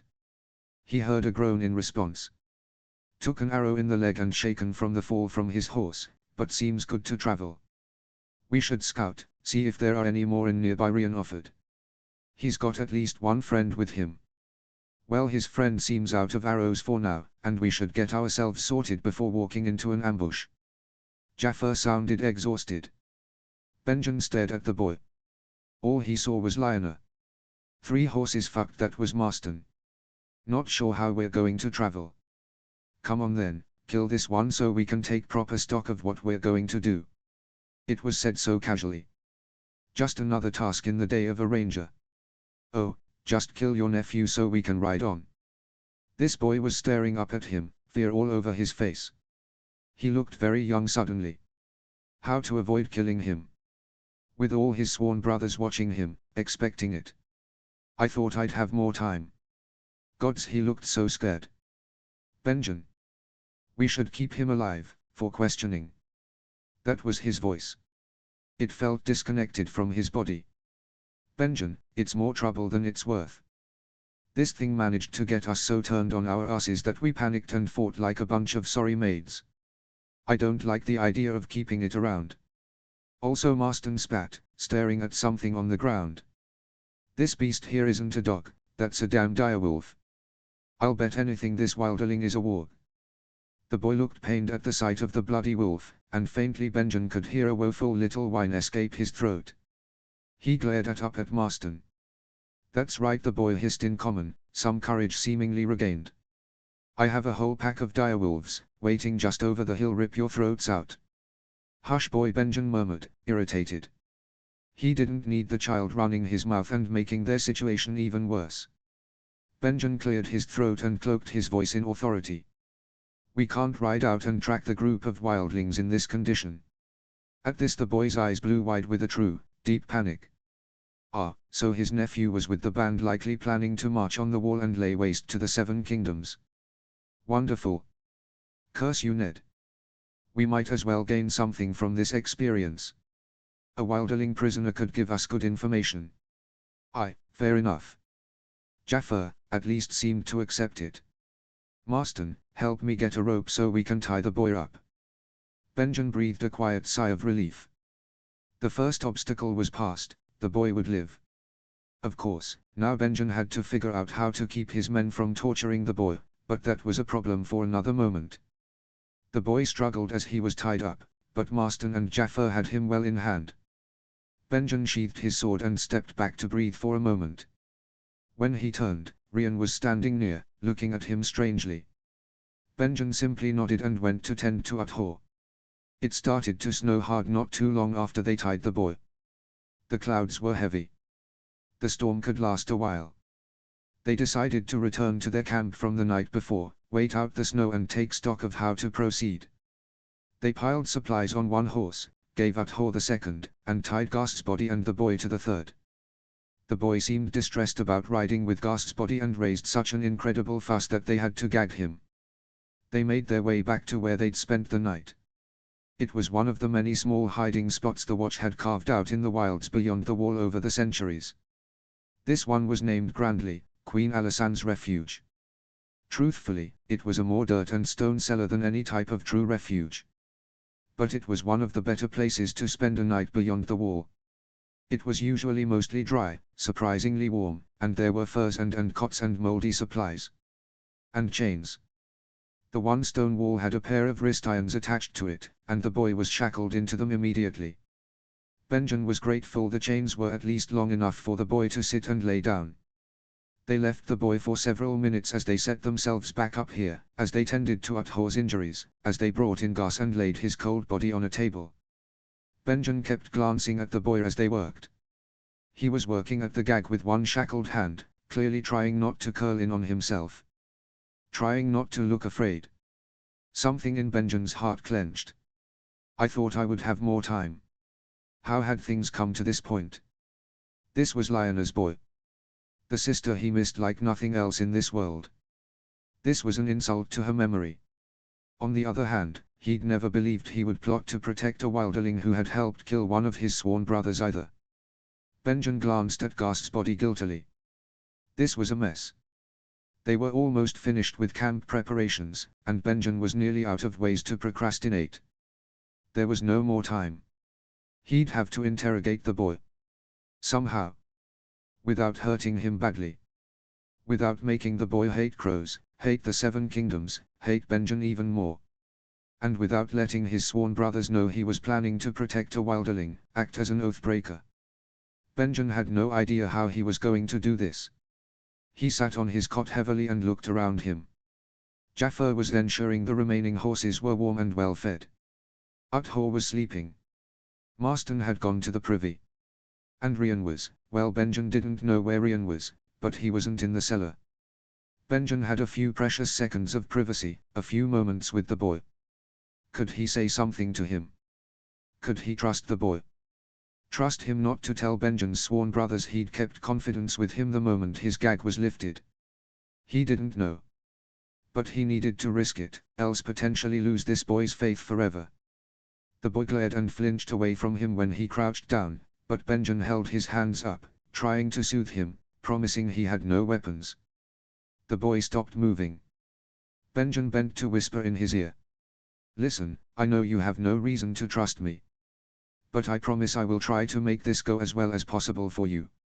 I will try my very best to get you to a safe place as soon as I can. I swear on the old gods, I will get you out of this soon.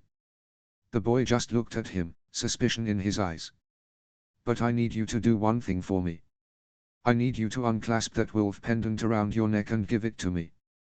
I promise I will give it back to you, but it might be dangerous if these men see it. It was true. Jafar especially would recognize castle-forged steel. Then they'd wonder where the boy had gotten it, and they'd look at the wolf, and perhaps they'd see Stark. It could lead to uncomfortable questions. Still the boy simply glared. For a long moment, Benjamin feared he'd made a grave error. That the boy would tell his fellows about this conversation. He feared it was all over. Benjamin's breath seemed caught in his throat. Then the boy brought a shackled hand to his neck and took the wolf pendant from his furs. His eyes were still fire as he gave the trinket to Benjamin, but Benjamin breathed out all the same. Perhaps not all was lost. Thank you, my boy. Take heart. I promise, everything will be all right. Benjamin turned and stood to pace about the room. He didn't notice the open cellar door, where Ian looked down shrewdly. Chapter 17, Interrogation. Notes. See the end of the chapter for notes. Chapter text. They knew about the caravan. How long had the crows been following them? How much did they know? How many men were they gathering to slaughter the free folk? It was nearly all John could think of. Even though his hands were still bleeding sluggishly and his wrists were sore from the shackles and the gag cut into the sides of his mouth. And John knew he was about to face pain, incredible pain. He was no fool, he knew crow questioning was not just simple conversation. But everyone John knew, everyone John cared about, was in danger. Ulelda and Era and Tormund and his daughters. There was Elil who had just birthed twins. Orkjala, who after Hama's death was still learning to smile again. Even Godsdam Auril didn't deserve to be picked apart by crows. And Ygritte. I can't let them find Ygritte. John was so afraid that he'd slip, so afraid that in the pain he'd forget himself and tell the crows something. If he got the clans killed, he'd never forgive himself. John wanted to find his space in Ghost's mind, to tell them, to warn them, and simply to be somewhere else if only for a moment. But John barely felt the wolf now. Sounds were muffled, scents were dulled. He could still sense his second heartbeat, but it felt ever weaker. John almost brought his knees to his chest, curled around himself for a small comfort. He wanted nothing more than to cry. But he stopped himself. No. He needed to be strong, fearless in front of these men. He needed them to think they could not break him. He needed to keep his wits together. When John was a boy, Mance had told him about what to do if crows ever caught them. Confuse them, he'd said. Mix truth and lies. Mention places that don't exist and clans long wiped from the world. The Night's Watch doesn't know the lands beyond the wall as well as they think they do. Then there was Tormund's advice. John had often begged him for tales of his adventures raiding in the south, begged him for any details about what it was like. And Tormund always told him, endless hours of stories and strategy and warnings. If crows get us, Tormund had said. A good raider creates chaos. Struggle, spit, bite, curse. Don't make it easy for them. Draw things out, give them time to make a mistake. And if you can't get away, at the very least make them work hard to kill you. Give your fellow raiders a chance to escape. Confusion and chaos. Simple enough. He'd done it while fighting in the hills. He could do it again. John took in deep breaths, let them out slow. The crows were starting to gather. The tall one was pacing across the floor, the light-haired one was whittling with a sharp knife. A third sharpened his shiny sword against a whetstone. The fourth conscious crow was still flitting about outside. When he returned, the pain would begin. Deep breath in, let it out slow. They were trapped in the storm. So was the caravan. John would keep the crows here long as he could and give the free folk a chance to escape. He'd feed them falsehoods and nonsense and waste their time. He'd make it so when they left this place they'd have no notion of which direction to go. Maybe he could even use some of them. The tall dark-haired crow, for one, might be willing to help John. Or at least, he'd promised as much a moment ago. John watched the tall crow walk across the floor, back and forth, back and forth. There were scratches on his face. Yes, this was the same crow John had met in the woods. The crow who'd searched for something in John's face. After the brutal fight they'd had, John didn't know why this crow had whispered comfort to him. Didn't know why he hadn't told the other crows they'd met before. He didn't know why the crow had hidden John's pendant. And to be honest, John didn't want to think about the why of it. Why wasn't important right now. The crow could be useful, that was what mattered. Maybe he would truly help John. And if he didn't, John could always simply tell the other crows that the tall one had offered him help and turn them all against each other. One other crow looked like he already had suspicions. More confusion, more chaos. And there was one more thing, one last thing John could use against the crows. If it came to that. He glanced again to the corner where the body lay cold. When they'd first strapped him on the horse with it, John had been terrified. He thought the thing would come back with ice blue eyes any moment to kill him, daytime or no. He thought the crows had been doing it on purpose, that they were condemning him to a horrible death. But now, John wondered. The crows were keeping the dead close with them, here in the room where they intended to sleep. Perhaps crows didn't rise. Perhaps they had some magic to prevent it. Perhaps they truly weren't human at all, as the old stories said. Or perhaps, they didn't know. Perhaps they had never seen the living dead. Or at least didn't know the full truth of them. It was one of John's worst fears, being trapped in a room with such a creature. Especially as he was helpless, chained.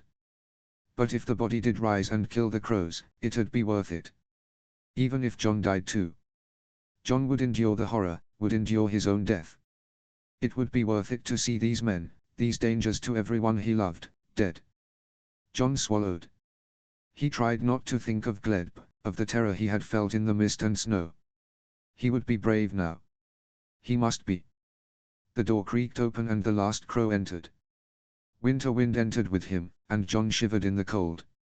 The door slammed shut. John breathed in, let it out slow. It was time to begin. The murder of crows loomed over John, their beady eyes boring into him. The tall one walked across the room towards him with slow, purposeful steps. The crow grabbed a chair and placed it directly in front of John. He perched himself on it. There'd been some argument among them, which of them should actually do the interrogating. The tall crow had been insistent that he do it. Something about how he'd keep the prisoner fit to travel, but would still make it hurt. He won. John had looked on, dread settling into every muscle in his body. The tall crow looked so eager to take John apart. I thought you said you'd help me. Let's start simply. Breathe in, out slow. My name's Benjamin. What's your name? Oral. John lied. There was a glimmer of something, sorrow perhaps, behind the crow's eyes. But it was gone as soon as it had come. Good start, boy. The crow leaned closer. These hills can be brutal. Especially with winter coming. What brings you here? I was hunting deer. A little truth to sell the lie. One of the crows snorted. Were you? The tall crow leaned forward. Do you live around here? Why would I hunt somewhere I didn't live? You tell me. Breathe in, out slow. Yes, I live around here. Care to tell us where?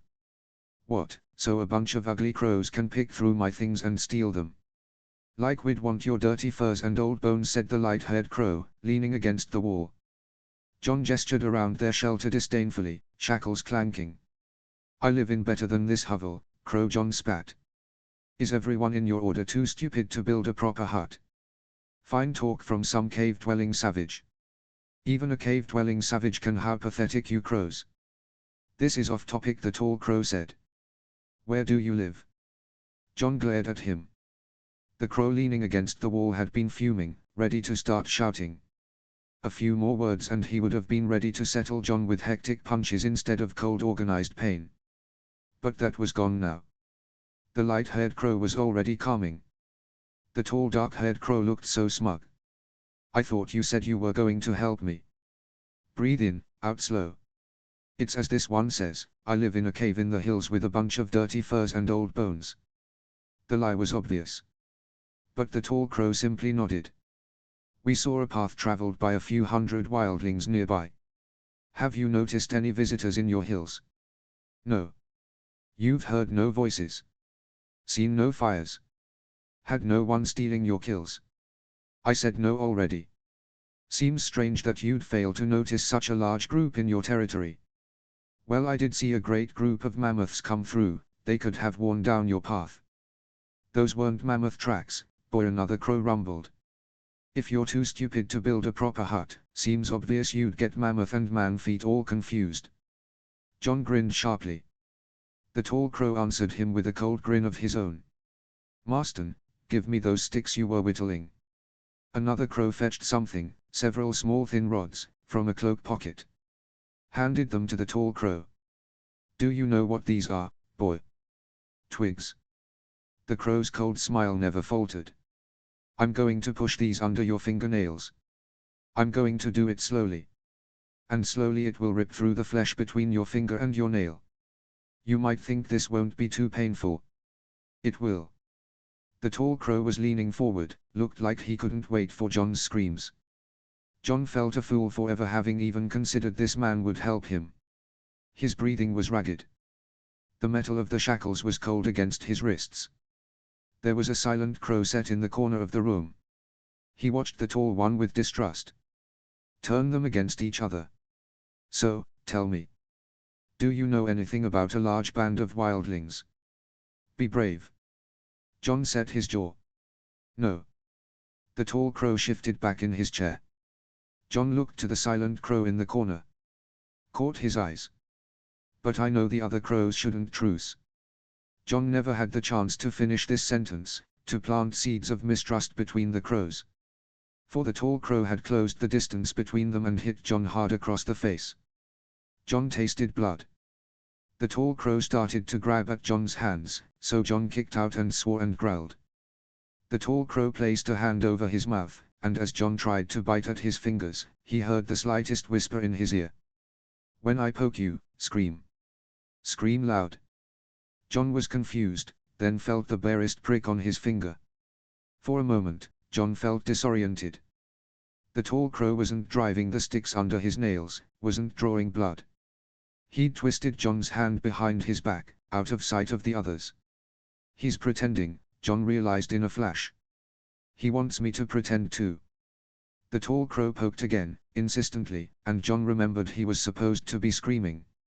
He drew breath into his lungs and shrieked. It went on like this for quite a while. The crow would ask questions that John wouldn't answer, and then he'd pretend to drive small sticks under John's fingernails, or pretend to twist his arms sharply, or give John slaps that were more loud than they were painful. And John would twitch and beg and pretend to scream. At times John felt a bit ridiculous, like a child play acting. But he knew this needed to seem real, lest the other crows catch them in their lie. John hoped the display was convincing.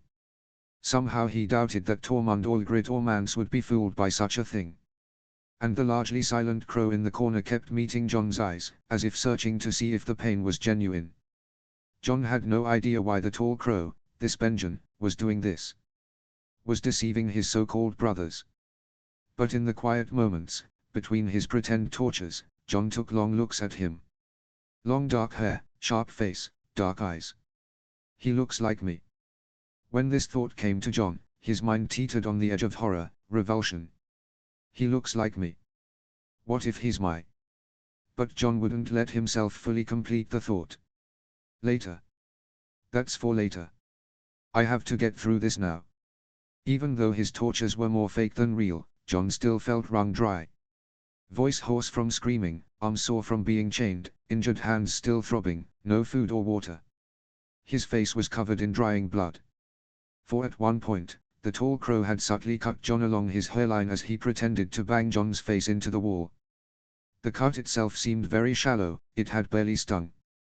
But it had bled heavily. John supposed this looked gruesome, which was of course the point. The blood helped convince the others the torture was real, was painful. But now John was truly getting lightheaded. He needed water. The crows were taking a few minutes rest. They had water, had food. Obviously, they would not give any to John. But at least he had a moment to breathe. The tall crow was encouraging the others to scout briefly through the storm, look quickly to ensure the wildlings were not seeking their lost man. One crow, the suspicious crow, was arguing they should wait until the storm fully died down. John wished he find some way to tell Grit where he was, tell her how many fighters to bring with her. He tried again to relax and find his place in Ghost's mind, but all that came when he tried was a sharp pain in his ribs. Pain that curled around him close and lingered. John whined. Loud. Too loud. The crows heard him. 4 men in black turned as one. 2 of them were laughing. Short barking laughs. High and sharp and cold. John tried again not to curl in on himself. He kept thinking of Ghost on the ground. Is he even still alive? John screwed his eyes shut. He was so hungry, so tired. And he didn't understand what was happening, why these crows were acting so strange. He tried to pretend for a moment that he was somewhere else. Boy. John kept his eyes shut. He could feel tears on his face, and he hated himself for being so weak. For giving the crows a weapon to mock him with. There was a gentle hand at his shoulder. Boy, it's all right. We're alone. Have some food, water. John opened his eyes. Through his tears, he could see the tall crow, Benjen, holding out some dried meat. A cup of water. He wanted to take it. This crow had helped him, made his pain less. But he was still half afraid it'd be poisoned. That this was all part of a game he didn't understand. The crow seemed to understand his hesitation. He bit off a bit of the meat. Chewed. Swallowed. That was all John needed. He grabbed for the meat, the water, and the crow gave it to him and stood. Quickly now, the others could be back soon. John ate greedily, drank greedily. It felt over far too soon. When he was finished, he looked up at the crow. He'd been staring down at John but now looked away, trying to pretend he hadn't been. He turned and paced across the floor. That little whine of yours was well timed. Convinced the others you were too out of it to attack me when we were alone. John didn't answer the crow. He was too busy thinking. Why are you helping me? Why did you capture me? Are you my father? No. No, John wouldn't let himself ask that question, even in his own head. Still, thoughts came to John quickly. He had to ask something. Had to know at least a little piece of the why. But then he looked to the body in the corner. Looked to the long muted light stretching in under the door. The sun would be down soon. This crow could help him. Had helped him. John didn't want him to die. Not yet. So John made a decision. You need to burn the body. Notes. Hey all. Sorry for the length between updates, it's been a busy week. Chapter 18, Arguments. Chapter text. The tall crow stopped pacing the floor. He paused, turned, looked at John. Confusion writ all over his face. Excuse me. You need to burn the body, John repeated, voice more urgent. Burn it now, before the sun goes down. A strange shadow was passing over the crow, Benjen's, face. He started to speak, paused, then tried again. That's not what I expected you to. I know you've likely been raised on legends and old tales. I'm not talking about legends or old tales. I've seen them, the dead rise, with my own eyes. The crow was staring, shaking his head. Yet some buried dread was sparking in his expression. Still, he denied it. Boy, I've seen many people die here, beyond the wall, in my years. The dead don't come back. Those old tales, the whites and white walkers. If they ever existed, they are gone. I'm fairly certain. They aren't gone. John was almost yelling now. He needed this crow to understand. The dead stayed down once but now the ice gods bring them back. The crow still shook his head. John's voice was harsh, hushed. You crows spend all this time hunting us here, away from your damned wall. Haven't you heard whispers? Haven't you seen the ice eyes stare at you from the trees? He had. John could tell. Could tell by the fear that settled over the crow's brow. John tried to hammer that fear into action. You need to burn him, and you need to do it now, else. The door burst open, bringing in wind and snow and muted winter light. The 3 other crows strode into the room. Snow's still too thick to see anything, Benjen, we'll have to wait until it dies down. I tell you, it's colder than a wood witch's teat out there. If one of the 7 hells isn't just ice beyond the wall, then I'm a damn Targaryen queen. 2 of the crows were chatting, cheery, distracted. But the third, The silent suspicious crow just stared at John. It took him a moment to realize why. The empty water cup Benjen had given him was still in John's hands. He dropped it, quickly. The silent crow looked at Benjen accusingly. Benjen simply stared back. The other two crows finally seemed to catch on to the tension in the room. "What, Benjen, did you finally get something out of this little shit?" The tall crow rolled his shoulders and seemed to come to a decision. "He just told me we should burn Ghast's body." There was silence for a moment. John's breath was coming quick. Then the light-haired crow began laughing uproariously. "Gods, I love hearing about their barbaric little superstitions.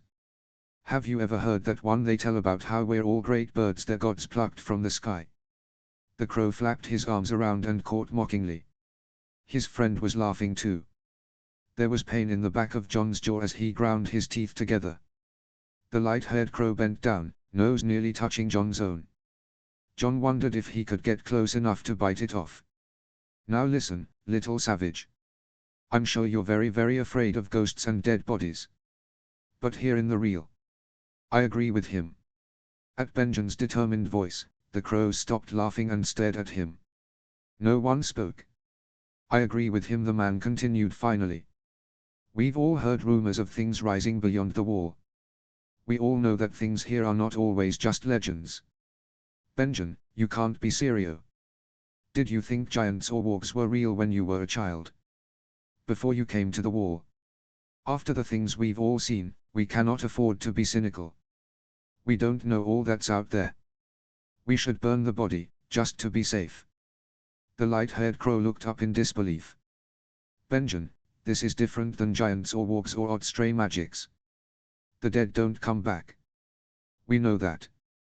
The seven say the dead are dead, and Ghast believed in the seven. This isn't about religion." "Of course it is," piped up another crow. "Ghast should get a proper burial, but this dirty wilderling is afraid of ghosts and wants him burned to appease his savage tree gods. Simple as that." Benjen's expression shifted, he seemed almost offended. The smaller crow quickly amended, "Now you know I don't mean it like that. Your northern tree religion is much more civilized than whatever the wildlings do." Benjen's glare was still harsh, but he cleared his throat and moved on. "As I said, this isn't about our religions or beliefs. We've all heard the rumors the wildlings are scared of something, we've all heard the rumors that's why they are banding together.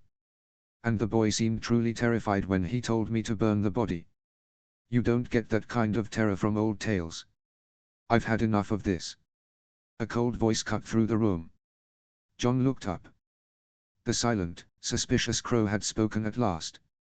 He pointed, nastily, at John. "This thing got one of our brothers killed.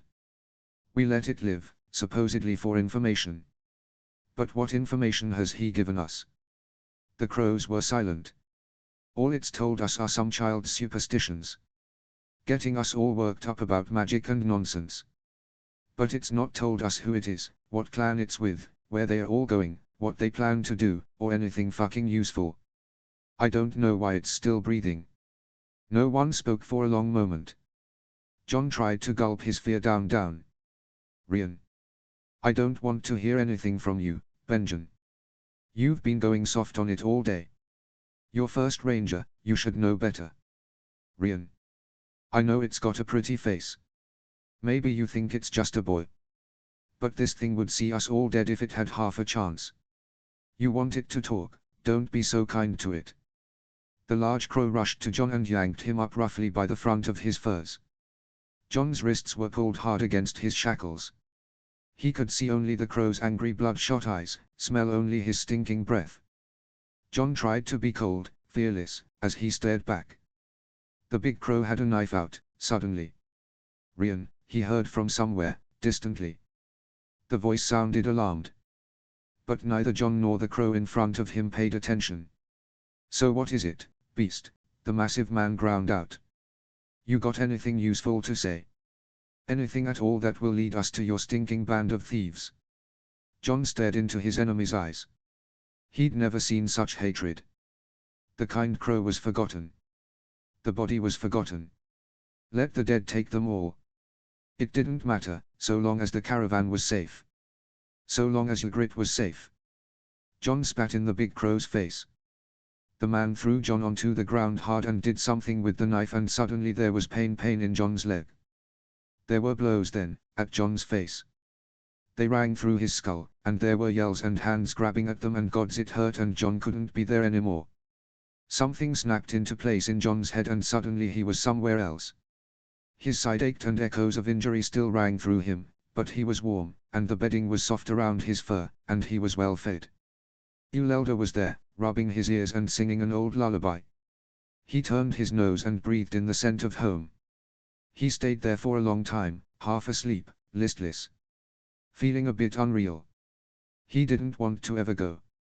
Uelda's hands were so warm in his fur. He could stay here, sink here, be a wolf for the rest of his days.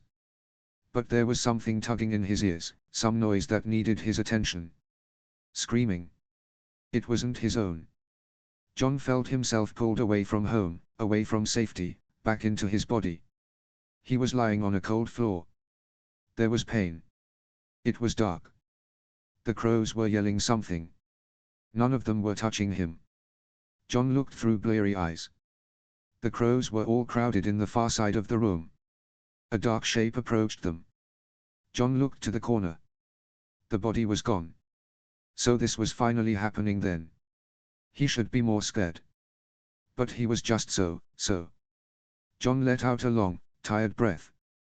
The cold shape turned. Rattled. Jon saw cold blue eyes. Oh. The shape was making its way towards him. He should do something. Fire, Jon said weakly. Fire, you need fire. The dead thing was pulling at Jon's legs, his arms. Fire, Jon repeated, over and over again.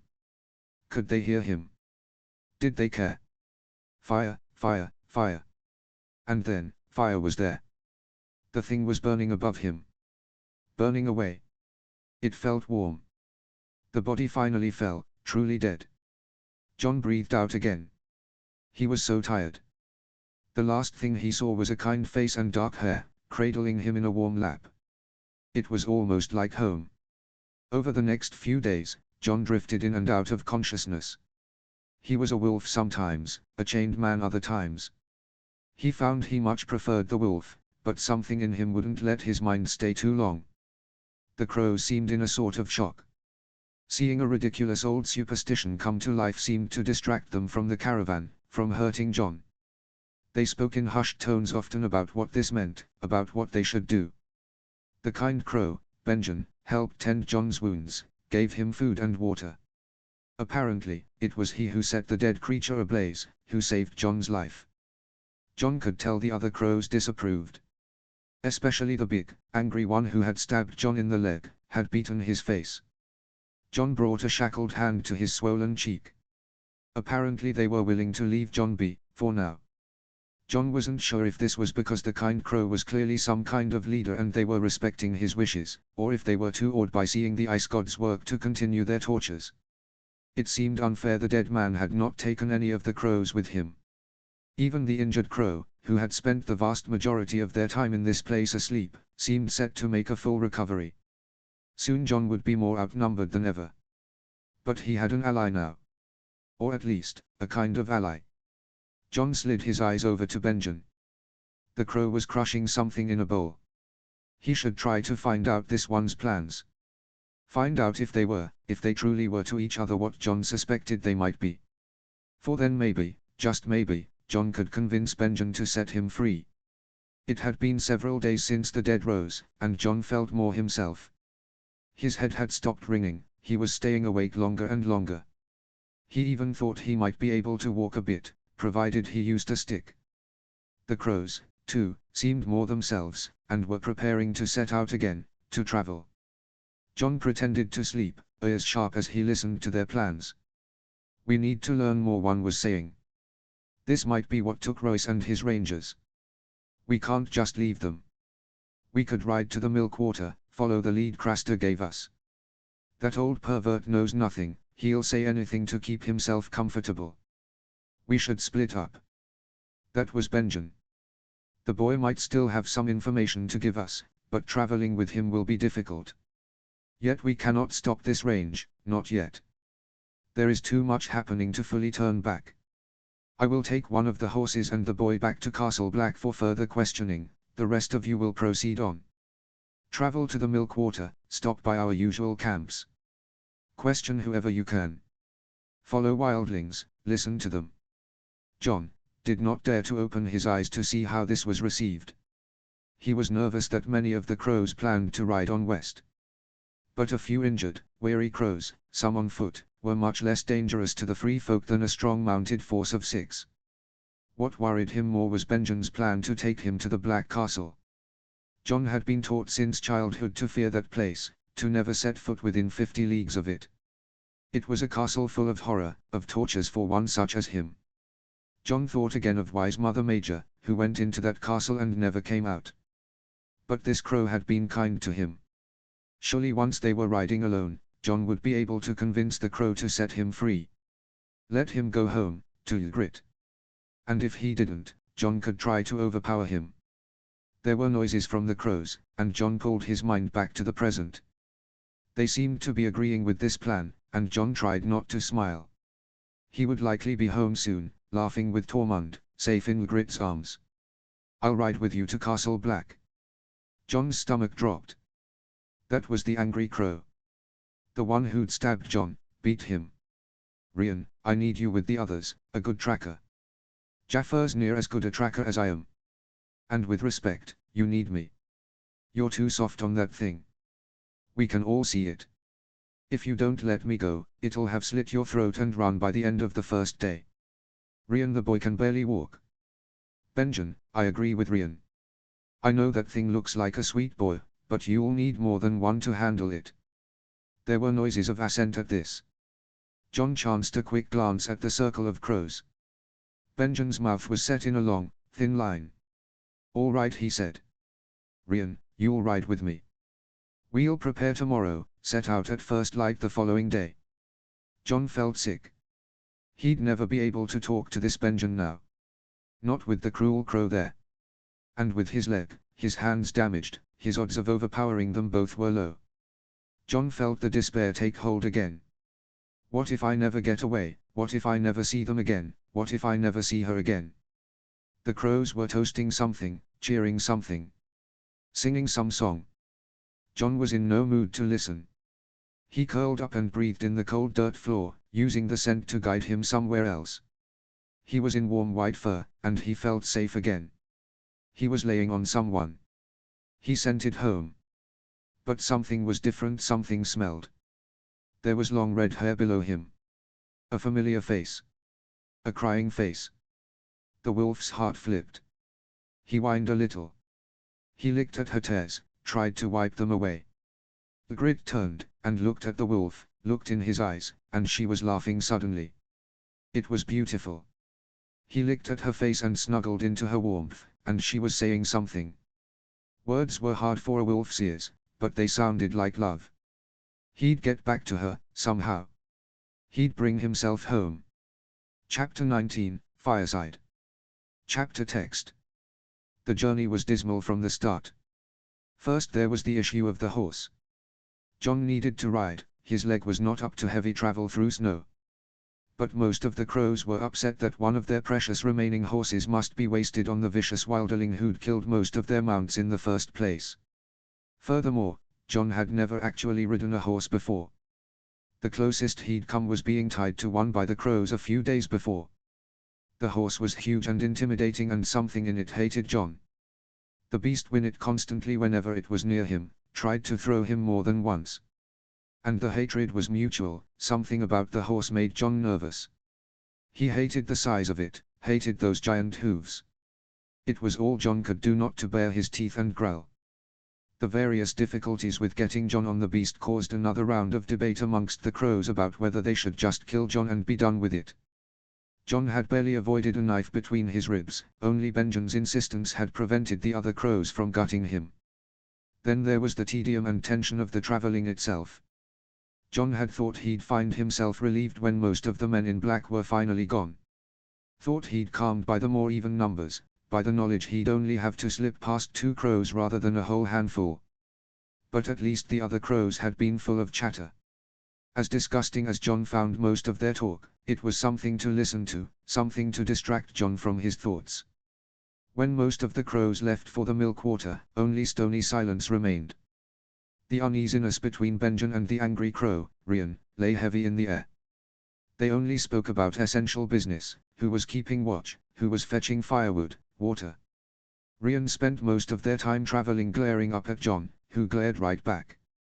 And Benjen seemed hesitant to approach conversation with John at all with Ryan in earshot.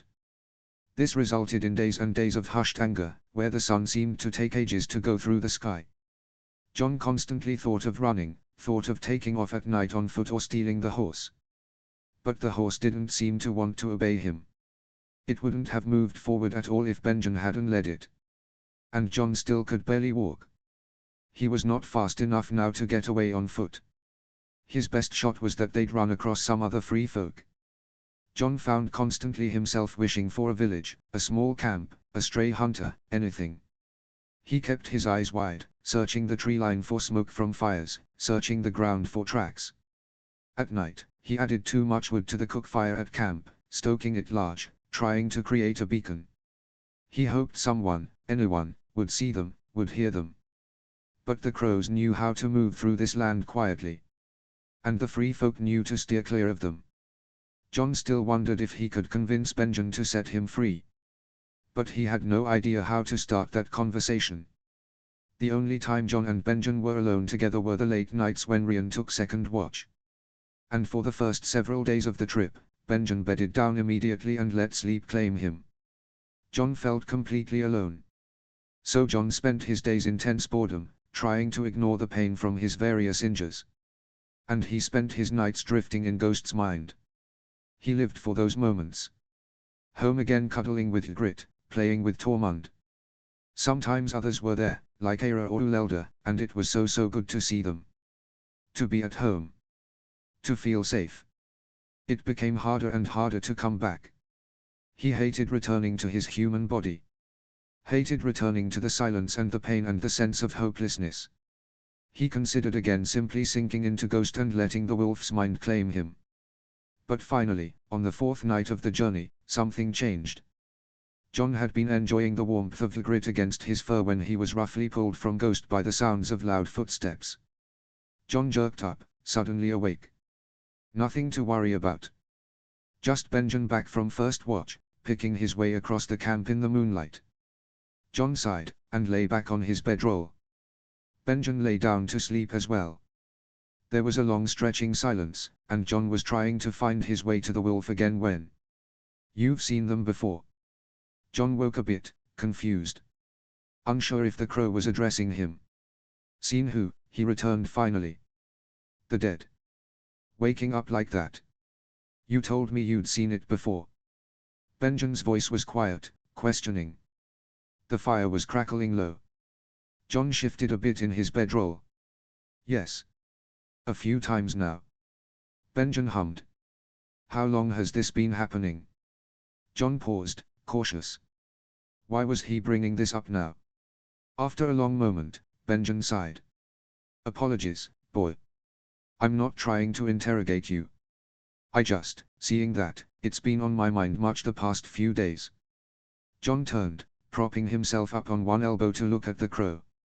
His face was drawn, worried, exhausted.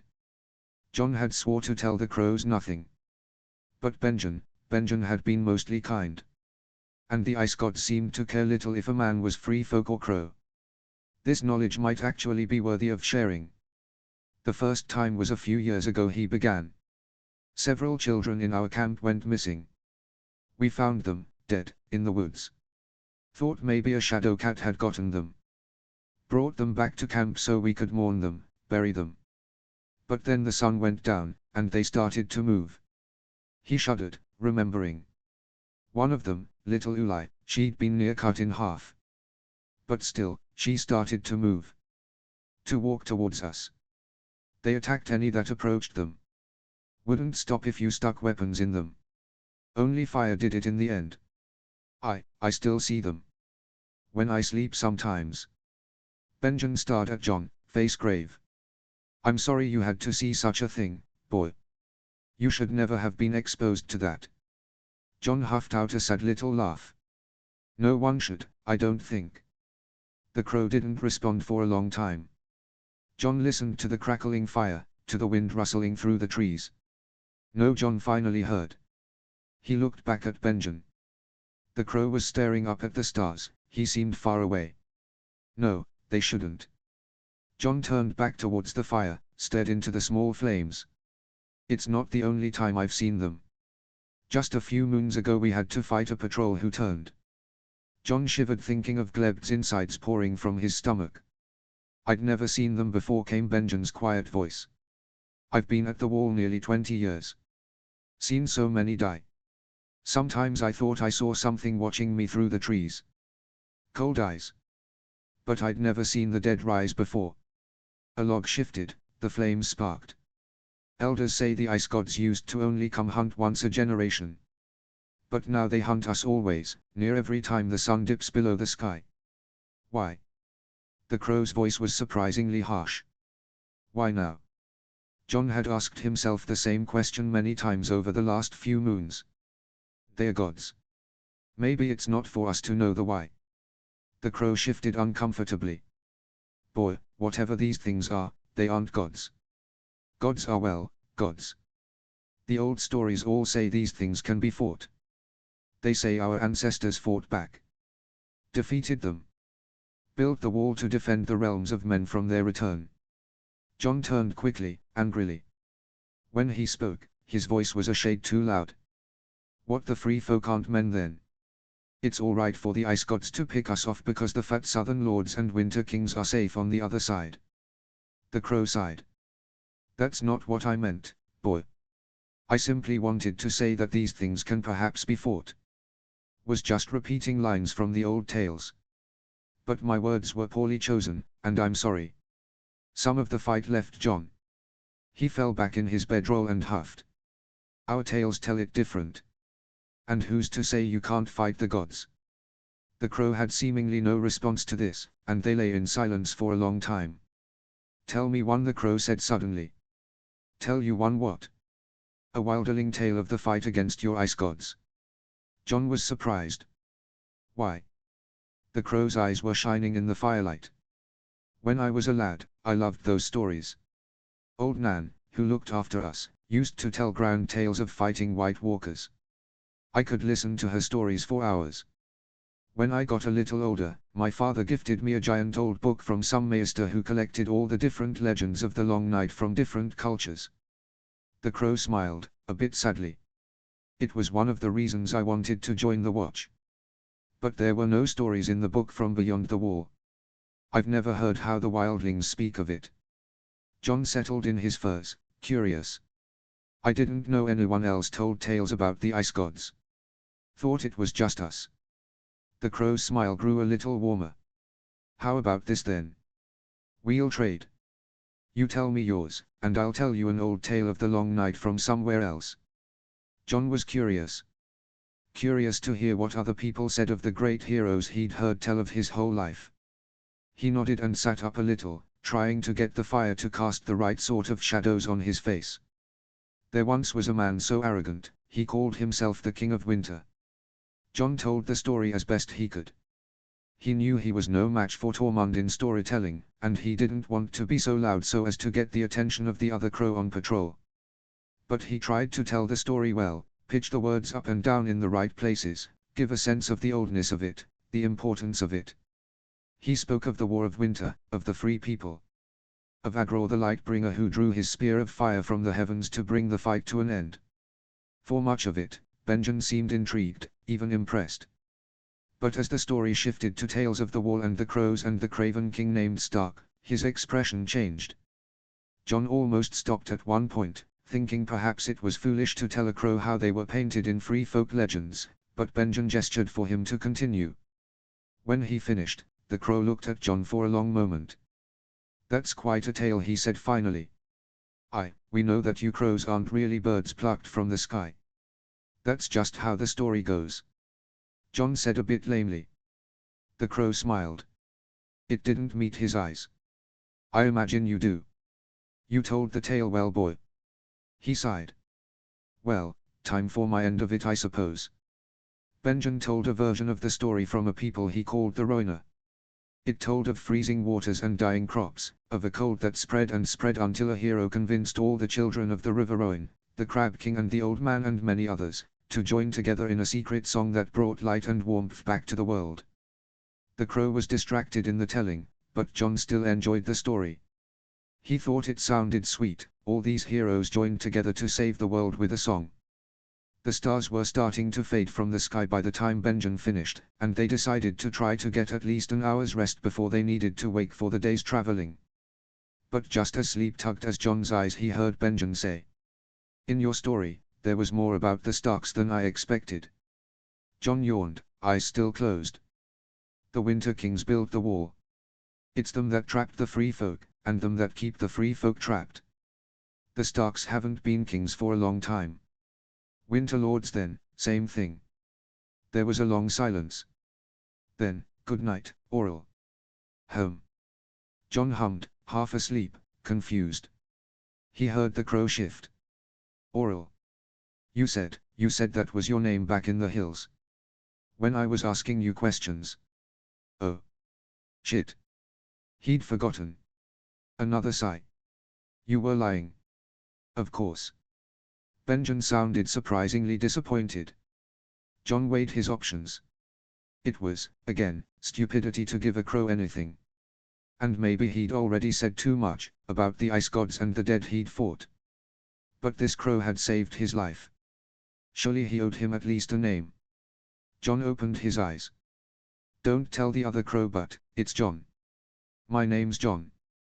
John thought this bit of honesty might have cheered the crow. But instead a deep sadness seemed to sink into his eyes. He thought again of how Benjen had searched his face that very first day they'd met. "John," Benjen repeated. He said nothing for a long moment. When the man didn't speak again, John finally lay his head back down. He curled into his bedroll. Drifted in the silence. Just before sleep claimed him, he heard the crow whisper again, his voice barely audible above the whistle of the wind. John. Chapter 20, Choices. Chapter text. John and Benjen spent many late nights chatting instead of sleeping. They talked about 100 little things, food and childhood and old legends. John was surprised that he enjoyed these small conversations with Benjen so much. Maybe he was simply a bit starved for connection, but John found himself almost liking the crow. They began to interact a bit during the day as well. Subtle things. John helped Benjen with the cooking. Benjen gave John an extra portion of food. Benjen would help John move on his injured leg, would hand him his walking stick when it was out of reach. They'd share small smiles as they traveled, pats on the back. But they had to be cautious in these things. For John didn't miss the way the other crow, Rian, looked at him. Like he was a poison. Like John was a snake that would strike at Benjen and take his life. John hated spending time alone with the other crow. He feared sleep when Benjen was gone on watch. Feared turning his back. John would glance across the fire and see barely concealed violence in every line of the angry crow's body. He'd wait until he heard the man's breaths even out before catching sleep himself or trying to walk his way to Ygritte. For John knew it was only Benjen's demand that kept the other crow from stabbing him, from leaving him in a shallow grave to rise in the night. Once, as they set down camp and Benjen gathered firewood in the far distance, John heard a low voice from the shadows. "Don't talk to us." John didn't move. He dragged his eyes over to where the angry crow sat. Rian was dragging a steel knife over a whetstone. When he spoke, his voice was mixed with its scraping, slow rasp. In the growing darkness, John could scarcely make out the features of his face. But he could still see hatred in the whites of the crow's eyes. John didn't speak. The angry crow spat on the ground, and continued. "I know you're whispering things to Benjen. I don't know what you're saying to him, what you're doing to him, but he doesn't need your nonsense wilderling speak. So shut your mouth at night. Else." He pointed the blade at John for emphasis, met his eyes for a long moment. John turned away from the crow, trying not to listen to the sound of a sharp blade on stone. He barely slept that night. When Benjen returned from first watch, John considered staying quiet, considered leaving him be. But John wasn't a child. He was a man of the free folk. He wouldn't let some old crow tell him what to do. So the nightly conversations with Benjen continued. For John, in the back of his mind, knew these conversations were a chance. His best chance at freedom. He could tell Benjen was growing to like him too. Benjen would laugh at John's jokes, tell him stories. He saw that Benjen didn't like the way the angry crow looked at John, talked to John, enjoyed watching John struggle with his injuries. John was almost certain he could convince Benjen to free him. Almost certain that if he asked soon, the crow would let him go. He just needed to say the right words, ask the right question. And there was another question John wanted the answer to as well. This other question was on the tip of his tongue as he rode, as he made camp, as they spoke at night. But John wasn't sure he'd ever work up the courage to ask it. But John was running out of time. They were traveling closer and closer to the Black Castle. John could see the wall on the horizon now. If he was going to make his bid for freedom, he needed to do it soon. And then, finally, the opportunity presented itself. Had been enjoying precious time in Wolfskin. Era had been there, rubbing his ears, staring into Ghost's eyes. She'd called for Ygritte and the redhead came quickly, bow across her back, boots on. He licked at her ears, nuzzled her neck. Tormund was behind her, battle axe in his hands, and they were saying something important. A twig snapped by John's ear and pulled him back to humanity. Benjen was walking past him, making his way towards his bedroll. He was looking at John closely, too closely. It made him nervous. "It's a clear night," John said, hoping to ease that feeling away. Benjen hummed in agreement as he lay on the ground. All was quiet for a moment when he settled himself. He turned to look at John's anxious face. "John, you know I've noticed those white eyes of yours." Every muscle in John's body tensed. "I've seen skin-changing magic before. I know what it looks like. Are you a warg?" John said nothing. He didn't know what to do. Benjen huffed out a small laugh. "Boy, I'm not accusing you of anything. I'm just curious. I've never had a real conversation with a warg before." John sniffed. Fuck it. He could trust Benjen with this. "Well, turns out you've been talking to a warg near every night." Benjen looked fascinated. "Ever since I learned the old skin-changing tales were real here, I've wondered about it. Is it true you have to bond to one animal, or can you take many?" John dragged his mind back to lessons with Auril, thinking. "I have heard of some who can take more than one. I think my old teacher told me of a man who has 6 beasts to his name. But I only have one." "What is it?" "I'm a direwolf." Benjen truly laughed then. "I suppose there's a kind of sense in that." John didn't quite know what Benjen meant, but before he could ask, the crow continued. "What's it like?" John paused, thinking. "Warm," he said finally. "Warm?" Benjen repeated in curious disbelief. John nodded. "There's just something about being able to curl up in fur, about being pet by YG-. John froze. He shut his mouth quickly, pushed the words down. He liked this crow, even trusted him a bit. But he wouldn't give him Ygritte's name. Benjen, however, had noticed this pause. "Being pet by what?" John said nothing. "Boy, truly, I am simply curious. Keep it vague. I go home, when I walk. And I get to see her again. My wife." John heard a sharp indrawn breath. When he looked at Benjen's face, true shock was written across his expression. "I didn't know you were married," he said softly after several seconds of still silence. John knew Benjen was upset, knew something in his words had deeply affected the crow. But he still couldn't help the smile that came to his lips when he thought of Ygritte. "She's perfect. She's a good hunter, a good fighter. She's funny and she knows how to do everything and she looks at me with this little smirk sometimes and she's just perfect." Still the crow stayed silent. John thought of how Ygritte had looked that night in the cave, firelight bouncing off her hair. "We'd been married less than a quarter moon before you captured me. And we weren't looking for trouble, we were just out hunting. We'd made a bet about who could slay a doe first. Benjamin had put a hand over his face. John was lost in the last moment he'd seen her with human eyes, and the words came tumbling. I could see you all coming from the trees, but she couldn't. You would have seen her when you came over the hill, so I ran at you. I hoped she'd run. But she was the other one shooting at you. She never could back down from a fight. You love her. The crow's voice was hoarse. John couldn't quite read the emotions playing on his face. But he nodded. Yes. Yes, I love her. Benjamin let out a long, shuddering breath. You sound well matched. A woman who's strong, who can fight, is a wonderful thing. I am truly sorry for taking you from her. John studied Benjamin's expression. Grief, regret, heartache, guilt. I have to say it now. He realized. I have to say it now, or I'll never say it at all. Let me go home to her. Benjamin looked up sharply. Boy. My leg is nearly healed, I can move more quickly than before. You can tell the other crow I ran off in the night. Boy, I can't. He won't care that I'm gone, he'll be glad to see the back of me. Boy, I have to take you to Castle Black.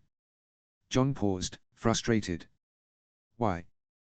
Benjamin sat up, eyes becoming hard. I am a man of the Night's Watch, and I'm not actually that useful to your watch anymore. John cut in. The big group of free folk you were tracking has likely long moved on, so I can't tell you where they are. And I've already said everything I know about hunting the dead and the ice gods. I've got no more information to give you. Benjamin ignored this. I have to take you back to the castle. Why? I just do, the crow said harshly. John seethed. Why was he so set on keeping John? Why wouldn't this man just set him free? Are you my father? The words tore themselves from John's mouth. Benjamin's eyes blew wide, wild. He hadn't expected that. John. Are you my father? Is that why you won't let me go? John, it's not.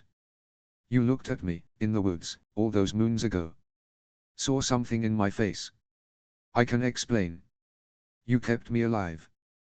Didn't torture me. Didn't tell the crows we'd met before. We look the same.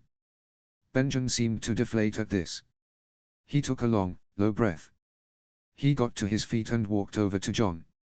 He crouched by John's bedroll, put a hand under his chin, tilted John's face a little towards the firelight. Benjamin stared into John's eyes. There were true tears on Benjamin's cheeks now. He seemed again to see something in John's face. Is it family? John wondered. Is that what he sees? We do, Benjamin said, voice a whisper. We do look the same. John couldn't breathe. Benjamin dropped his hand, dropped his eyes. I'm not your father. John's breath left him slowly. Benjamin shifted, moved from his crouch to sit beside John. He looked off to the horizon. John had been so afraid of being southern-born. He'd spent most of his life hating crows. Yet strangely, he found himself disappointed. It wouldn't have been the worst thing, if Benjamin had been his father. John had almost found himself liking the idea. Benjamin's breath fogged in the air. He spoke again. However, we're not, nothing to each other. John looked up at him. What do you mean? Benjamin ran a hand through his hair. I don't quite know how to put it. I thought I'd have more time to think what to say. It's hard. John's eyebrows drew together. What's so hard about the truth? Benjamin laughed again, a sad little thing that seemed to freeze in the night air. John didn't understand the joke. Benjamin looked toward the fire, studied the sparks. What we are to each other is dangerous. Especially at the wall. And south of the wall. If I tell you what we are to each other and someone finds out, it would be dangerous for us there. John considered this. He had very little idea of what Benjamin meant. But there seemed to be a solution. An obvious solution. One John couldn't believe he hadn't thought of before. So don't go to the wall then. Come with me, north. Benjamin's head turned slowly. What? You said yourself, there's danger for you and me at the wall. So don't go there. Come home with me. Benjamin swallowed slowly. He seemed at a bit of a loss. To be clear, you are asking me to desert the watch. And what, join the wildlings? Plenty of crows come fly free with us, you wouldn't be the first. Benjamin's eyes were growing hard. When he spoke, his words were low, clipped. Boy, I know we've been friendly these past weeks. But I am a man of the Night's Watch. I've been ranging past the wall near 20 years. Do you have any idea how many wildlings I've killed? At these words, John felt ice run through his blood. He looked at Benjamin then, at his black cloak and black gloves and black boots. And he remembered, this was a crow. I'm not just a ranger, I'm first ranger. There's plenty among the wildlings who'd recognize my name or my face and stick a spear between my ribs. John couldn't speak. He just kept staring at the crow. Besides, the crow continued. I took a sacred vow, to be the shield that protects the realms of men. At this, fire swept through John, forcing the ice away and molding him into something angrier. So we aren't men then. It's as you said the other night, we're not worthy of your precious protection. You'd rather just kill us all, or let the ice gods do it. John. I'm glad you're not my father. I'd rather be dead than be blood of a crow. The crow said nothing, but his eyes softened and he looked lost and sorrowful, and suddenly the crow looked like Benjamin again. John, he started, voice quiet. I did not mean you deserve death. That you aren't men. I simply meant that I've been fighting your people so long that I'd never be welcome among you. John was quiet as he considered this. The silence stretched for several moments, then. You'd be welcome, John promised fiercely. Things are different now, with the ice gods. If you swore to help us, swore to protect us, swore to fight with us, we'd welcome you. Benjamin stared at the horizon again. I couldn't, he said finally. You could, John countered. If this keeps happening, we'll need all the help we can find. I took vows, Benjamin said again. So keep those vows by protecting us too. Benjamin was still shaking his head. John had to say something to open him to this idea. Maybe we could make a deal with the watch. Share information, learn how to fight these things together. You could come back with me and talk to the clans, see if we could all make an agreement. Truthfully, John thought this wouldn't work. He doubted the free folk would ever work with the crows. Everyone knew the men in black couldn't be trusted. But something behind Benjamin's eyes sparked, and John knew he'd caught his interest. Knew he'd said the right thing. That is, an interesting thought, Benjamin said simply, a hand coming up to play with his hair. If I can get him to agree to come with me, I can work on him during the journey. John thought. Talk to him. Get him to truly come to our side.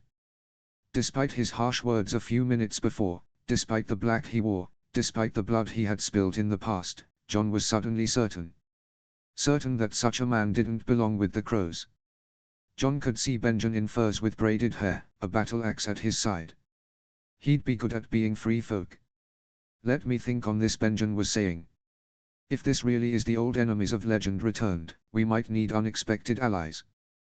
John nodded. Of course. They said their goodnights and John, for once, felt warm in his bedroll. Benjamin will leave. Benjamin will leave with me and take me home. I know it. The next day felt heavy with possibility. John kept meeting Benjamin's eyes in silent conspiracy. Kept sending him small questioning smiles as Benjamin led the horse, as they collected firewood, as they cooked. Will you leave with me? And Benjamin seemed to be actually considering it. He looked thoughtful, nervous. But his smiles to John were fond, and something danced behind his eyes when John met them. He's going to do it. He's actually going to run with me. The other crow, Rian or whatever the hell his name was, might as well not even have existed. John had never felt less threatened by this angry, irrelevant man. I'll be free of you soon. Benjamin and I will be free of you soon. John was practically vibrating as he set up camp for the evening, as he lit the fire. He couldn't wait to continue his discussion with Benjamin, see if they'd go, when they'd go. John could barely bring himself to sleep that night, but he forced himself to grab some rest during Benjamin's watch. It would be good to be well rested if Benjamin decided to run with him. He managed to calm the excitement coursing through his body, and gave himself to sleep. The wolf was padding through the forest. Two friends by his side, the giant man and his other's mate. They moved quickly, his nose trying to grab an important scent. A sudden grab at John's throat made him wake suddenly. A black-gloved hand was over his mouth. For a moment, John thought it was Benjen, coming to steal him away in the night. But the moon was too high in the sky. And the hand over his mouth was too bruising, too angry. John felt cold steel press against his neck, drawing a long thin line of blood. "I told you not to talk to us, you nasty little beast." Chapter 21, Blood. Chapter text. The knife pressed harder, harder. John could feel beads of blood welling up, dripping down. He tried to struggle, but the hand at his mouth, the hand at his shoulders, held tight. "I told you Benjen didn't need to hear your nonsense wilderling speak." The crow's voice rasped and stank in John's ears. "Yet you ignored me. A thing like you should know to listen to your betters." The knife was cutting deeper, deeper. John brought his hands up, scratched at the crow's arms, tried to loosen the hold. "You've got him all turned around. It's clear as day why. Lots of men forget their honor, but I never thought Benjen Stark himself would father some beast bastard." Benjen Stark. But John couldn't dwell on this, for the blade bit at his throat again and drove all thoughts from his mind. If someone like him, first ranger from an old house, falls, loses his honor, runs off to join you savages, it'll be bad for the watch. Every two-bit steward will think they can fuck off too. The crow bent somehow even closer. John's hands moved, grasped in the dirt and snow around him, grabbing for something, anything. "But once you're gone, once I tell him you tried to run off in the night and I had to carve your throat from ear to ear, he'll move on. Forget this ever happened. Dedicate himself to the watch again." The crow was spitting, whispering into John's ears. "So goodbye, little beast." John's hand closed around a small rock. "That'll do." John swung his arm up and brought the rock down on the crow's head. The man swore and staggered, but still managed to draw the blade across John's throat. Pain bubbled up, excruciating. John hit the crow again. The rock hit his skull with a sickening crack. The crow's hold broke. John pushed himself to his knees and turned. With one hand, he hit the crow over the head, again and again and again. With the other, he tried to hold his ruined throat together, wetness seeping through his fingers. The crow finally went limp. "Is that enough? Is he dead?" John couldn't tell, his vision was blurring at the edges. "Run. I need to run." John forced himself to his feet. He half stumbled across the ground, dizzy, disoriented. His still healing leg could barely hold his weight. Blood wept from the gash at his throat. Blackness was encroaching. The wood grew darker. He pushed himself forward, forward. His breathing grew more and more labored. He could barely see. There was a crash, an angry roar behind him. John turned. The crow was there. His face was red with anger, red with blood. John's grip closed tight around his sharp rock, the only weapon he had. The crow was saying something, screaming something. John couldn't hear him. He was dizzy. Blood was rushing to his ears. The crow lunged at him with both hands extended, and though John wasn't in fighting shape, but still he hit and struggled and clawed. His mind could barely grasp what was happening. He only registered pain, a knife biting at his shoulders.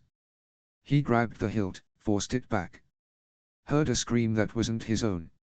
Yet still the crow was fighting, fighting, and John staggered on his feet, unsure how long he'd last. "If I'm to die, I'll take this fucking crow with me." Gods, there was so much blood.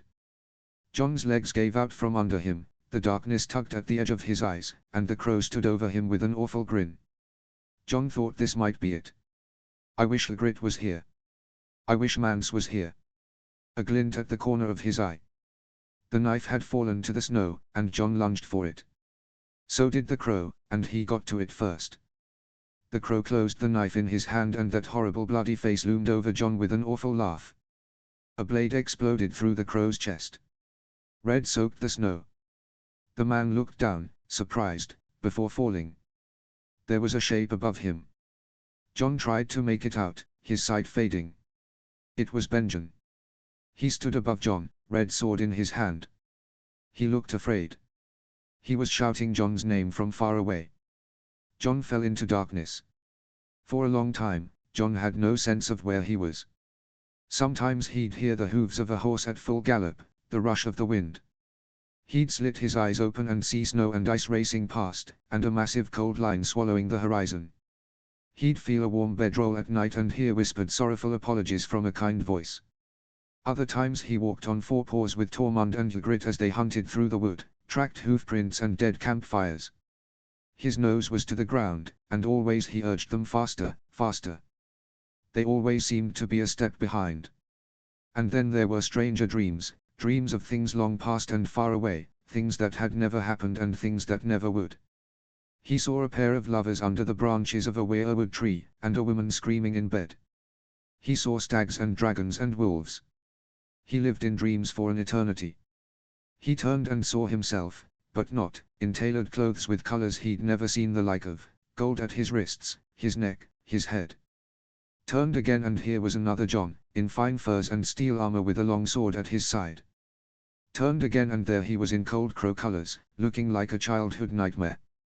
These shades smiled and extended their hands. John spat at their feet and ran away. He ran, rounded a corner, and found himself again in a place he'd been only in dreams, where grey towers touched the sky. John looked up. A crying boy with curled legs sat on a wall. A wolf was sleeping at his side. John felt a twinge of sympathy. He walked to the boy, found his voice. "Are you all right?" The boy looked up sharply. His eyes locked on John. "You? Who are you?" The eyes bore into John, seemed to grow larger and larger, and something in them turned John inside out and brought him back to the world. John woke with a sudden choked gasp. He tried to breathe, soothe his quick beating heart. He didn't know where he was. Pain curled around his neck, his leg, his shoulder. He brought a hand to his wounds, they'd been wrapped. His bloody furs were gone. In their place was a thin shirt, thin breeches. He'd never worn clothes like this. He shivered in the cold. He was on a strange bed of woven cloth set off the ground by a heavy wooden frame. He looked about the room. A whole row of those strange beds. Empty beds. John had never been in a room this large.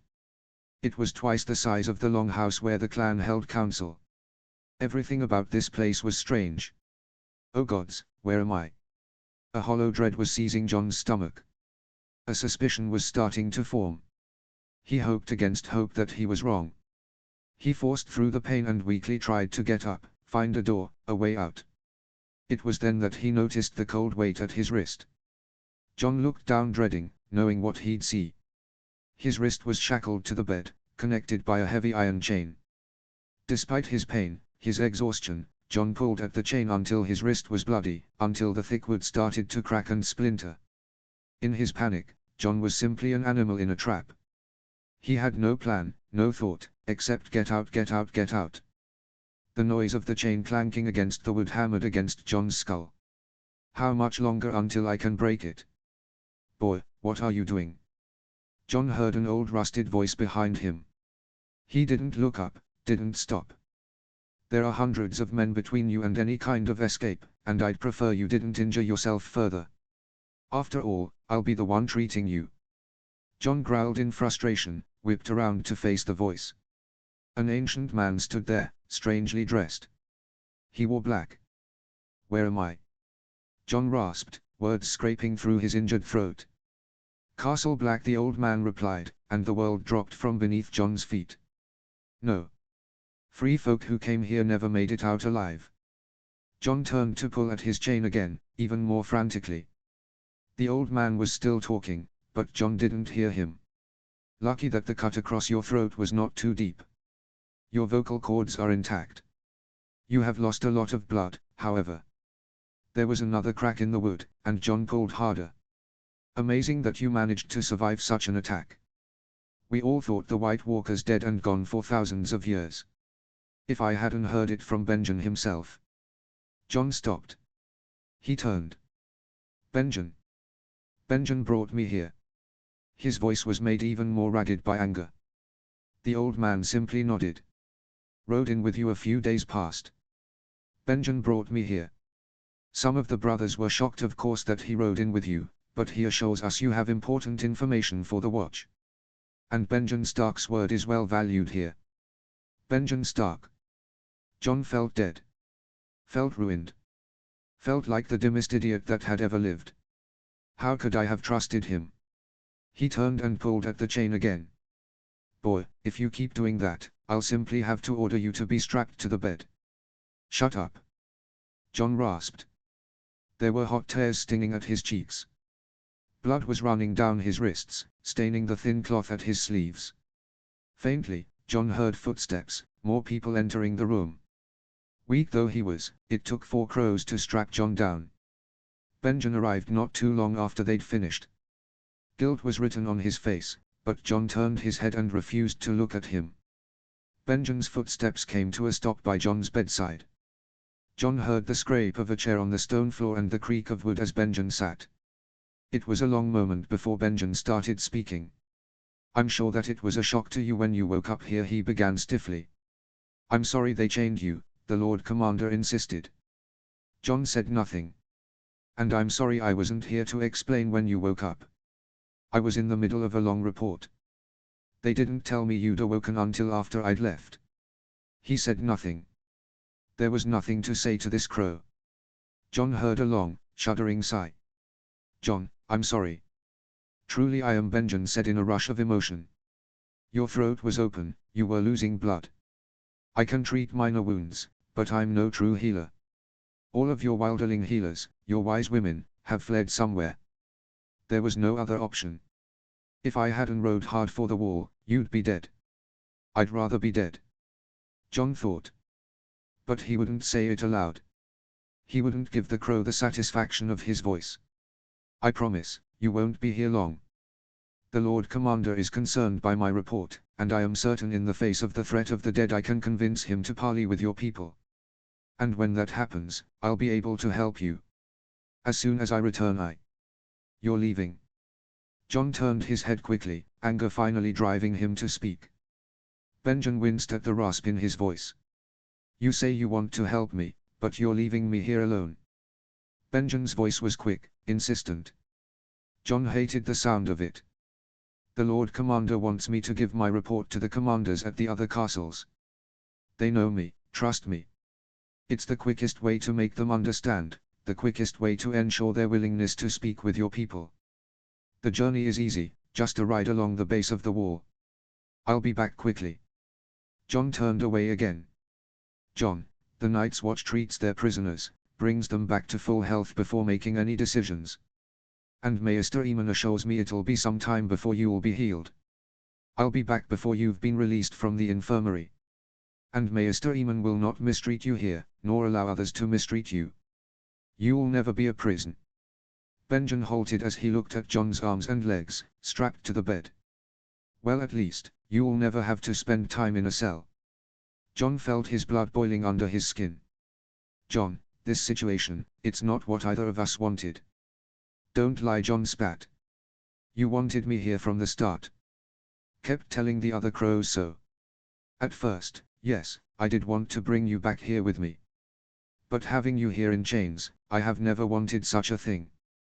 Jon huffed in disbelief. Truly, when I first learned of our connection I was asked to retrieve you. And I agreed, because I'd heard the rumors of cruel things rising beyond the wall. But there was never time to plan, you sprang upon us so quickly and I find myself at a loss. I should have cut both your throats in the woods, Jon whispered, turning back to look Benjen in the eye. I wish I'd cut your throat and run. They stared at each other. Neither spoke. You don't wish to hear my excuses, Benjen finally sighed. Well, know this. I will not let you remain a prisoner here. I promise, I will not abandon you. Jon didn't listen. He'd learned not to listen to a crow's lies. Benjen waited for some response, any response. When none came, he stood. We'll speak when I return, he sighed. You can trust me. He started to walk from the room. Jon stared at his retreating back. You never told me, he called through his ruined throat. Benjen's footsteps stopped. Told you what? That you were a Stark. Jon's glare was accusing, furious, cold. The crow just stood, saying nothing. After a long moment, he turned away. Jon watched him go. In his mind's eye he saw Benjen Stark lying dead, his blood red on the snow. He seldom spoke in the next few weeks. There was no one to speak to. The old maester tried, sometimes, to engage Jon in idle talk. But Jon had no more wish to talk to crows. Even his dreams in Ghost were limited, scattered, as if the wolf couldn't truly find him in this place. He was left to dreamless sleep, to feeling his skin knit itself back together, to silence and anger. And to listening. He listened to the crows that came to speak to the maester, listened to the cold boys in black that passed his bed curiously. And soon, they were all saying the same thing. Benjen Stark had never arrived at the other crow castles. No one knew where he'd gone. Chapter 22, Interlude, Tyrion. Chapter text. The Wilderling was intriguing. Tyrion had enjoyed his first week at Castle Black. The wall truly was a marvel, a feat of engineering. It certainly earned its place as one of the wonders of the world. One Tyrion was glad he'd been able to see it in his lifetime. And truthfully, he liked the company of many of the Black brothers. For example, there was excellent conversation to be had with Yoren, who had traveled the whole of the continent and knew how to enjoy a laugh. Lord Commander Mormont, of whom Tyrion was an honored guest, certainly knew how to extend his hospitality. Tyrion had always heard the wall to be a hard place, a glorified prison. But as Mormont's guest he enjoyed spiced ciders and wolfsberry tarts and succulent cribbles freshly caught and shipped from Eastwatch. Tyrion suspected this warm welcome was mostly due to his proximity to the king. The Lord Commander clearly hoped Tyrion would convince his boorish brother-in-law to send more men to the wall. In which case, the dear old man had vastly overestimated King Robert's affection for his wife's family.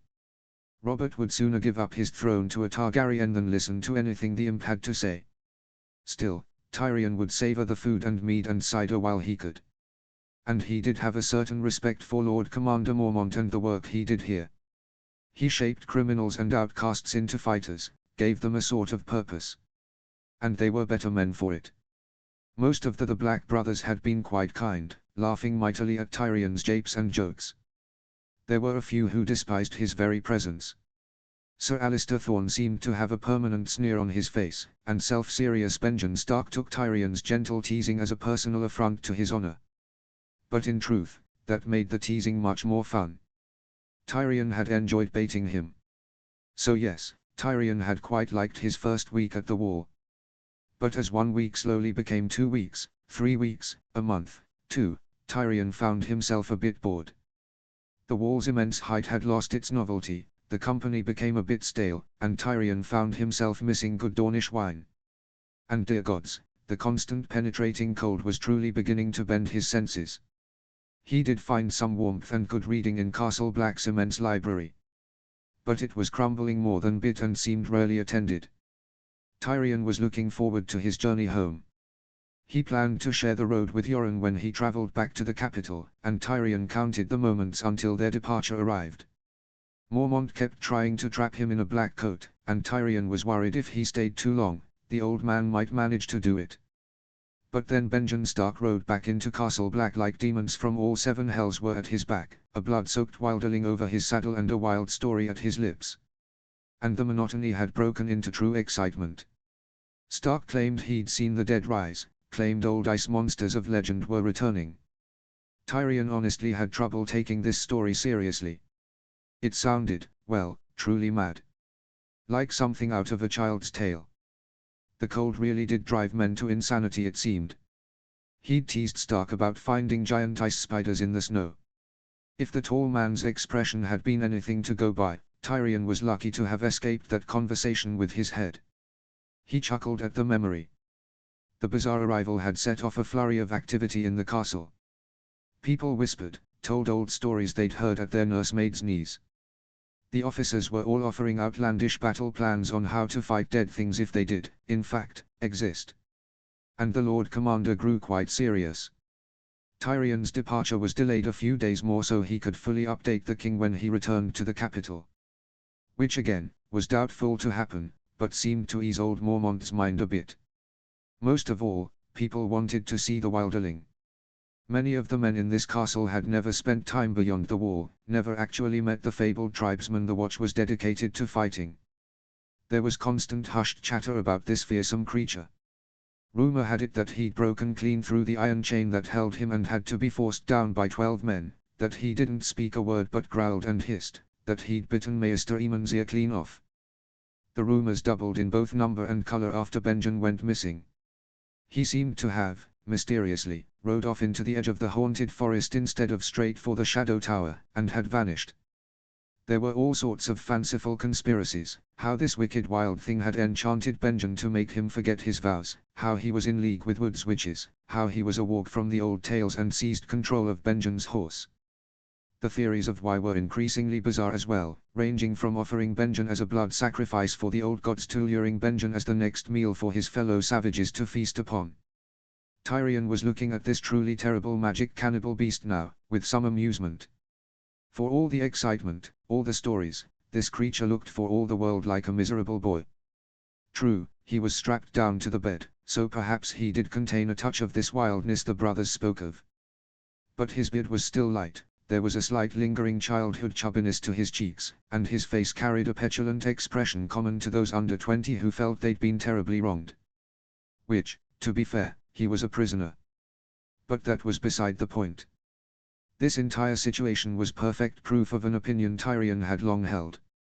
The mystical terrible wildlings the North seemed to hold up as the greatest threat to human existence were, in fact, nothing but ordinary people wrapped in myth. When he was a boy, Tyrion might have enjoyed the odd story about giants and wargs and white walkers. But stories is all they were. Yet, the boy was still interesting. For Tyrion strongly suspected there was another reason Benjen Stark had deposited him at Castle Black then left in a panicked hurry. This reason had also been whispered about, but was not quite as popular yet among the brothers. Wild ancient magic was, after all, much more exciting than common bastardry. Riding in together, two pale men of a height with each other with long dark hair and matching strong jaws, it was all but obvious. Impossible not to note their similarities, even if the boy had been unconscious. And now, looking at him, mostly awake with a bit of his color regained, it was even more unmistakable. Tyrion would bet a night with the best whore in Westeros that this boy was a Stark bastard. The only question was, whose? The Stark who swore vows to marriage, or the Stark who swore vows to the wall? There had been rumors for years that Ned Stark had given a bastard to the wall. And sure enough, when Tyrion looked back through old records of babes held at Castle Black, he'd quickly found a Jon Snow, given to the watch by Ned Stark. Supposedly he'd been found orphaned in a village. A clumsy cover story, truth be told. The kind of cover story that would be used by someone unused to having their integrity questioned. It would fit Ned Stark perfectly. That child was supposedly dead, but the cause had not been noted. It was possible, probable even, that the boy had been stolen or simply run himself. Gods knew if Tyrion had been faced with an entire childhood at the wall, he would have fled for any exit he could find. So yes, Eddard Stark was the most likely candidate. But the boy did so look like Benjen. And there was something deliciously hilarious about the idea of a man so grave-minded about the important eternal mission of the Night's Watch going off in the dark to fuck a child into a wilderling woman. Tyrion grinned a bit. He could not help it. He knew the boy's situation was truly not funny. He was a prisoner in an enemy castle after all. But the Starks were so serious about vows and honor. It was deeply refreshing to see evidence that they too were human. Tyrion was alone with the boy, the Maester off fiddling somewhere. Tyrion had noted the old man still had both his ears. There were guards at the doors, but they were unused to dealing with lords and Tyrion had easily convinced them he had permission to be there. Which he, technically did not. But still. Tyrion was leaving soon. He would not squander his chance to speak to not only a so-called fearsome wilderling of legend, but a rare stain on House Stark's honor. The situation was entirely too intriguing to pass up. The boy was looking adamantly at the side of his pillow, purposefully not seeing Tyrion. Maester Aemon had told Tyrion that the boy refused to acknowledge anyone. He'd have to provoke the boy into speaking. I heard there was a vicious wilderling in this infirmary, Tyrion began loudly. Not even a blink to indicate he'd been heard. All sorts of nasty stories are spreading in the castle. I've even heard the lad's a cannibal. So I've come to display to you that I'd make a poor dinner. As you can see, you'd barely pass an hour before you'd need another meal. Tyrion thought he saw the boy's jaw grit slightly, but otherwise nothing. So, this boy had both the stark look and the stark lack of humor. Perhaps a bit of meanness might draw the boy out. Others are saying that he, like all wildlings, is too stupid to speak the common tongue. Before he'd even finished the sentence, the boy had whipped his head around. "We're not stupid," he hissed with gritted teeth. Tyrion smiled. A reaction at last. "Are you sure? Because I've heard nearly no one in this castle has heard you speak." The boy actually growled at this. He strained angry fists against his bindings. "No one wants to talk to me. If you come closer to the bed, I'll show you why." Ah, a barely veiled threat of violence. Yet another stark trait. Still, it would unproductive if this chat continued to go downhill so quickly. Tyrion tried to put on his most reasonable face. "Well, I want to talk to you. So why deny me the pleasure of your conversation?" "Don't want to talk to any crows," the boy glowered, settling his head back into his bedsheets. It takes Tyrion a moment to puzzle out the boy's meaning. When he does, he grins. "Is that what you call the Black Brothers? Well then, good thing that I am no crow, so you can converse with me." The boy seemed to truly look at him for the first time, perhaps finally registering that he was both not wearing black nor the kind of man likely to wield a sword. "I must say," Tyrion continued, "crows is a fitting word. In those thick black coats perched on the wall, they do look like a giant flock of birds with ruffled feathers." The boy nearly, smiles. Or at least the muscles at the sides of his mouth twitch a bit. Tyrion counts it as a victory. "So boy, how do you find Castle Black so far? I expect from your perspective the hospitality leaves something to be desired." The boy's expression crumpled. "Doesn't matter," he said softly. "They'll kill me soon anyway." This was the sort of statement it was immensely difficult to form a response to. "Will they?" said Tyrion, after a silence that lasted a moment too long. "Any free folk that goes in here doesn't come out alive." Tyrion was quite interested in the term free folk. It sounded like a title with some ideology behind it. However, he doubted the boy would be up for his questions with the weight of imminent death on his mind. And truthfully, Tyrion didn't think the watch would kill him. Especially not if he truly was a stark bastard. He should try to set the boy's mind at ease so they could speak. He took a few cautious steps forward. "Boy, listen. I know you've likely been told terrible stories all your life about the Night's Watch and terrible crows. Not just stories," the boy cut in loudly, insistently. "I've seen people killed by them. I've seen people who came into this castle and were never seen again. They're going to kill me." Tyrion paused again. He leaned forward conspiratorially, and lowered his voice a touch so that the guards would not hear. "Boy, do you want to know a secret about the Night's Watch?" He just huffed. Tyrion took this as permission to continue.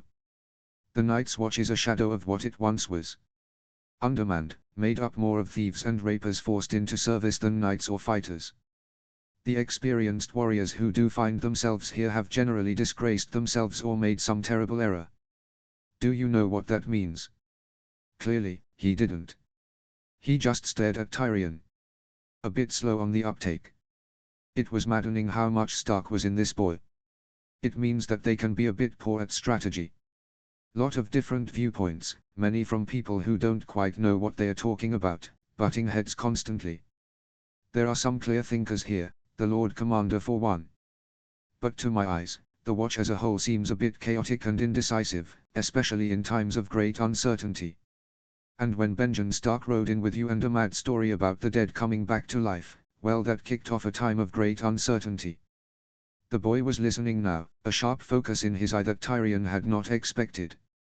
"There are many possibilities here. Perhaps they'll be too afraid to lose a potential informant. Perhaps with Benjen gone they will be unwilling to dishonor his final request to keep you alive. Perhaps they will simply have no idea what to do with you and will not want to think on it in the face of larger problems. Now, I cannot read the future, they might truly kill you. But it is by no means inevitable. Why, I can easily see the brothers throwing you in a disused cell instead until they come up with some sort of plan. How is that any better? There was anger in the boy's voice, but it was a curious anger. Leaving me to rot in some cell. Because it gives you time, boy.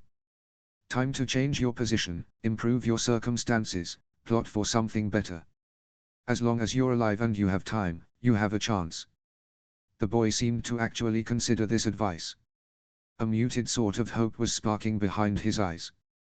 Confusion and chaos, he said quietly. Tyrion was a tad thrown by this non sequitur. Pardon? The boy seemed to come back to himself. Just something friends used to say about dealing with crows. And Ma and my father used to say the crows aren't as smart as they think they are. My father.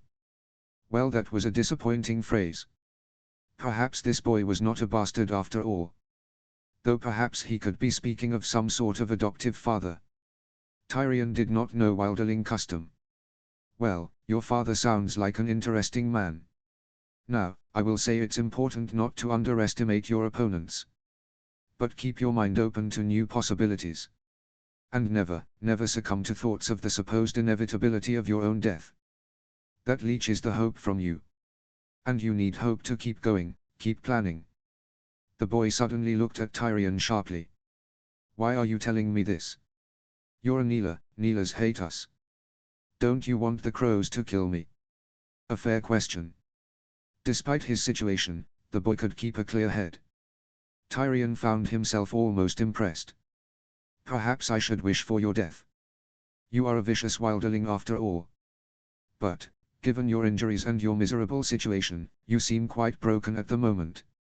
And I have great sympathy for broken things, child. I'm not a child, the boy protested. Of course not. Now, you mentioned something about the free folk earlier. I've not heard that term before. I would be interested to hear about it. And so the boy told Tyrion about the wickedness of kings and how the free folk refused to kneel to any man they didn't choose. Tyrion decided not to mention his status after hearing the boy go on about fat southern lords for several minutes.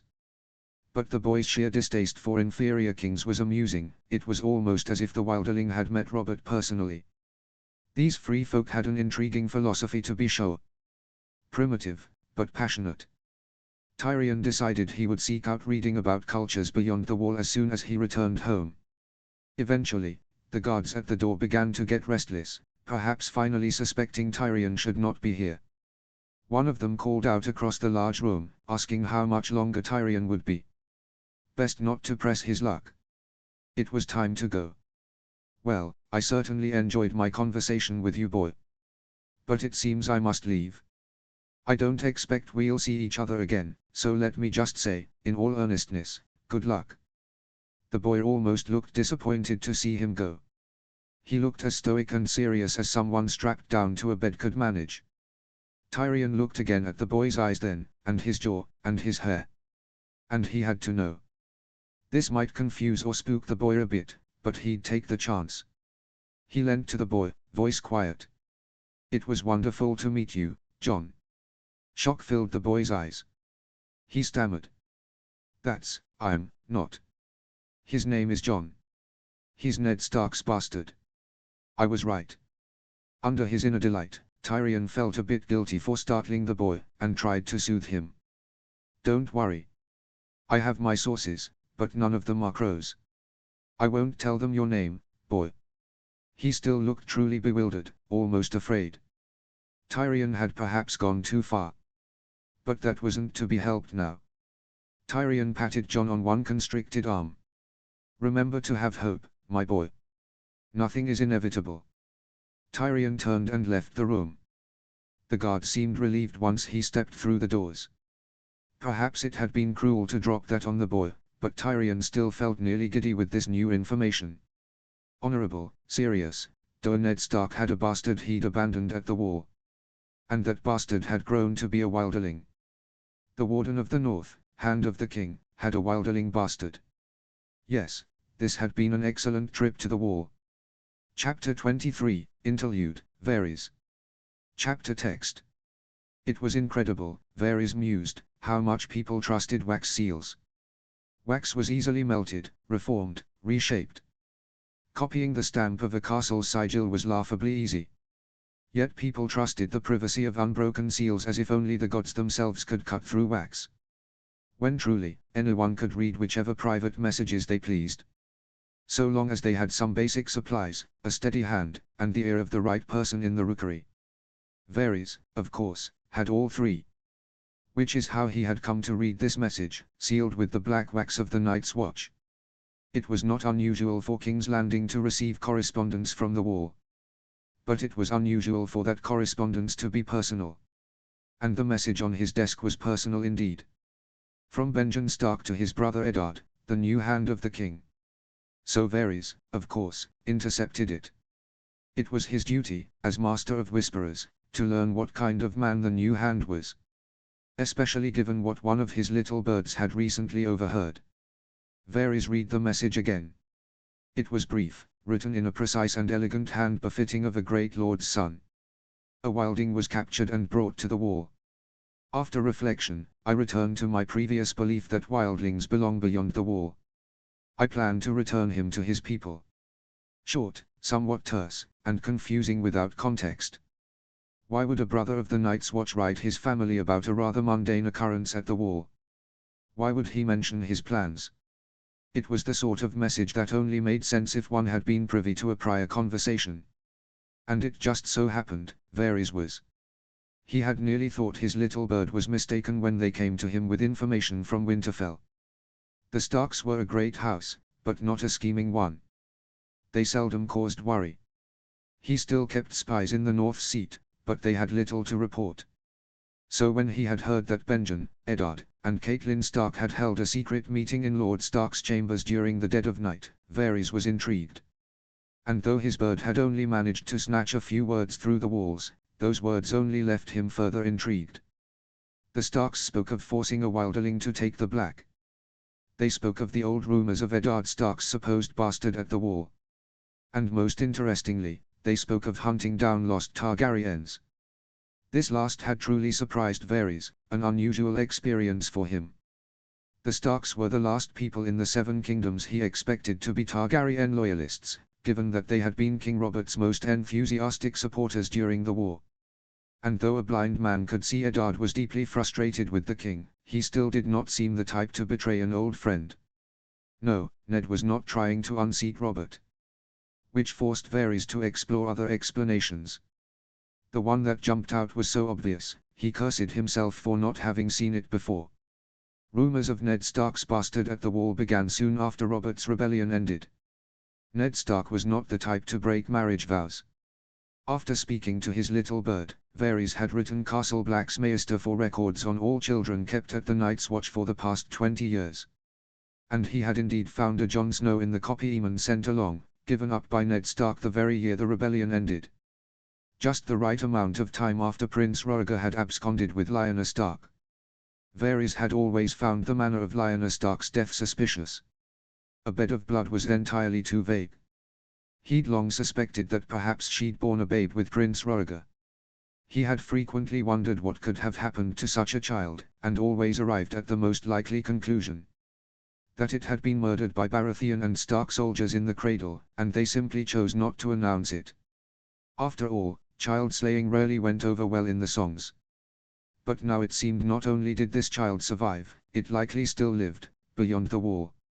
One of the people with the strongest claims to the Iron Throne was a wilderling savage and prisoner of the Night's Watch. It was an intriguing concept. Varys had to admit, keeping the child beyond the Wall was a brilliant move to ensure its safety. No one would ever look for Targaryen heirs among barbarian tribes. It was so brilliant that Varys highly doubted it was intentional. In fact, it seemed from this letter that Ned Stark was trying to recover the boy. Likely they had lost track of him, and now Stark wanted to provide the boy with a comfortable life. Well, if they brought him into the Seven Kingdoms, his life could be comfortable, but probably short. Unless Varys lent his aid. He stood, went to his cupboard, found a bit of wax and the correct seal. As Varys sat and began to carefully scrape the old wax from the parchment, he again pondered the current political situation. Robert's rule could fall apart at any minute. Not only had he put the crown in deep debt to several of the great houses, he also had a nasty habit of antagonizing those same houses. Many saw him as a fool or a false king. Nearly every house in the realm seemed to be plotting some sort of power grab. Tywin Lannister was so open about his plans for domination he seemed half in the Iron Throne already. The Iron Islands and Dorne were both seriously considering revolution. Even the king's own brothers whispered that he was unfit. Both were making quiet inquiries about weapons and ships. Nothing about Robert's rule was steady. And this was without even considering that his heirs were all, in truth, illegitimate bastards born of incest. Varys shook his head. He could not believe that Queen Cersei and her brother thought themselves subtle. He found himself missing Jon Arryn, the former hand, more and more these days. Arryn was a smart man, good at tempering the worst of Robert's instincts and working around his explicit commands. He was good at ameliorating the interests of the houses and even managed to improve things for the small folk now and again. True, they'd had their differences. But it had been a pleasure ruling alongside him. He was exactly the sort of measured person who should be managing the realm. But then he had become a bit too interested in the question of Cersei's children and found himself dead. So now Varys was forced to work with Eddard Stark. Not a bad man, to be sure. A good man even. But he had no head for politics. He often managed to provoke Robert instead of calming him. His investigations into Jon Arryn's demise were shockingly unsubtle and gaining all the wrong sort of attention. Worst of all, he was constantly blinded by honor. Honor between houses was a fine enough virtue. But it was virtually useless in ruling. Maintaining upright courtly honor paled under the importance of keeping the small folk fed through winter. A righteous, bold man like Eddard Stark could not have chosen a worse time to arrive in King's Landing. The situation at hand required care, cunning, subtlety. Instead, Stark was openly countering the king during council meetings and tearing through the capital resurrecting old feuds. Varys carefully melted a bit of wax. Yes, this all could fall apart very quickly. He needed to move fast. Especially if the coming winter was to be as bad as the Maesters predicted. For the millionth time in his life, Varys cursed the entire concept of kings. Kings were, more often than not, petty, cruel and boorish people. They thought they knew best and never truly did, had advisors but failed to listen to them. Their careless actions led to the murder and starvation of innocents who had so little say over their own fates. Honestly, if Varys truly had his way, there would never be another king in Westeros again. But this was how things had been done in the Seven Kingdoms for countless generations. A king was the only form of rule the Lord of Westeros would accept. Varys truly despised magic, but very occasionally he wished he could make these Lord of Westeros all disappear. Start anew. But he doubted even the strange Shadowbinders of Aes Sedai could do such a thing. No, a king was what the lords wanted, and a king they would have. If Robert should fall, the best way to ensure the people were safe and fed through winter was to install a Targaryen on the Iron Throne. Quickly. Varys allowed himself a small sigh. What a nightmare. The way Varys saw it, an ideal king had two important properties. The first was the right name. And the Targaryens had that name. They had been the nearly unquestioned rulers of Westeros for centuries. When the dragons had been on the throne, the great houses had schemed less, been more willing to accept their place in the hierarchy. Plotting had usually been limited to marriage contracts, not grabs for the throne itself. The separate kingdoms did not speak of rebelling. Houses had been more willing to work together. There had even been time for what was, theoretically, the main purpose of the great houses, protecting the small folk who worked their lands. It had been stable, secure. Easier to tend to the actual work of governance, under such a name.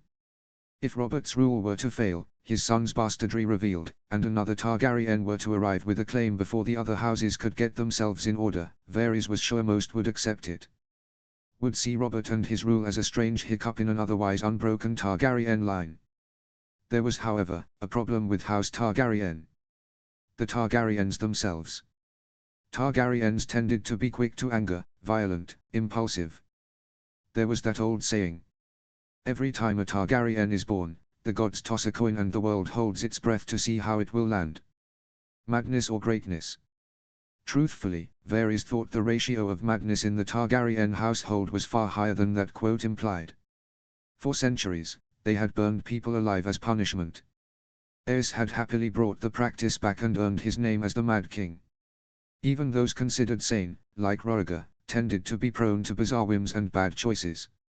For example, leaving a wife and true-born children behind to romance a teenage girl, sparking a rebellion which led to the near extinction of the Targaryen line. At least they did not possess damned dragons anymore. That was one blessing. The Targaryens absolutely lacked the second important property of a good king. The valuable ability to shut up once in a while and let expert advisors rule the realm. When the Targaryens had ruled in Westeros, they had married each other almost exclusively, become ever more obsessed with their own self-myth, and practically considered themselves gods. But hopefully, some time in exile had tempered that a bit. As Varys carefully dripped the wax to match the old seal, he considered the potential claimants. First, there was Viserys. On paper, the most obvious option. Son of Varys, clearly in line for the throne, unshakable claim. Yet every report that had reached his ears suggested that Viserys was absolutely his father's son. Angry, cruel, selfish. No, Varys would not unleash a man like that upon the common people of the realm. Viserys would meet an assassin's knife. Then, there was his younger sister, Daenerys. By all reports, she was kinder, shyer. Listened to her elders. But the lords of Westeros would be needlessly difficult about a woman making a claim to the throne. Illyrio's boy was an interesting option. The wealthy merchant claimed to be hiding Aegon, heir of Prince Rhaegar. Varys knew this boy was not truly Aegon Targaryen. The real young heir had not survived Lannister knives. But Varys had met Illyrio's boy, and considered him perhaps the best option. He was a kind boy, polite, caring. He had the right look, and documents could be forged that would convince the noble houses of his name. Best of all, he carried no Targaryen madness in his veins. This boy could be both, a good name and a wise listener. It could be perfect, especially if they could convince Daenerys to marry him, as was grand Targaryen tradition. Of course, there was a chance that someone could uncover their deception. And if that happened, true wars would spring up between the houses as they fought for the throne. It could tear the whole continent apart, leave hundreds of thousands dead. So that was something to consider. This new option, this wilderling boy, therefore held some appeal. He was a bastard, which was a problem. But bastards were often chosen as heirs if no other heirs were left alive. There was the small issue of the boy likely being a primitive with no education who, to Varys' knowledge, hailed from a culture that despised the concept of kingship. But honestly, Varys found that somewhat appealing. It meant the boy could perhaps be molded, shaped. And Varys had heard vague whispers that said wildlings were very passionate about their freedoms. He'd heard rumors that they even held public councils with elections. It would be interesting for the small folk to be ruled by someone with such an upbringing. Not that the lords of Westeros would be interested in any of that, but it meant the boy might at least have a vague inclination toward public interest. Of course, the boy could also be a murdering raider who ate human flesh. Varys knew almost nothing of the child. That would have to change. Spies were hard to come by on the wall, but not impossible. As luck would have it, Varys had arranged something there just recently, a singer who once been one of his little birds. Piper, the name was. He'd get in contact, have the young man feed him information about the wilderling prisoner. See what kind of man this wilderling was. For this was an interesting option. Not the best option, not even currently the second best option, but someone to keep an eye on. Someone to consider. Varys pressed his false night's watch seal into the wax. He set off to find a servant to deliver it, fresh and unbroken, to Lord Stark. Chapter 24, Trapped. Notes. Wow, first update for this fic in something like 18 months. The mood for this one struck me suddenly. Though fair warning, Jon is pretty beaten down in this chapter, and there are descriptions of torture. Real torture this time. Still, going to try to come back to this one more regularly. Thank you, hope all of you are well. Chapter text. There was no moon to mark the time in this place, not even the hint of it from a window. The best John could do was guess based on when they fed him. To his estimation, the Gila Crow elder fed him twice a day. So every second meal, John would turn behind the bed, reach down, scratch another line into a hidden space on the wall with his fingernail. Based on this crude system, John figured he spent most of a turn of a moon in the Gila Crow's place. Of course, the other crows came to ask him questions. About the band he traveled with, about the clan he was sworn to, about the things he had seen in the woods above the wall. Mostly, they asked about Benjen. But John knew how to shut his mouth tight, how to bite down on his tongue. He'd rather bite it clean off than give any information to the crows. Honestly, he thought the interrogation would be rougher. He could tell most of the crows wanted it to be rougher, the way they glared and shouted at him. But then the elder crow would chase them out, telling the others they were agitating his patient.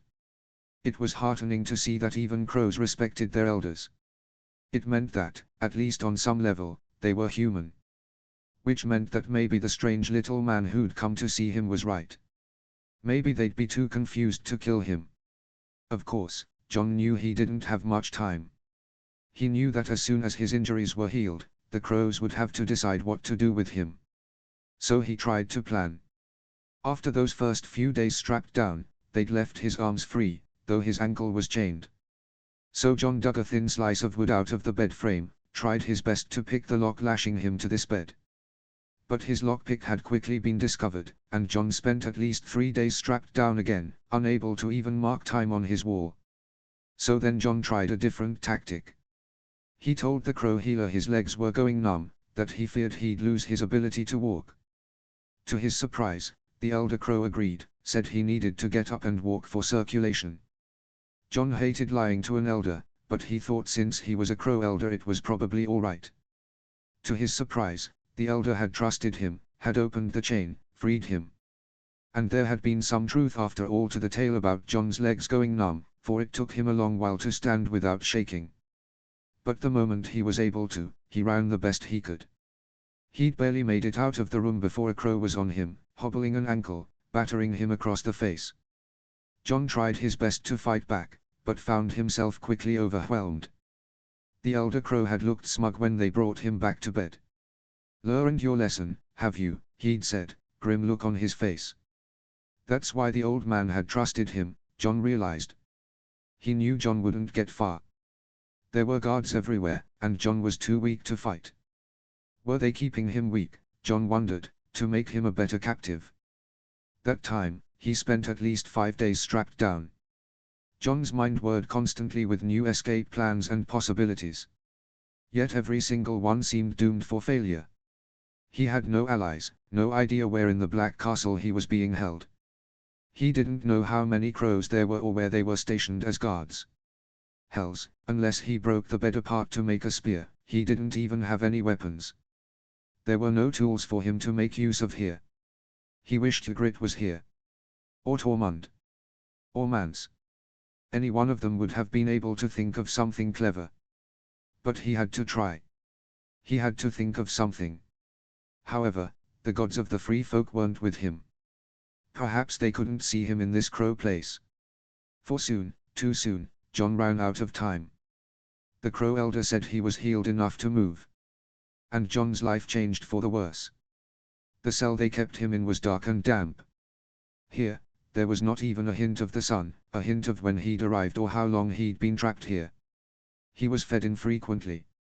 So infrequently that when the crows did deign to feed him, he snatched the food up gratefully and devoured it quickly, like a starved and beaten dog.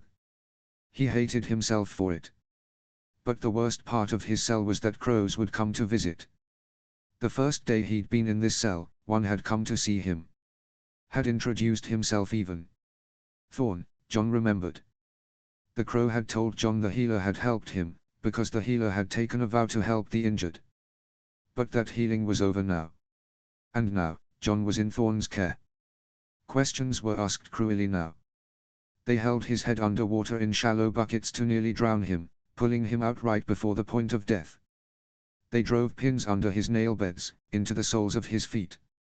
And then there was the whip. John knew there was a crow counting the lashes out loud, but he had no idea how many times he'd been beaten. The pain of it made him black out, lose time, lose any sense of himself except the pure pain blooming across his back. He liked to think he kept his mouth shut, but in truth John wasn't sure. He thought he babbled, sometimes, though he was uncertain if what came out of his mouth was truth or lies or made any sense at all. But he was afraid to even take refuge in that other place, feel safe and warm in Ghost's skin. He didn't want to learn any secrets there, learn anything that could be given for the crows to use. And so John's world shrunk into hunger, and cold, and pain. And he didn't know how long his world stayed that way. There was a soothing feeling on John's back. Water, trickling down, cleaning away the dirt in the cuts striping down his back. For a moment, he leaned into the touch. Whined, as Ghost might have. But then John came back to himself. Sat up abruptly, flinched away. There was a crow in the cell with him. A large crow. Wildly, John looked around to see if there was anything he could use as a weapon, to kill him. But the large crow was talking.